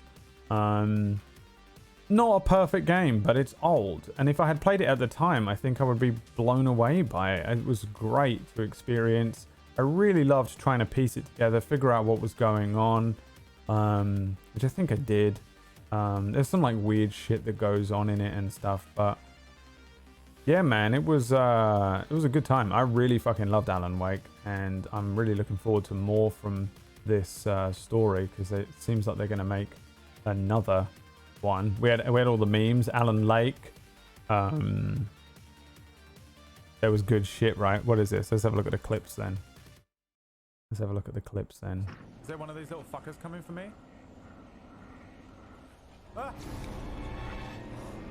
There's one behind me, isn't there? Is there one of these little fuckers coming for me? Telling you, man, I see the Matrix code. At least the lighthouse was much closer now. I would have to make my way up there somehow. Drink the water. Uh-oh. I'm drinking the water. Please. Please. Please. This is your fault, chat. Wow, you I'm angry fucking now. asses. Asses. Don't call anyone an ass. Which means I can probably get away with playing this entire song. Oh yeah, there was the other thing. The old gods of Asgard or whatever. Oh god. Where's the ammo? Where's the ammo? Ah, please. That was one of the things. Picking up stuff was a bit frustrating, dude. Yeah, game slightly dated.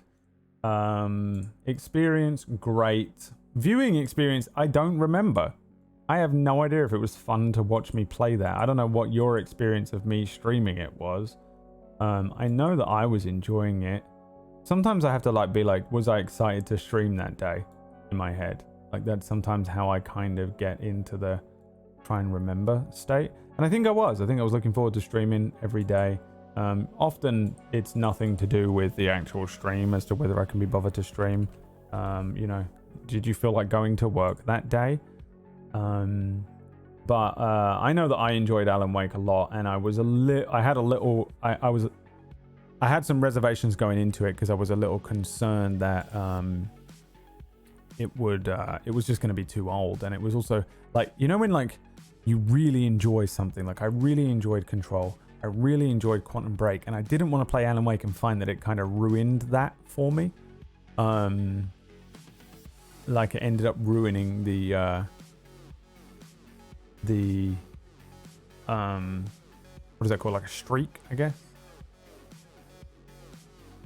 And it didn't at all. It did not at all. Remedy are 3 for 3 with me, you see.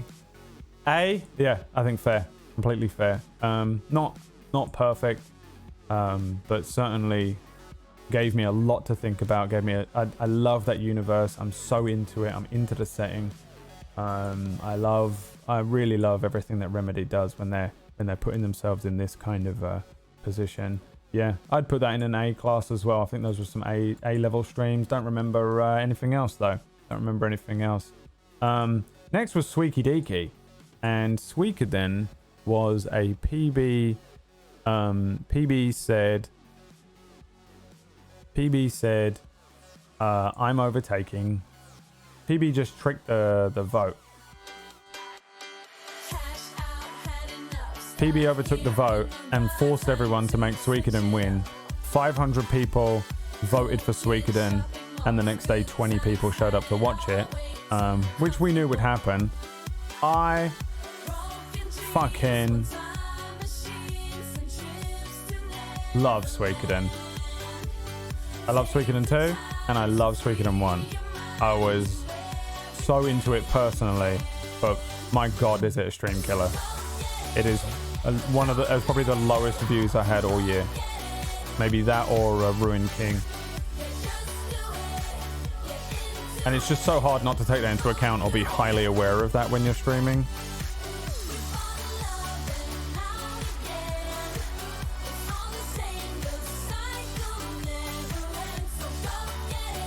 terms of game, one of my favorite games I played all year. In terms of stream, from a business perspective, worst. Such a confusing way to try and enjoy things.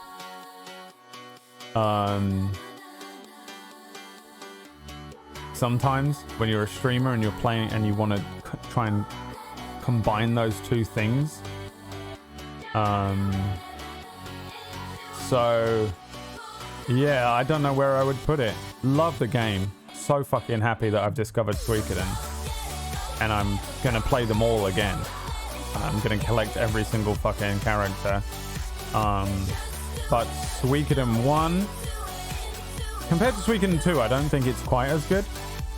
I think Suikoden 2 probably is the best Suikoden game, isn't it? I don't know if anything's ever gonna do that, yeah. Oh yeah, we brought on some people to voice bits of it and stuff. We tried to make it fun, but yeah, it was not in terms of just stream. Oh my god, and this I had to unplug everything every time. God, I loved it though. Look at my boys. My squad was so strong as well. I love them all. I love them all. I love them all like children. Like this is weird for me because I'm like, I have this thing where my mind splits in two, where the half of me that is going, yeah, but we didn't eat food that month, Brad. Hey, you remember that month you played Suikoden and then the month after you didn't eat food because there was no money in the bank? And then I go, yeah. And then I look at this and go, my God, I love them. I love them like my children.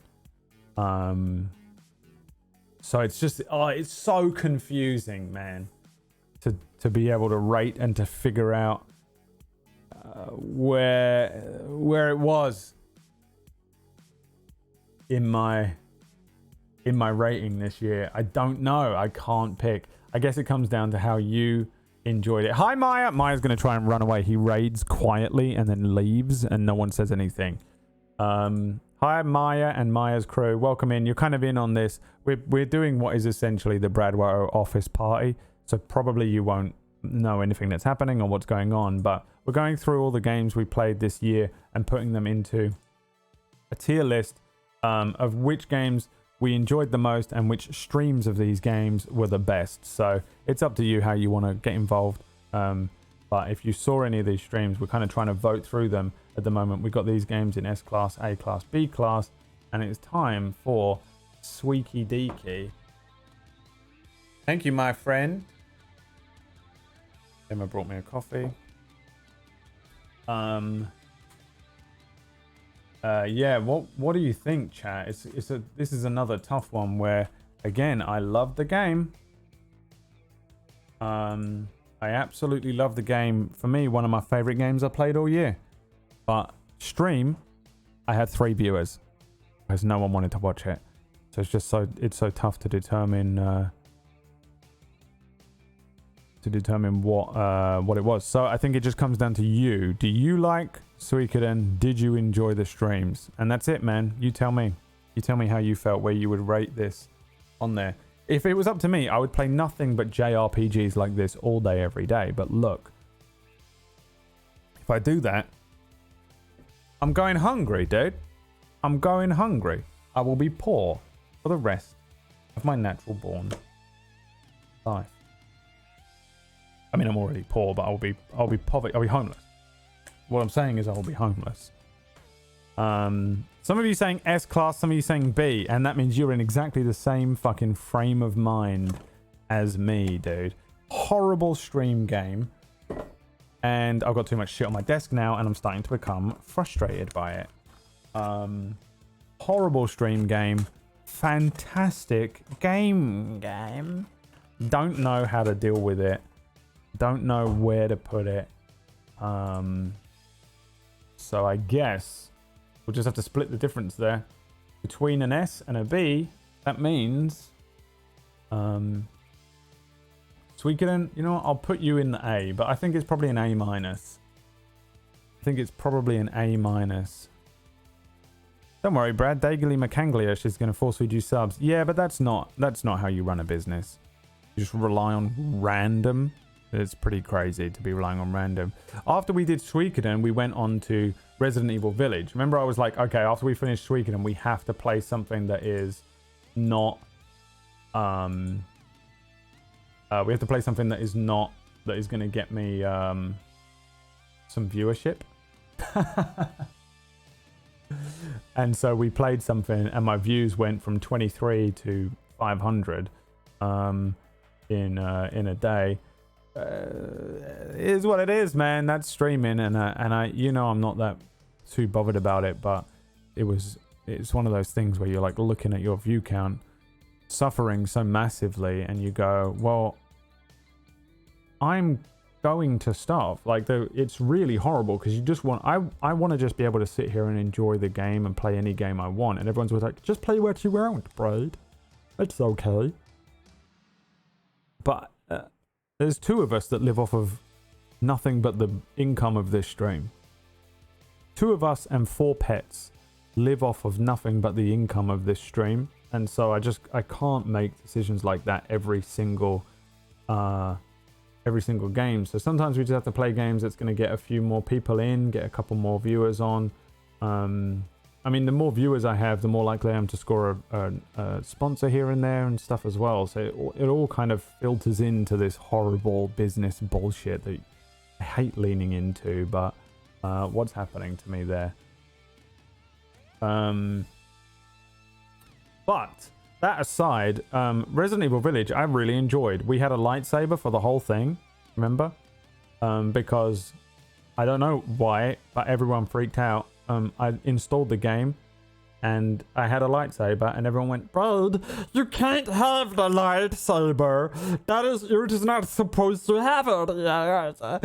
And I went, well, the game gave me a lightsaber. I haven't done anything. I didn't mod it. I just clicked install and I started the game with a lightsaber. What do you want me to do about it? This is how the game was presented to me. This is how I'm going to play it. So I played the whole game with a lightsaber, and it was fucking awesome. Okay. I really like this game. I think this game was pretty fun. The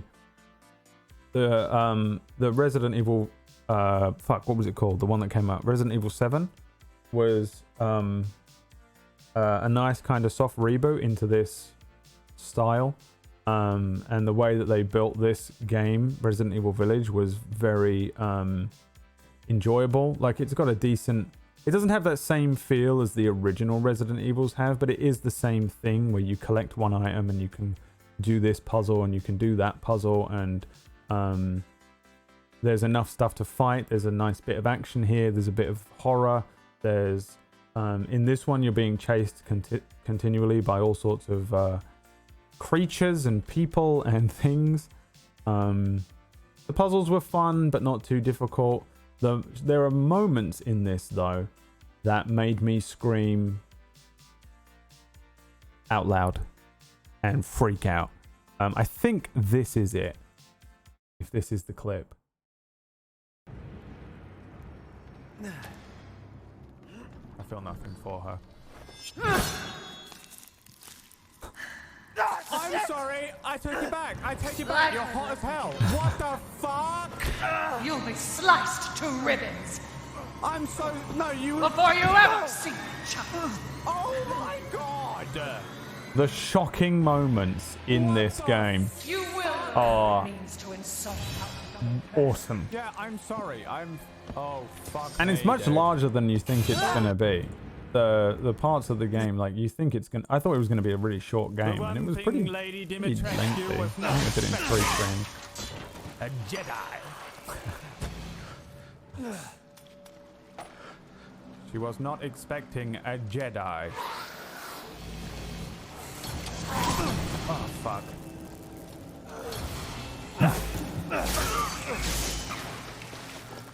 But it was so fun, man.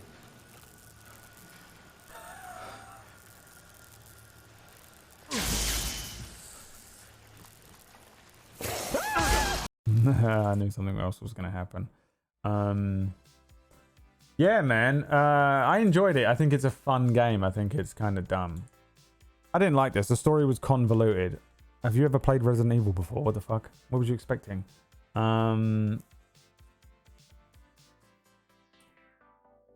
I think it's a fun game, and it did what I needed it to do, which was to kind of bring my averages up after the Suikoden playthrough. So I like Resident Evil as well, so I'm a bit of a Resident Evil fan. So I got to enjoy, kind of just enjoyed it through and through. Not too long, but longer than you expect. Decent amount of stuff to do. The bosses and stuff are kind of fun, but I kind of cheesed most of them because I had the lightsaber, and yeah, I don't know. I didn't hate it at all. I don't know whether it was a good stream or not. Can't really remember. I think the views went up, but don't remember like if everyone here was like, it was the best. What did you think? Resident Evil Village playthrough. I had fun though. I know I had fun. It felt like I don't know if I had too many complaints really. I know it was a week of me just laughing at everyone screaming at me for having a lightsaber, and that was about it.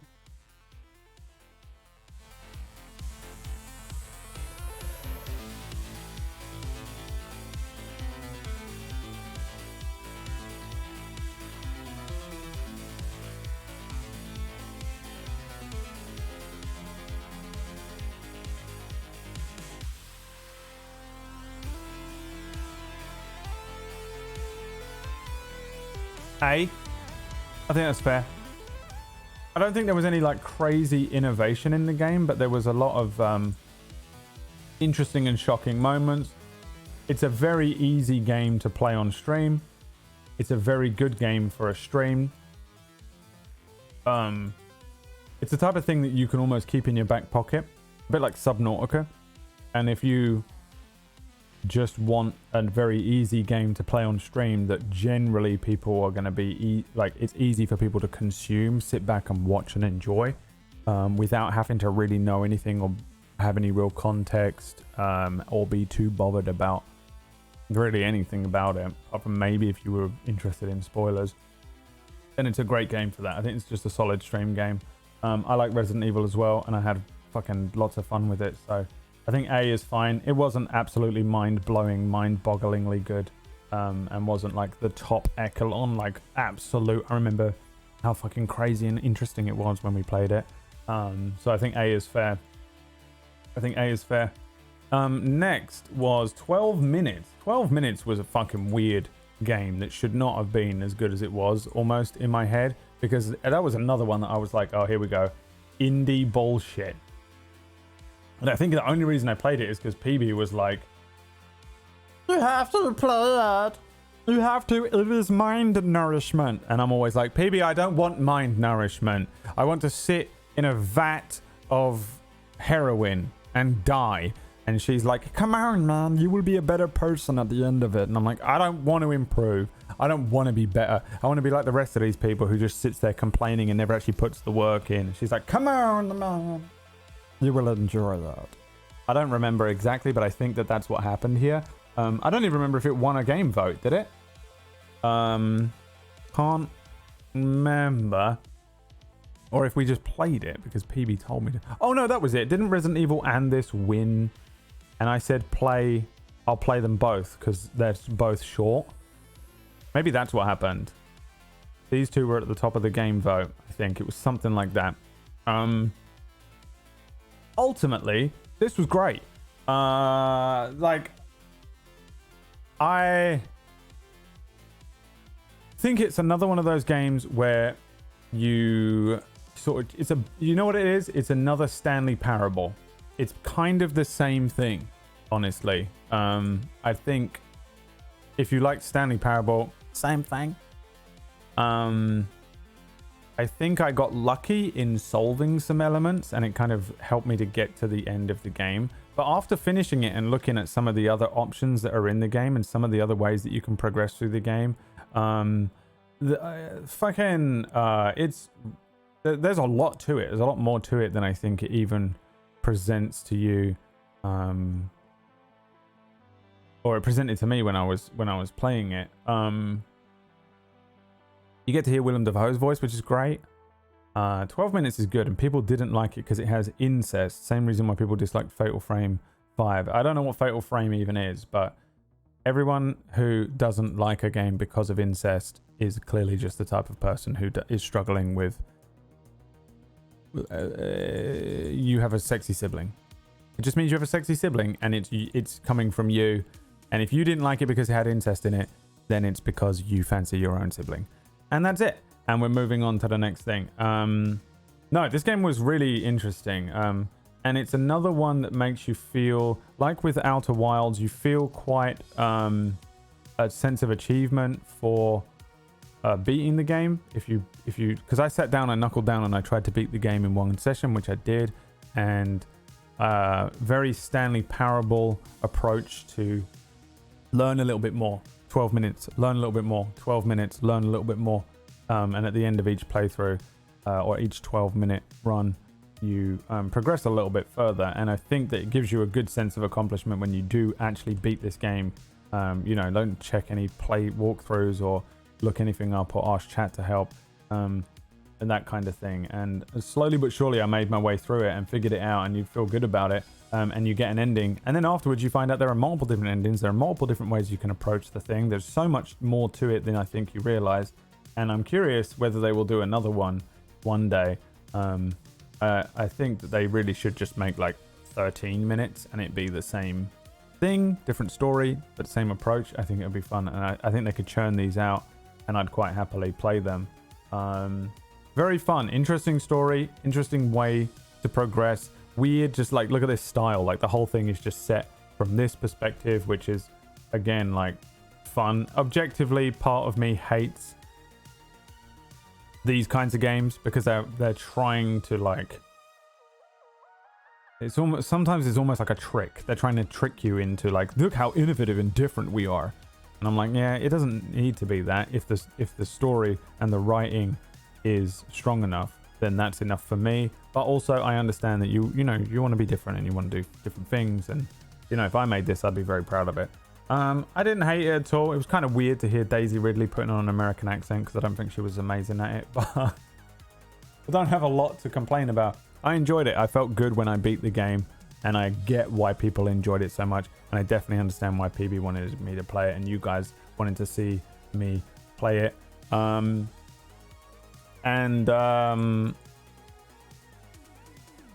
Yeah, man, I kind of just had fun with it. I don't know. I haven't really got much more to say about 12 minutes. It was a good stream that day, and I felt good about beating the game myself. I don't remember if it was fun to watch, or I don't care. I don't know if you cared watching the my playthrough of it or whatever. But for me, it was just a solid. It's almost like a solid sequel to Stanley Parable. It was kind of exactly the same thing. Now, at the end of the stream, we're doing a $1 giveaway. And if you want to enter that, type !enter in the chat. It will enter you into a draw. And if you win, you will win $1. You must only enter if you have a PayPal account, and because otherwise you win nothing.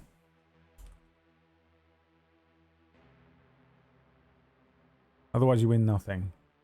Sitting on an AB, yeah, for me this is an easy answer. I knew it as soon as I saw it. It's there. It's right. It's exactly the same. Everything that I liked about the Stanley Parable is what I like about 12 minutes. That's it. That's it, man. That's all there is. That's all there is. That's all there is.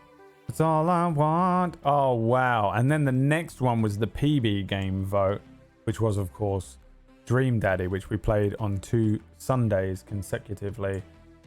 Dream Daddy. This was the guy that we ended up romancing.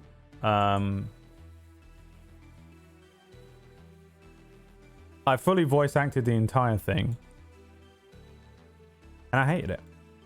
For me, no doubt, Dream Daddy is going there.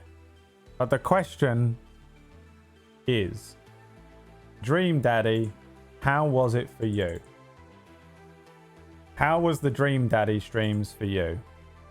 Because it was the worst thing I've ever experienced in my life. I actually had sore throat each Monday. So ironic and so funny. There's a good joke in there somewhere. I'll let Tara make it. That I had a sore throat every Monday after Dream Daddy. Who's this one? Sparkle Space. I received a level 4 hype train emote. Choo choo, bitch. Choo choo choo choo choo choo choo choo, bitch. S-Class. I knew you'd put that up there, and that's why we're moving on immediately. There's no way you're gonna do anything else. You're obviously gonna put it in S-Class. You're the worst. Ghost of Sushi Boy was next. Another game I was like really like not incredibly bothered about.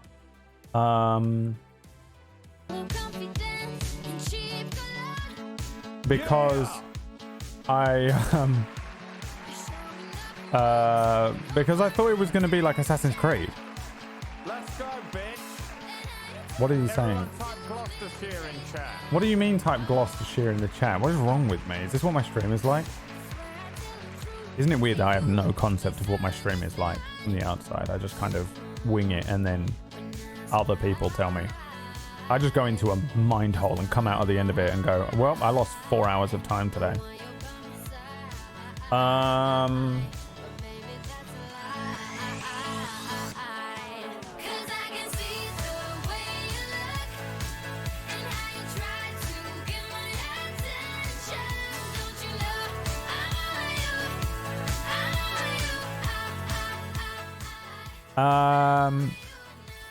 Yeah, realize that we can play PS. Ugh, my throat hurts today. Too much talking, isn't it? It's because I went outside yesterday. Emma, do you feel okay?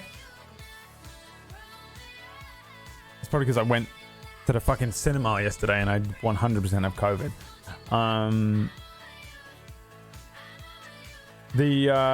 So Ghost of Tsushima, I was not like sure whether I would enjoy it. I really thought like I am a little.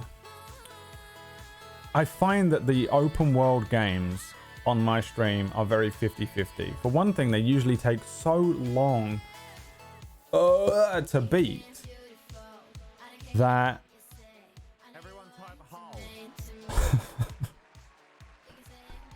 I'm not laughing at myself. I'm just not expecting it, all right? Okay, I don't think I'm funny. What the fuck was happening that day? It's so distracting. It's distracting. No. No, shut the fuck up, Bruce. Yeah, so just since this is just a discussion today. The thing with open world games is that they can take a really long time to beat, and I find that there is a half-life on this stream. After a couple of weeks of a game, usually there's a significant drop-off, and it's fucking getting shorter as well. If you ever wanted proof of a thing to do with like maybe some sort of like attention span getting shorter of people online. I don't know if it's me, by the way, or you, or a mix of both. Like me somehow projecting a feeling of like me being over the game, and it kind of lowers the attention thing. But it used to be a couple years ago. It was about a month. I could play a game for about 30 days, but 31 days into a game, my viewership would cut in half, and I go, oh, okay, that's the maximum they can be bothered with before they get bored, or there's just like drop off. You get natural drop off because people will miss a stream and then they're like, I don't know where I am in the story anymore, and I don't want to watch anymore, or I've missed this, or something else happens and they get involved in something else, and they like people. A lot of people viewing your stream will come back with the next game, and it's not a thing that like I'm sitting here like going crazy about necessarily, but since we're here and talking about it and I have to take it into account, It used to be that it would be around a month of a single game before you'd see a significant drop off in viewership. Again, I don't sit here fucking watching the views or anything, but since we're on this discussion, I definitely take it into account. I have to, or me and Emma are going to be homeless. So, the only exception was PUBG. No, but that doesn't count. I played that. That was the only game I played. That was before I was a variety streamer. I'm talking about since being a variety streamer of a variety of different games. But that has changed to about 2 weeks now. And 1 week if people don't enjoy the game, it's gone down. So now I notice a significant drop off in viewership, usually after around 2 weeks of the same game, which is strange. But what it meant is that I grew a sort of aversion to these kind of open world games. And I know that we're playing Skyrim at the moment, and that's exactly a perfect example. But it's a 50-50 shot because they last so long, and there's usually so much side questing and things to do, and the story is not... Open world games have the worst pacing in terms of story ever because it's a build your own pacing. You don't... Like, even if you mainline the main quests, you will still find that it's paced weirdly because it's expecting you, because you have to ride a horse across the whole map, or you have to fucking go and do another side quest in order to get the main thing.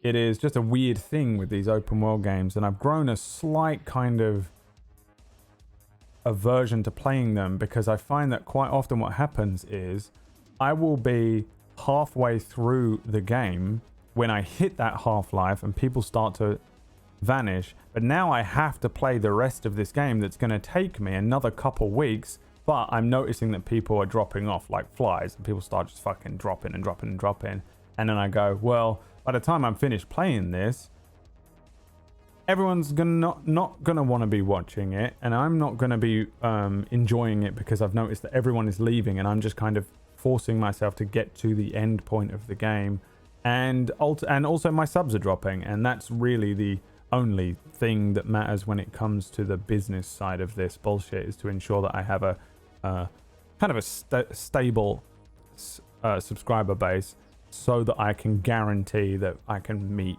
rent and shit, right? And I really don't care about it. I'm not one of these fucking sociopath streamers that's up there going, yeah, I gotta do this, and I'm gonna get the Lambo, and I'm gonna buy a new house. I don't care about anything like that, but I do want to try and make sure that I'm being responsible when it comes to keeping an eye on that stuff. And so I get this kind of weird...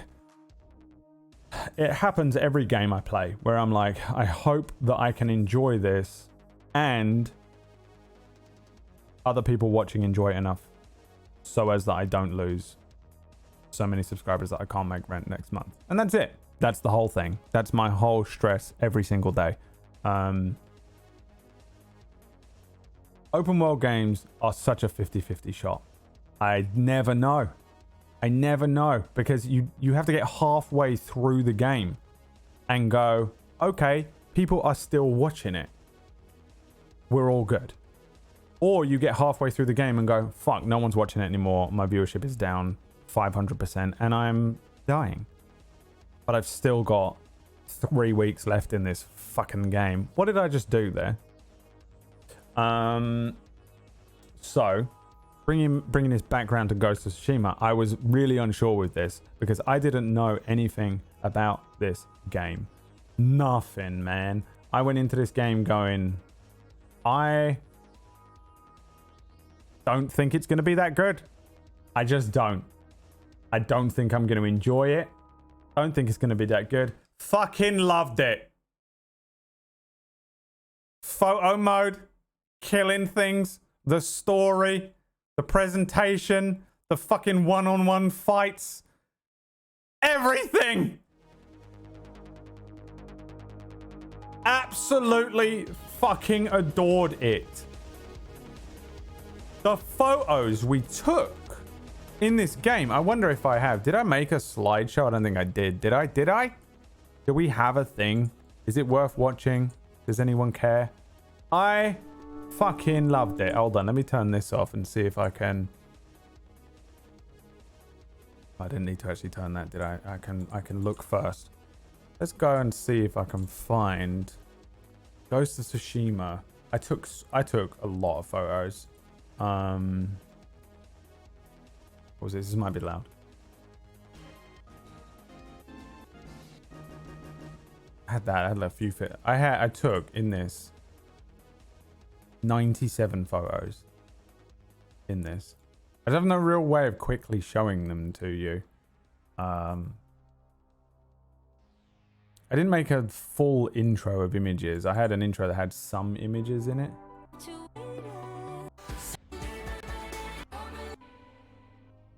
Here we go. Let's just see if we can play all. I'll just play each of the intros and we'll see what's in there. This was Ghost of Tsushima intro 2.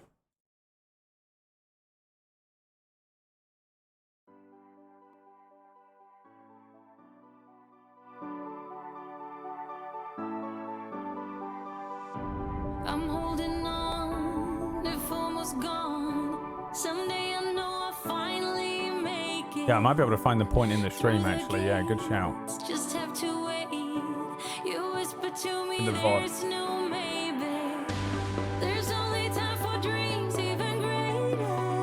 I hear the call, and I close my eyes to see even clearer. I see it all. I know that we can go higher if we keep our faith, if we keep our faith. Sometimes I'm like a whisper. Hi, in a Robo. riot, but I grow stronger, keep believing in me. Say you're believing in me. You're believing in me. Say you're believing in me. You're believing in me. Say you're believing in me. You're believing in me. Say you're believing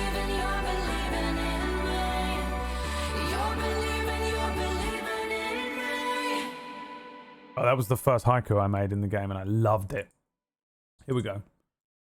Here are the am I walking through them? There we go. This was at the last part. This is the final end. This is the end of the final VOD. We spent 2 weeks on this game, which is funny after what I was just talking about. Yeah, I loved this, man. And I don't think viewership was like astonishing or anything, but I fucking really enjoyed it. Did you play the DLC? I don't know what I played. I think it was in there. I think I did all sorts of stuff. I think I kind of did most of the main quests because of that paranoia.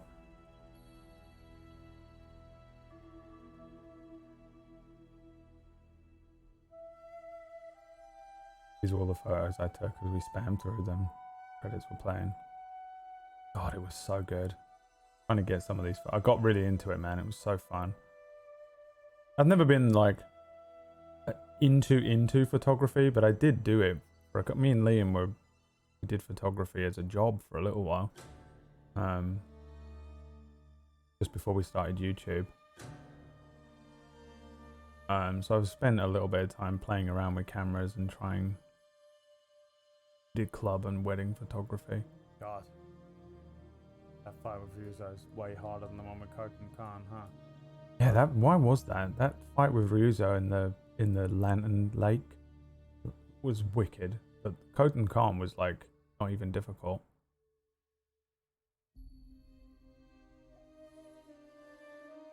That outfit though.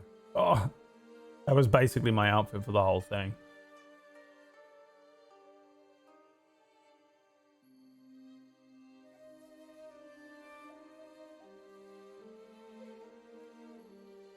Taka.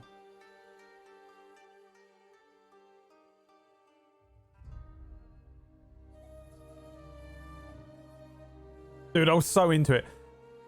I'd play it again. I want to play it more. I did actually continue playing. I did a bunch of stuff offline. I played it for about another 2 weeks offline.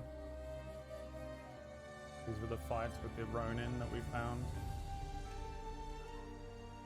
I hope they build something similar.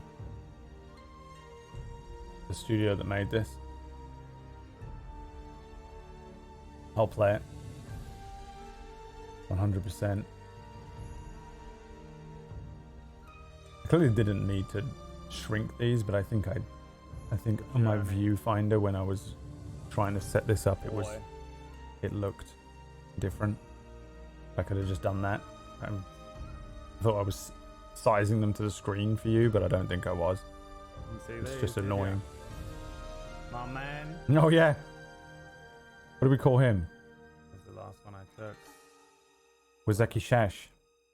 The black and white series. Oh yeah, the black and white series. I took all these photos so that we could have the other intro, didn't I? Dun da da da dun dun dun dun da ba da dum brum ba da dum ba da da da bum bum bum bum bum ba da dum. So, Ghost of Tsushima streams. What do we think, boys?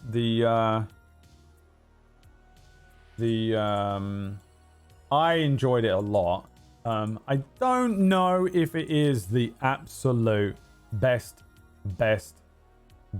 thing you could ever stream objectively, but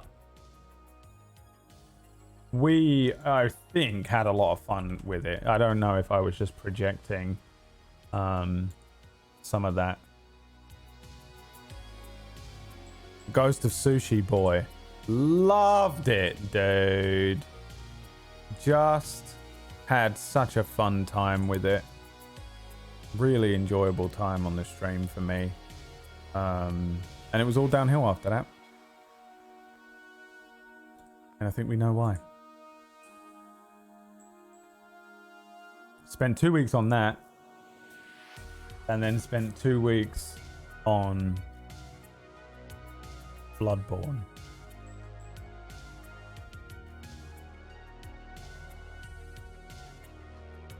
I wonder if I can see my views. No, probably not. God damn it. I wish Twitch would just let me keep my fucking previous VODs and not my...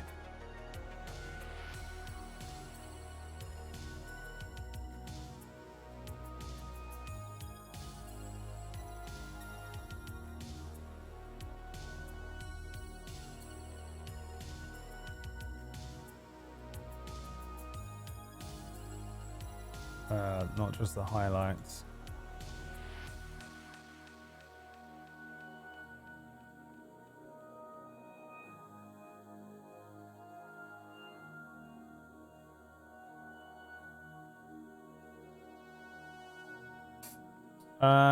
What are we saying? You lot are kind of saying S, pushing for an A. Yeah, man, I don't know either, really. I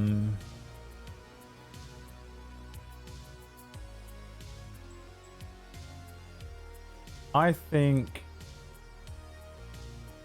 it was as good as XCOM. I think it was as good as Dragon Age 2. But I don't remember it being the most exceptional for views. Neither was Dragon Age 2. So based on how much I enjoyed it, based on the photography and shit that came out of it, and based on kind of just how much fun I had myself, I think I'm happy to put it into S. Yeah, we're in the S. We're in the S class now. So let me move this. Can't. Oh well, doesn't matter. Who cares?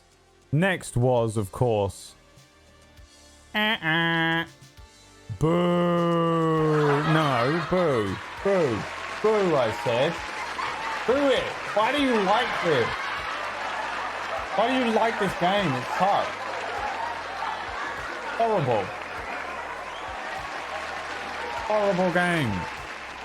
Absolutely horrible game. Overrated. Don't know why everyone likes it so much, and everyone that does like it is a liar. By the time I finished playing it, I was really enjoying playing it, which was weird, but horrible, overrated game that everyone pretends to like but doesn't really.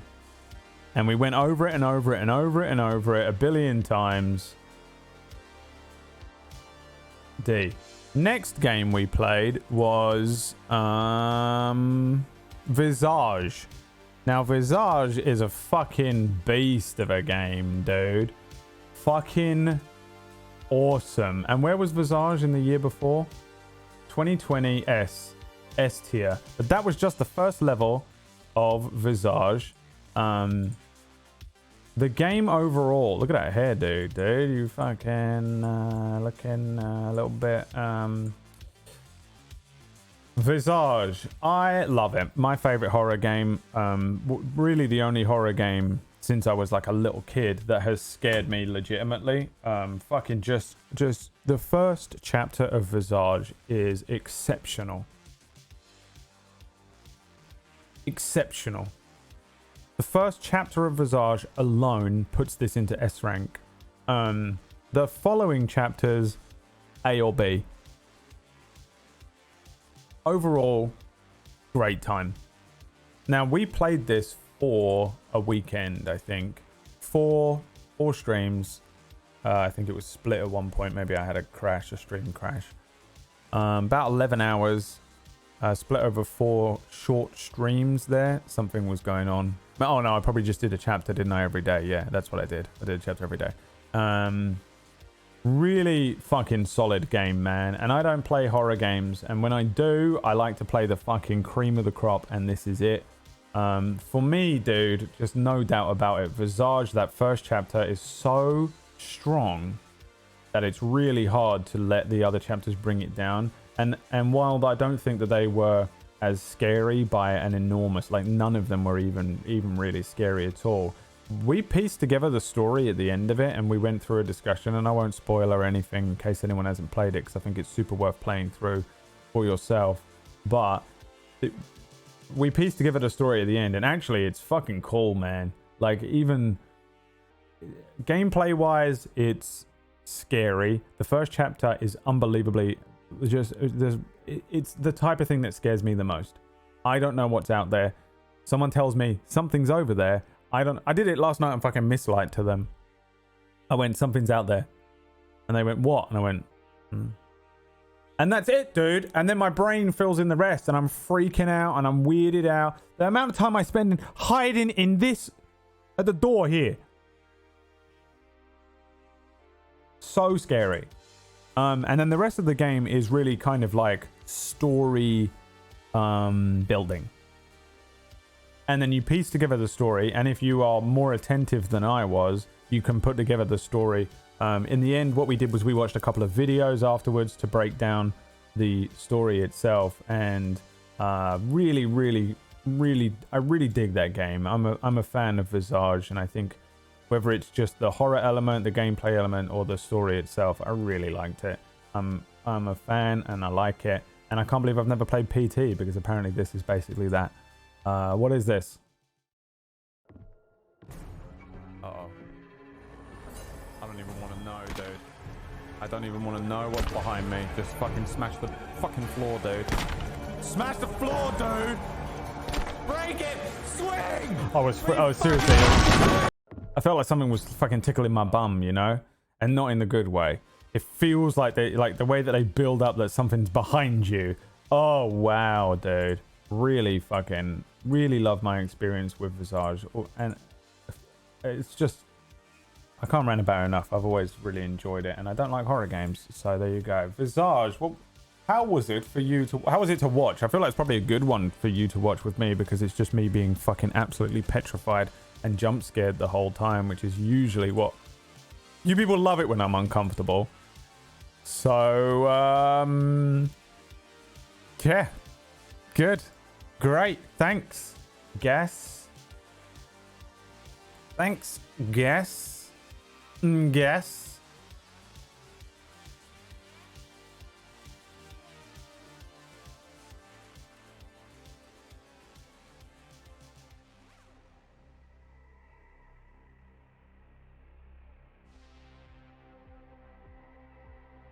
S rank. Yeah. Yeah. It's got to be. It's got to be the S rank. Another S rank up there. Visage, just exceptional storytelling in terms of horror. And then that was followed up by Silent Hill. PS2 game? Silent Hill? Is it? PS1? Can't remember. PB, another PB suggestion. PB telling me to play Silent Hill for years and years and years and years and years. She said, listen, play Silent Hill 2 for this reason, for that reason, for this reason. Ultimately, fucking really enjoyed it. Game is horrendously old and horrendously clunky. Of course, it's a PS2 game. What are you gonna do? PS1, everyone said different answers. Fucking Twitch chat, killing it as usual. Loving it. Silent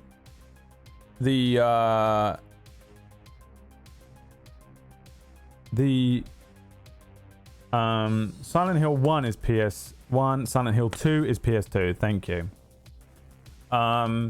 This was great. Absolutely great. Wish that it was, wish that I had played it when I was younger. I know that if I had played it when I was younger, I wouldn't have beaten it because I would have been absolutely petrified. Wasn't scared of anything at all, but the story in this game is phenomenal, and I think I took it personally. I think I took it personally while I was playing it. I'm sure a lot of you have played it and you understand, but I won't spoil or anything. But we went through this game and piecing together and theorize. I really like being able to theorize stuff that isn't stuff that is obvious to theorize. Brad, Cowpole. Oh yeah, the fucking stuff looked like Cowpole, didn't it? Who knows what we fucking talk about in these streams.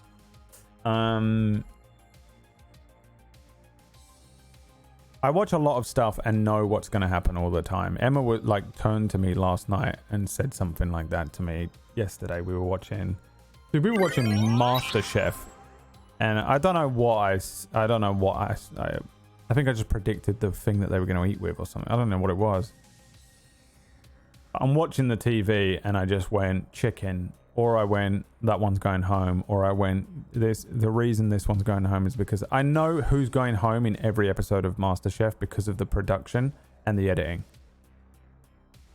So it's like being able to see the Matrix code in a lot of stuff. And then I watch movies and I've seen, every movie is the same, and every, is.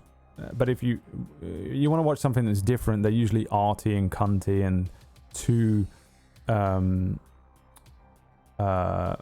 mental for me, and I can't be bothered with it, and I'm stuck in between these two worlds a lot of the time. But sometimes I get into a groove with theorizing where I'm really enjoying myself, and this was that groove. Sitting there trying to work out what was happening to this guy. What was his name? James. Just my mind going a billion miles an hour, trying to theorize what was going on. Having some of it confirmed, having some of it revealed as red herrings, or having me, work. I don't know, man. Very fun for me. Very fun for me to play through. And the story holds up solid over all these years, man. Fucking innovation in gaming. And we had a big discussion about how this is... You don't see games like this no more. Because you just don't. Games are just trying to imitate this now. They're not trying to innovate something new or be the new version of a Silent Hill 2 of its innovation.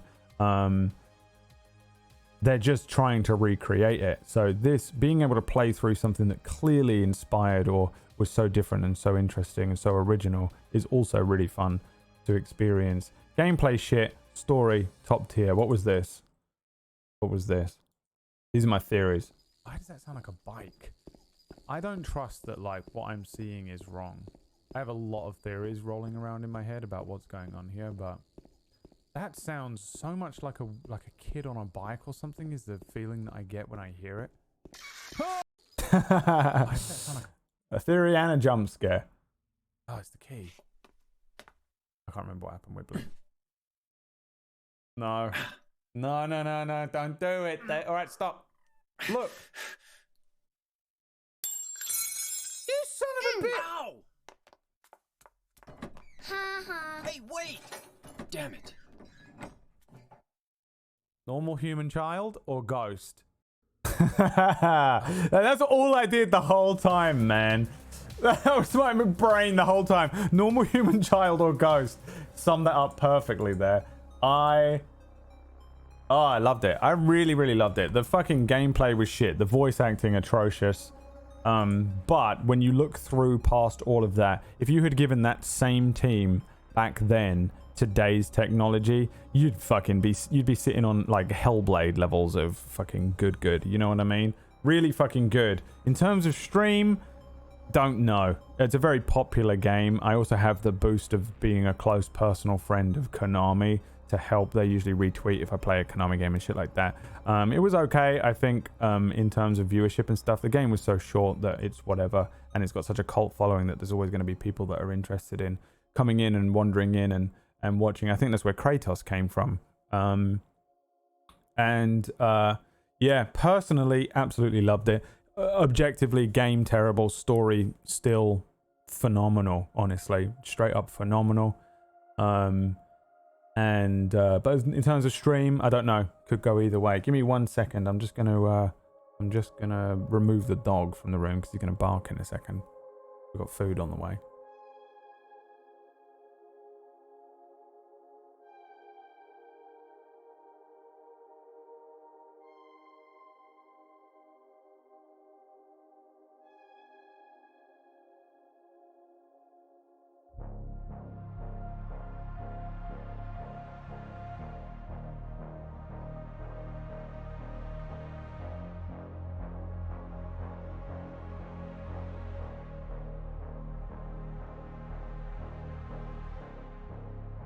Silencio Hill, between an S and an A. I think just based on the fact that the gameplay is so dated and so bullshit, I think it has to be an A.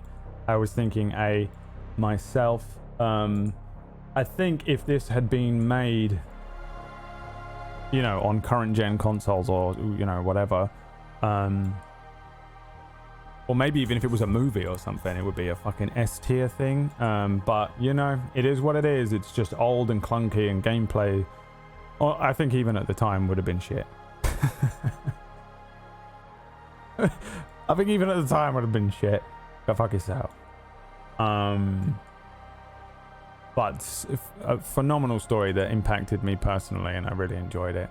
RimWorld Ideology was next. Do we need to vote RimWorld Ideology? We don't really, do we? Fuck that. Let's just move on to the next one. Gas Station Simulator. What? Who cares? We played Gas Station Simulator. I'll be honest, I was pleasantly surprised. I was pleasantly surprised with Gas Station Sim. It is actually way better than you would expect. It's a legit game. Most of these sim games, apart, I guess there's like Farming Simulator, which are legit as fuck as well.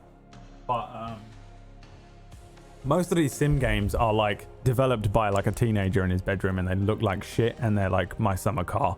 And I thought this was going to be My Summer Car, and in a way it is, but it's My Summer Car, but better in terms of gameplay. Very addictive, very hard to take your eyes off of what's going on, and there's actually a lot to do. I was pretty pleasantly surprised with this. This is such a peachy Emma type game. This, I don't understand why Emma isn't playing this every day. Honestly. I did do the reset cars once, yeah.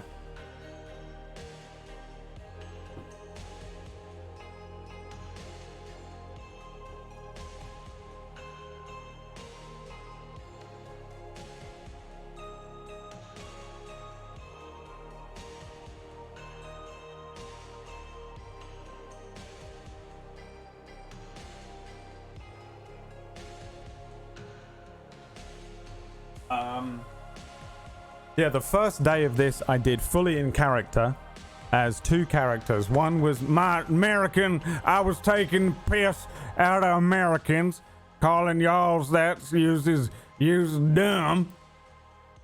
Just like, you know, white trash Americans. And then the second half of the stream, white trash British, was doing like, yeah, mate, nah, probably ain't gonna be able to do that for you today, mate. We'll probably have to see it. You're in after hours, and that is going to cost you double on account of the fact that you're a woman.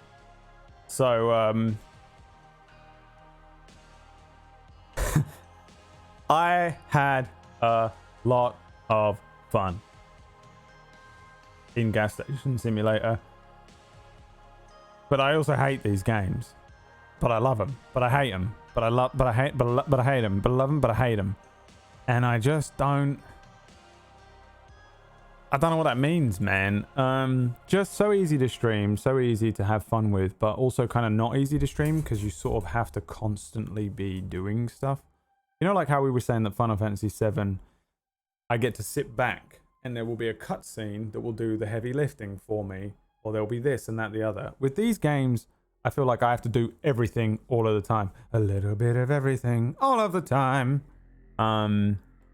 And I find that after these kinds of streams, I'm weirdly, absolutely exhausted. What is this? This is a clip? All right. Well, she's gone on a break. Good. Oh no. Yeah. I see a problem arising. I can see what's happening. They don't have a clue. We'll fall in love, and here's the bottom line. Did you just do a poo? What did happen there? Gas Station Simulator, man. Just a fun few days and a surprisingly good game. Very surprisingly good game. Good. A couple of good days and a surprisingly good game. Was it fucking absolutely the best thing you've ever seen in your life? Well, probably not. But where does it sit for you? Where does it sit for you, boys? You made me want to play this game. It's a good game. I fucking rate it. I don't know. I don't know what to tell you, man. It's not like My Summer Car where I wouldn't be able to just suggest that to everyone.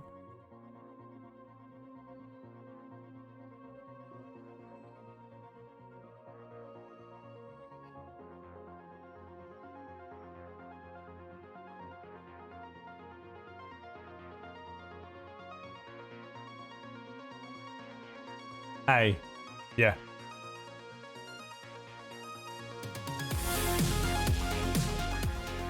Hey. Solid A game, dude. And we're almost at the end of it here. I think then we're on Final Fantasy VII Intergrade, but we don't need to do that because it's just DLC. It just belongs there. Honestly, it probably is here or something because it was just okay, but I can't be bothered to get into the full review of Final Fantasy VII, which means we're on Skyrim. Now, Skyrim we're still playing. To be honest, it's weird because we're still playing it, but I didn't know what to expect from Skyrim at this point in my life. Really wasn't sure whether I was going to jump back into it and enjoy it, or jump back into it and you would all hate it, or if it would just be like all of you regulars would leave and it would be nothing but flatheads coming in just from the Skyrim directory or whatever. But actually, I've had a lot of fun with it. No mods, just playing it through, not fucking around. The last time I played this, I fucked around and we had loads of mods on and stuff, but the real playthrough I did when it first came out,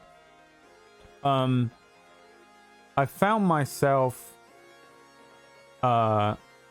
in like we've played this for a week. Halfway through the week, I went, I'm just having fun. I'm just having fun, which was a nice feeling because December has been kind of rough for me. Just internally, I haven't really spoken about it too much with anyone, and I don't think I've really like gotten into my own head about it too much either. I've just been kind of sitting in a boat waiting for the storm to pass, you know what I mean? Like if you ever do that a little bit. And I pull out as much energy as I can for the stream, and I was I just been kind of streaming, and then by the time the stream is over, my like entire set of spoons for the day are gone, and that's it. And then I just sit kind of in a brain dead state until the next stream, and I've just been conserving my energy for that. And I found that I just was kind of in Skyrim was kind of a good place for that feeling, because it's very easy to play along. It's easy for like fun things to happen or stupid things to happen. It's very easy to play. It's easy to get into. There's been jokes, there's been memes. It's fucking easy to watch, yeah. Kind of everyone knows what's going on. It's like that thing again where you can jump in having no idea what Skyrim is, who I am, or what's going on. Click the stream on. We're 6 days into a Skyrim playthrough, and you know what's going on the screen, and then you just kind of join in, and then there's memes, and we're joking, and there's whatever happened on the stream, and then it's over. Or you can watch it from the beginning and keep up with the whole playthrough and follow for the story and watch this and you know everything, and this is going. And I think that's what makes Skyrim so popular on Twitch in general, and it makes it so popular among streamers. I have always kind of been a little unsure whether I want to play it. It's the same thing where it's one of those open world games. I think it does better for like a solid meme audience if you were to try and business this a little bit. And I don't think I've got a solid meme audience. I think you guys are like me, where you're like, you got 1 foot in just being a curmudgeonly old man and 1 foot in TikTok, and you just don't know where you belong in life anymore, because that's what I am. I'm like a 45-year-old man on TikTok, and it's just confusing. And I'm like a 45-year-old man on TikTok, like, well, I don't understand these kids' music these days. I get it, but I'm also old and past it, so it's weird.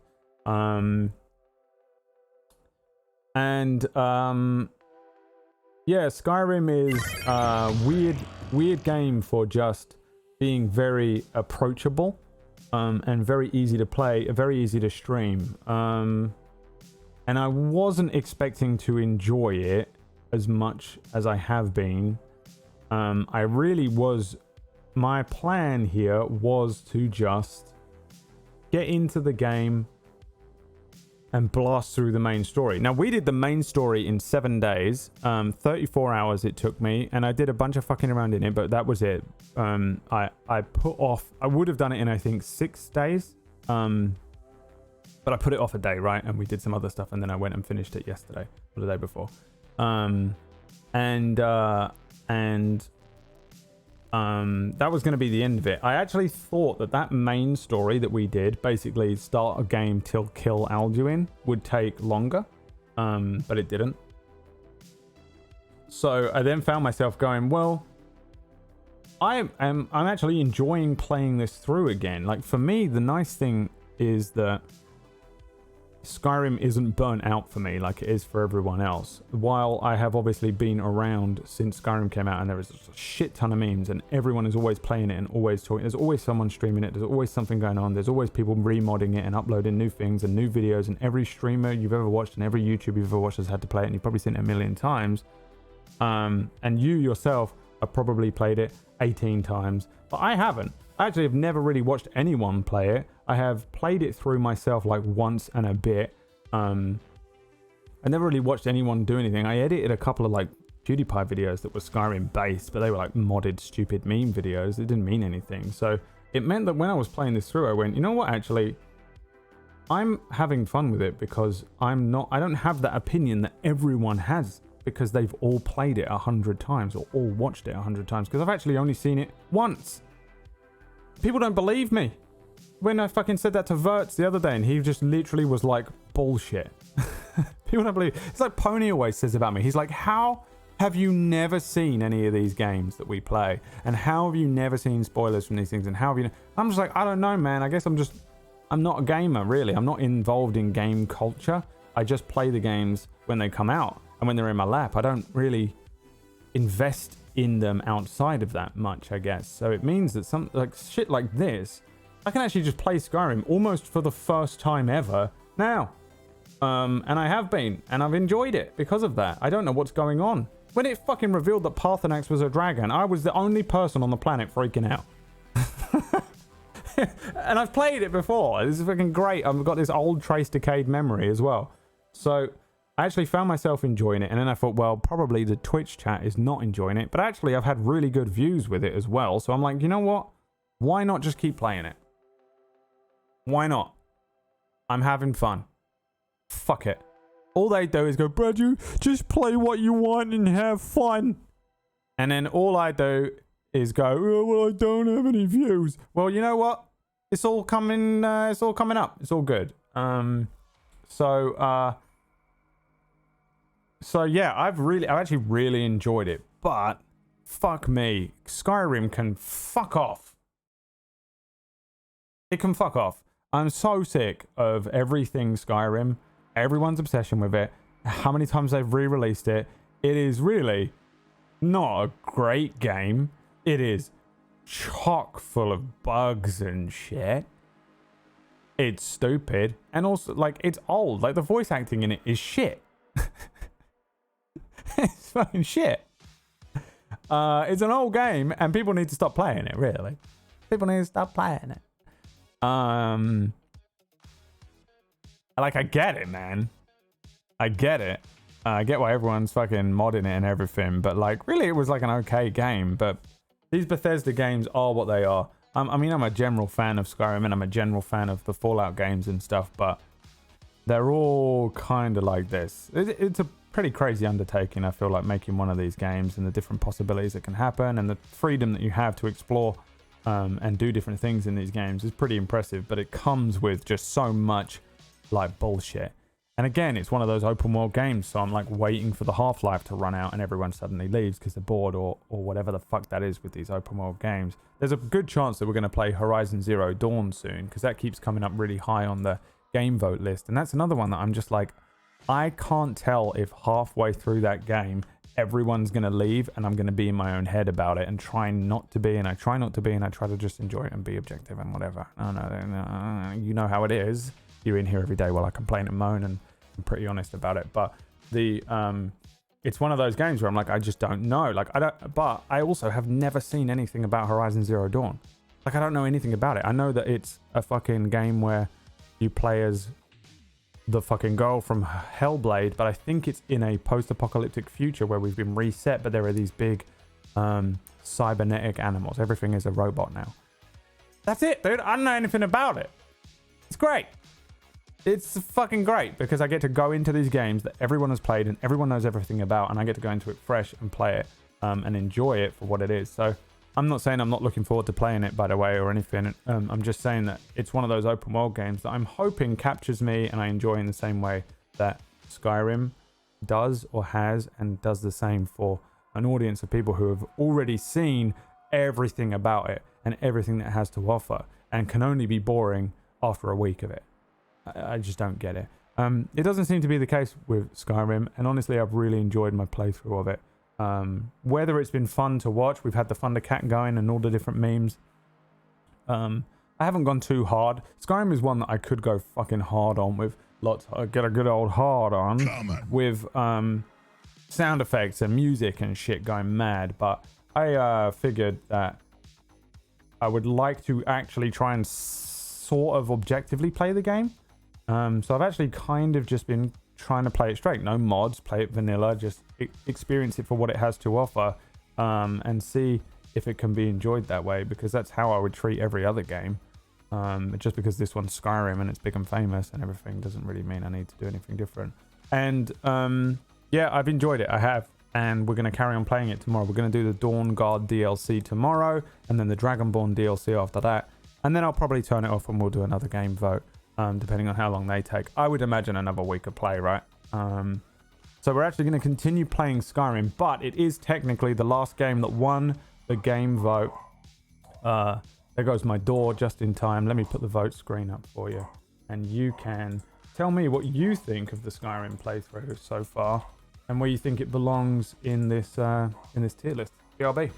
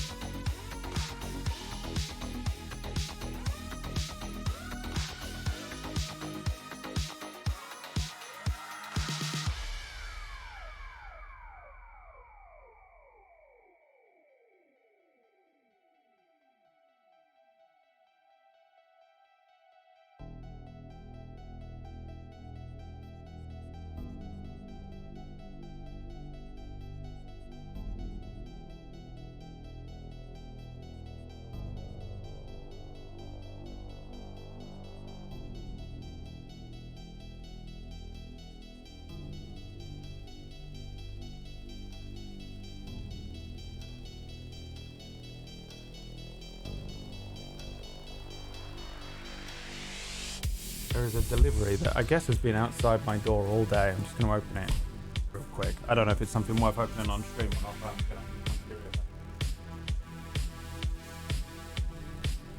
curious. What are you doing, Skyrim? S and A. I think A.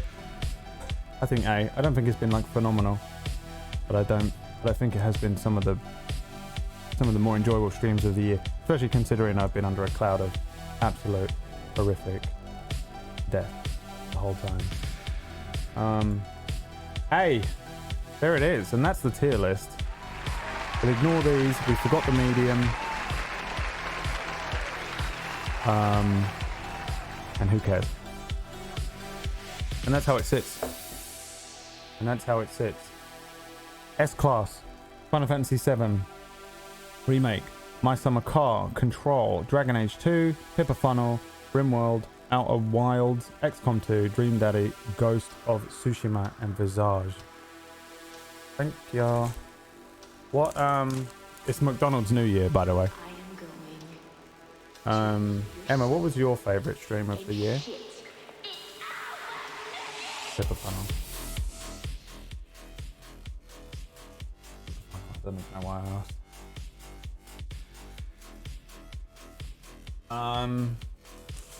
A.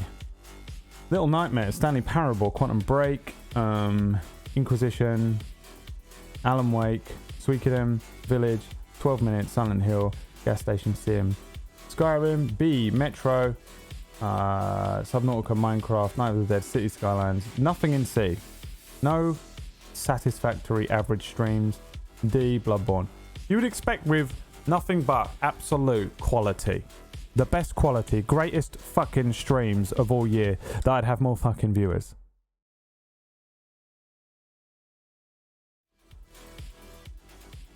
I'm glad you've enjoyed the streams. I also have enjoyed them. I agree with pretty much all of those. I might wait a minute. You know what? I think I can probably wait many minutes. I can wait there a second. I just want to see what's in this fucking box. I've got a delivery here. I don't know what it is.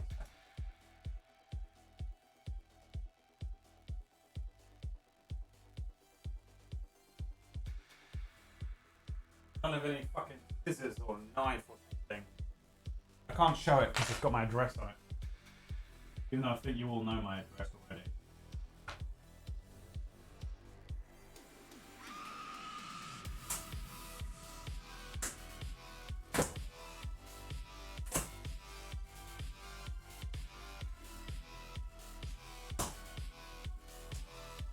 What the fuck is that?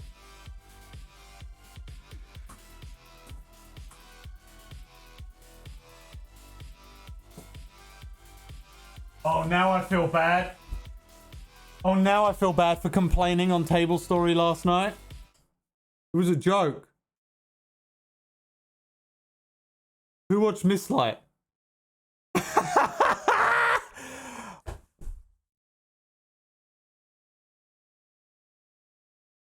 Dude, I was kidding. They said, you know, it was a joke, right? You know it was a joke, right?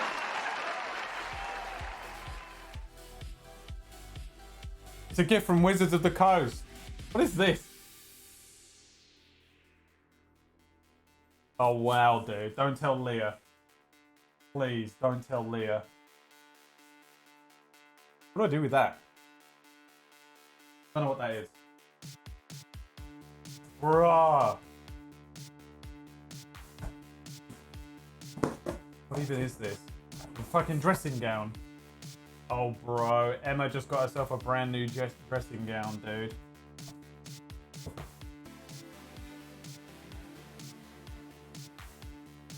Tune into Emma's stream later on because she's going to be wearing this. You think she's going to let me have it? You think I'm going to get anywhere near that? She's probably already... I'm going to turn back and it's going to be missing. I knew it, dude. She got it. How the fuck did she get in here so quick? Skittering away. Some slippers. What is this?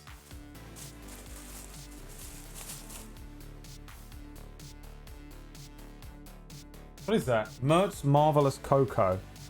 Marshmallow. What is it? Hot chocolate. Dude, is that hot chocolate?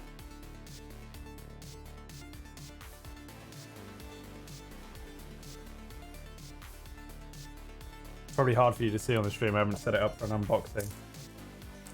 A gourmet marshmallow mug topper. Wait, is that real marshmallow? I can eat it? Oh my god. Dude, that's sick. Kind of hard to see, I know. My lights are all fucked. And then...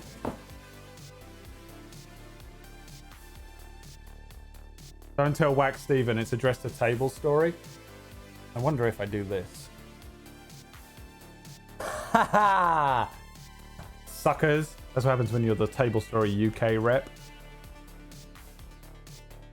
Oh, graph paper. Ooh! See that? It's got like annotations in it. Damn, son. Thank you, Wizards of the Coast. Damn, boy. Damn, boy. Nice, man. Thank you, Wizards of the Coast. There you go. That was a fucking random thing that happened today for the stream. Isn't that fun when that happens? Last time that happened, it was this. Do you remember? During Detroit Become Human?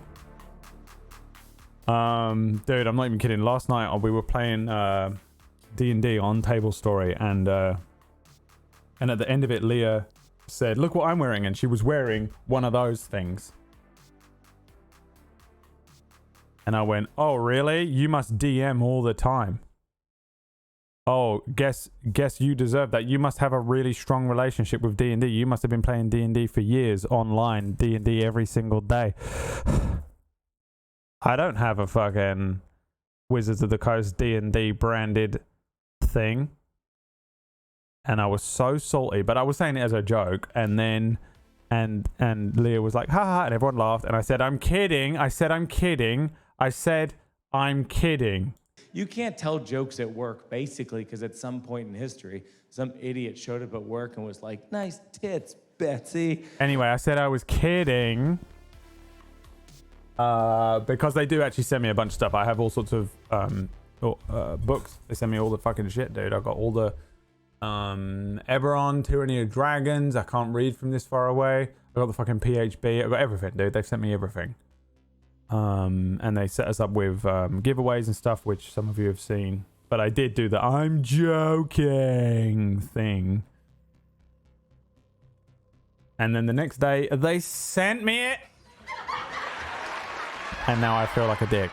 But they're an evil conglomerate, soulless company, so who cares? Ladies and gentlemen, this is the end of the stream. You have T-minus 30 seconds to type !enter into the chat room. Because it's time to draw the winner of the epic $1 giveaway.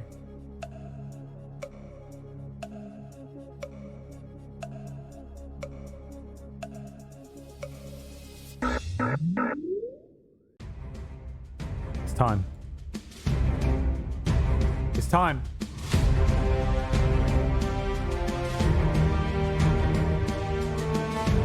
I don't know if he's in here, but Kujio, please draw a winner for this year's $1 giveaway. Fucking Naiko Midori, dude. There it is. Congratulations, Naiko Midori.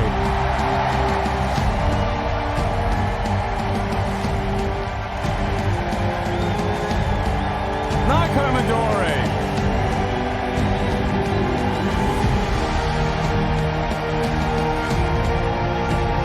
There he is. You can call him Fuck. Naiko, please send me your PayPal. Can he whisper you, Cooch? Because I haven't got whispers on.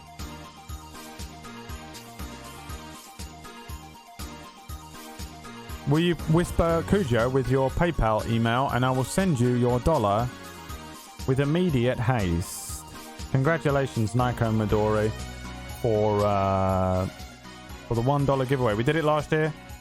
I can't remember who won. Anyone remember who won? This year's tier vote is done. There it is. I'm going to save that. Let me print screen him for next year. And we can look at it. Holy shit. Will you do that, Nico? Will you make sure to send Whisper Cugio with your PayPal email, please? I'm going to save this into our giveaway, whatever it's not giveaway, into the end of year vote folder. And this is the tier vote 2021. And we'll take a look at that next year.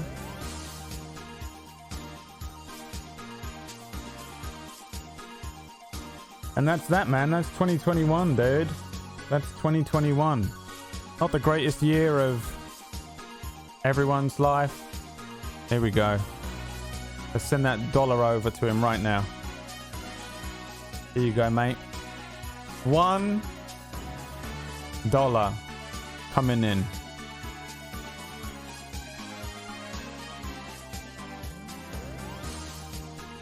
How do I do this? I never get the chance to send money. This is enjoyable on PayPal. How do you do it? This? Here we go. Now I want to send you some money, my friend. Nico Midori. I don't know your real name and you get to know mine. My God. There we go. Oh! Accidentally clicked the wrong numbers. And an ad note. Congratulations. You are the winner. I don't know if this is a note for him or me. Congratulations. You are the winner. Sent.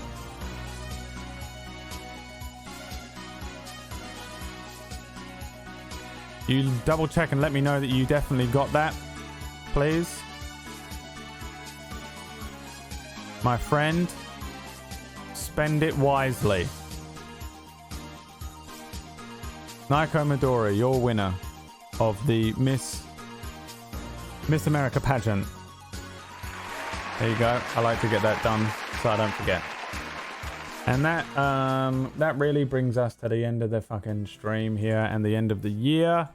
That's it, man. That's it. That's done. And I appreciate you all coming out and watching the streams this year. I really mean it. And you know, I'm not going to get all soppy and serious on you because I don't want to. And you know, we've had enough of it this year. But I appreciate everyone coming out to the stream. It's only 7 o'clock, Kratos. It's not New Year. This isn't a New Year event. This is just the last stream of the year. We do this game vote. It's just a little look back over the year, and honestly, it seems like it was a much better year than I remember. And I'm obviously being a negative Nancy and being a piece of shit. And fuck you, you're a piece of shit, even more than me apparently. Go fuck yourself. That one almost got me. Yeah, man, it was a good year. It was a good year based on that tier vote, man. We played some good games. It really does mean that there are no good games left to play for next year. So 2022 is gonna be a pile of shit.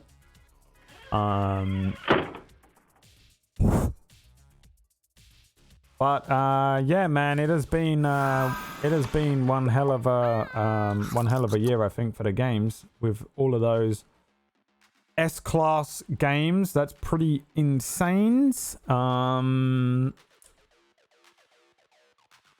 Lots of memes, lots of good times. Whether you were here the whole year or whether you joined in at the end, whether you're a sub, whether you just follow, whether you got a gift sub, whether you've gifted a shit ton of subs like Digley McCanglio, whether you've dropped a shit ton of money on me like Tears Arthur, or whether you've just been watching the stream. All good, man. Thank you so much for viewing the stream. I mean it. You're keeping me alive. You're keeping Emma alive. You've got the dog fed. The rats have got some nice food and a nice cage to live in.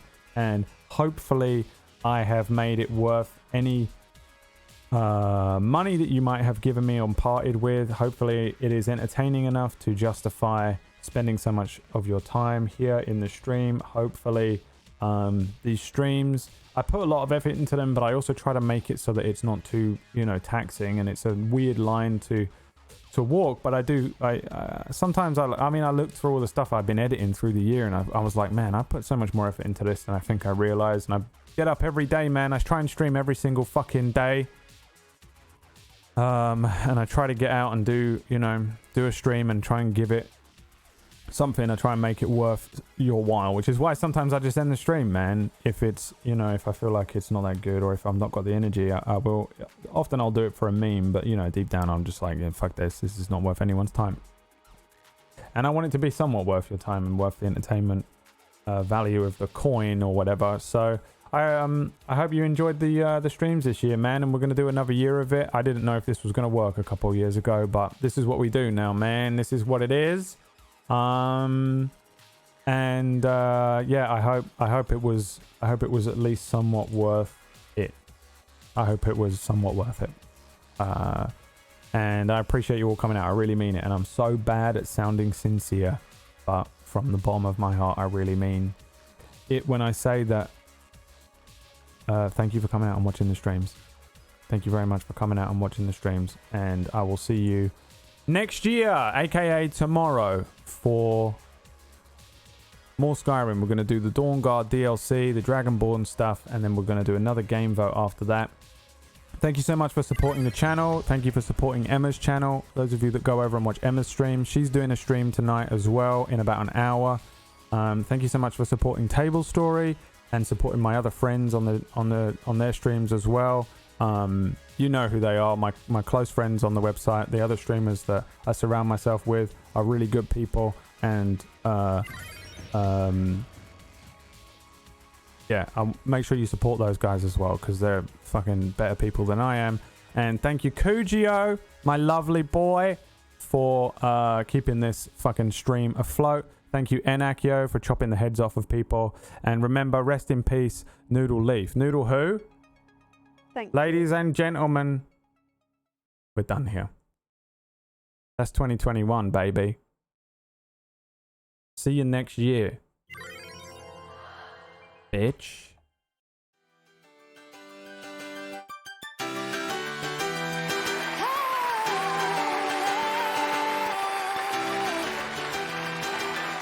I've been trying to bend the rules since I barely was walking. I've been trying all throughout my life, cause I need to be perfect. If I could just be a little better, maybe you could be my salvation out here. I can get it off, we are not the done. I'm Julian, baby, you are like the sun. Pour out your love and fill me to the top. Let me hear the champagne burst and pop. Cause as long as you are here with me, I'll be living long and wild and free. I can get it off, fill me to the top. Let me hear the champagne burst and pop. I just give 200% every day cause I own it. I'm fighting all of my life.